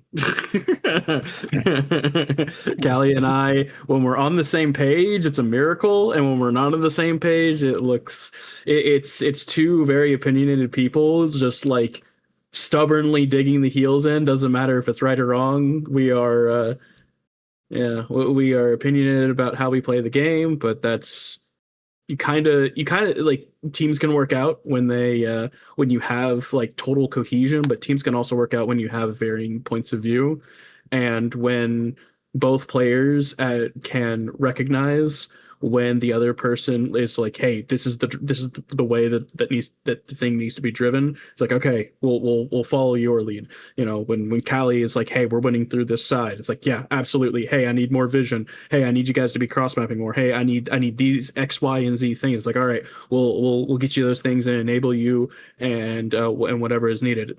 At the same time, Angel, whenever things are being called for to enable Angel to carry, it's like, okay, you need this, and this. All right, I got you. I'm going to go in and start doing this. And again, that was the reason why games 2 and 3 fell apart, was especially game 3, was because those needs were not being met. And yeah, that's just kind of how it was going. It's just like when those needs are being met, the team just looks unstoppable. But when the needs aren't being met, it looks like just people just, the game just collapsing on itself. Next one from Kaiser, and I think a lot of people probably have this one as well. As how do you guys feel about having a fairly large swap in starters moving into both the series with the Cho'Gath? I can't remember their name. It's been too long. I'm sorry.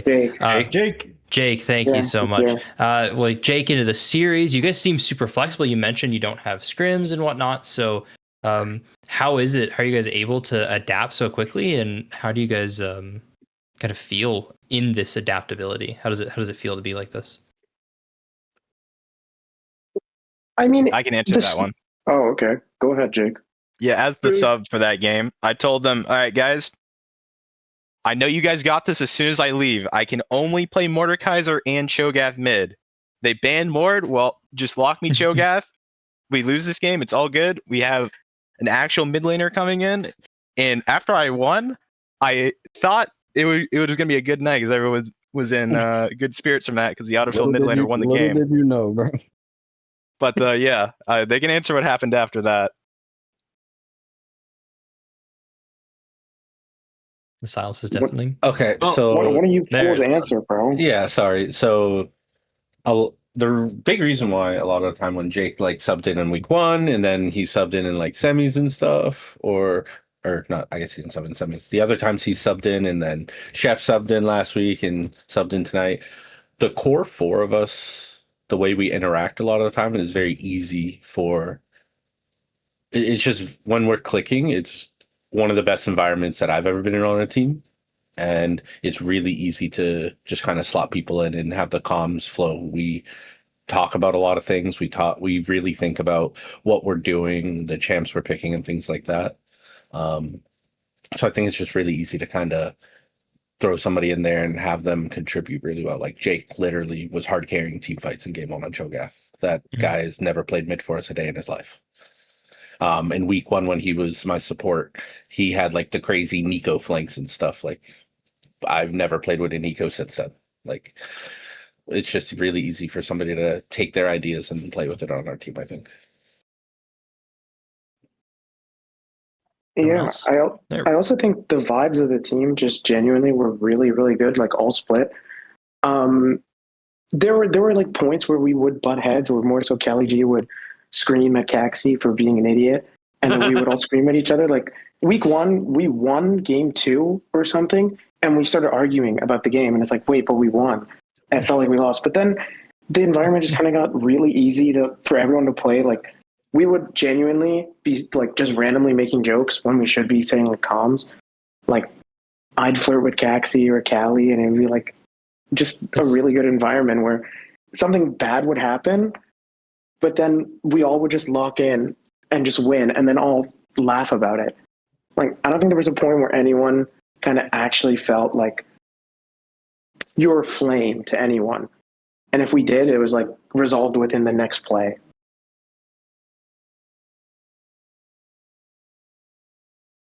Anyone else? Oh, I don't think anyone else wants to talk. damn, you all got all the thoughts are out. Any final thoughts here? To kind of any shout outs you guys want to do, final thoughts to wrap up, things you want to say. Floor is yours. Yeah, hold on. I got a couple. Normal. Enough. I got normal a couple. in your guys' way. First of all, Sim said that he was going to do this interview if we won. Yeah, he's probably sleeping right now. I don't know where he is, but I just want to say Sims is a liar. Mm-hmm. He did not show up. He tried to stop us from winning. He denied our e-subs. He came in admin discretion. Never seen him do that before. Locked him, Callie. Never seen him do that before, but he stepped in to try to stop meant to be. Yeah, the best part about this ruling too was I DM'd Relics like I think 4 days before I even put it in. I was like, hey, if I do this, is it fine? And he's like, yeah, it should be. So this was a Sam's only shooting. Hey, he knew that Jake was exactly what we needed in game 1. Yeah, he saved us, honestly. So I just want to say, Sam's wanted to see us fail. Yeah. Even the owner of Titan couldn't stop us. Dude. and also, second shout out. I want to shout out my boy Angel. Everyone always talks about him, like he's super toxic and a tilter and all that. But in these losses, he's the main one keeping us together. So all these narratives, bro, they're not true. If for anyone looking to pick Angel up in the future, he's a fucking amazing player. And he's a mental monk. That's my goat right there. Thank you, man. I appreciate that. Also, shout out to the haters. True. The only reason I can imagine that Angel is ever perceived as toxic is just that the guy knows what he needs and he knows what he wants, and that's a team game. You if your carry says, "Hey, I need X, Y, and Z," go do it. Yeah. He's gonna carry. But for real though, shout out 100% goes to KMZ and Mint, because literally without them, we wouldn't have anywhere. As before the split, we didn't even have an org to be under, unless it was going to be Toe, and I honestly was going to disband the team if that happened. No. But I asked around, and I asked Syndicate, and they said no because I'm on it, which is crazy because I won them a chip in Conqueror. Thanks, guys. But randomly, Jake was like, "Oh yeah, Kamzi got you. He likes pelting money," and we brought home a chip. So honestly, the biggest thanks has to be to Mint, to Kamzi, and Jake for giving us even the opportunity to play and win them a chip. Otherwise, Sinja would have had it. So big thank you, Jake and Mint. Honestly, I can't say it enough. And big thank you and shout out to Chris, our support. This guy literally came in basically unknown. Thank you. That is my fucking partner in crime. And just stunted on everyone. Yeah, like Appreciate it. The fact that he no- didn't make any All Pro, by the way, is absolutely insane. I 100% There's not a single disagree. bot lane that Yeah. we played in this entire regular season and playoff that gave Chris any sort of difficulty or struggle. When we locked in, we absolutely manhandled every single bot lane that we played against. And the fact that he didn't make minimum second team is insanity. True. And shout out to all the casters here who have been working through this entire split and giving us these wonderful games, and all the producers, of course, and then the random directors I would randomly annoy with team contacts when I started doing those stupid stories and stuff and songs, or just roster additions with 50 million coaches. Because as you know, this team has, I think, 8 coaches listed. Not anymore, bro. And yeah, I killed half of them. And the only Killed real half. one of them, Thank the all only the real one of them sacrifices. who showed up was Rucha. I will let this be known. It's Rucha. Not- Rucha. that's Rucha not was true. the That's backbone. not true. Glorsnax Shout out does not Glorsnack. count. Shout out Glorsnacks. Yeah, he does He not showed count. up. He joined and you instant went, yo, who invited this? But no, thank you again to Titan, to Mint, and to honestly everyone who cheered us on the entire split, especially Brikachu, who really, really enjoyed the team context shenanigans and let me keep doing it and didn't time me out. Thank God. But I think that's it for me. Shout outs. Oh, and BK. Shout out BK for the banner. Shout out BK. They, Free yeah, coaching. they made us a finals banner. Thank you.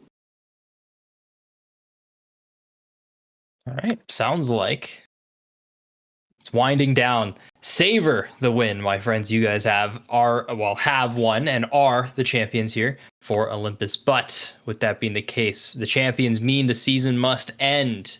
Oh man. And one last time, we got to let you all go. I have been Halfling joined by Fell. We've got Romy on the sticks, Rare Adam observing for us. Everybody here on the Olympus crew, thanks you guys for letting us cast your season. Thank you, Titan, for letting us be here.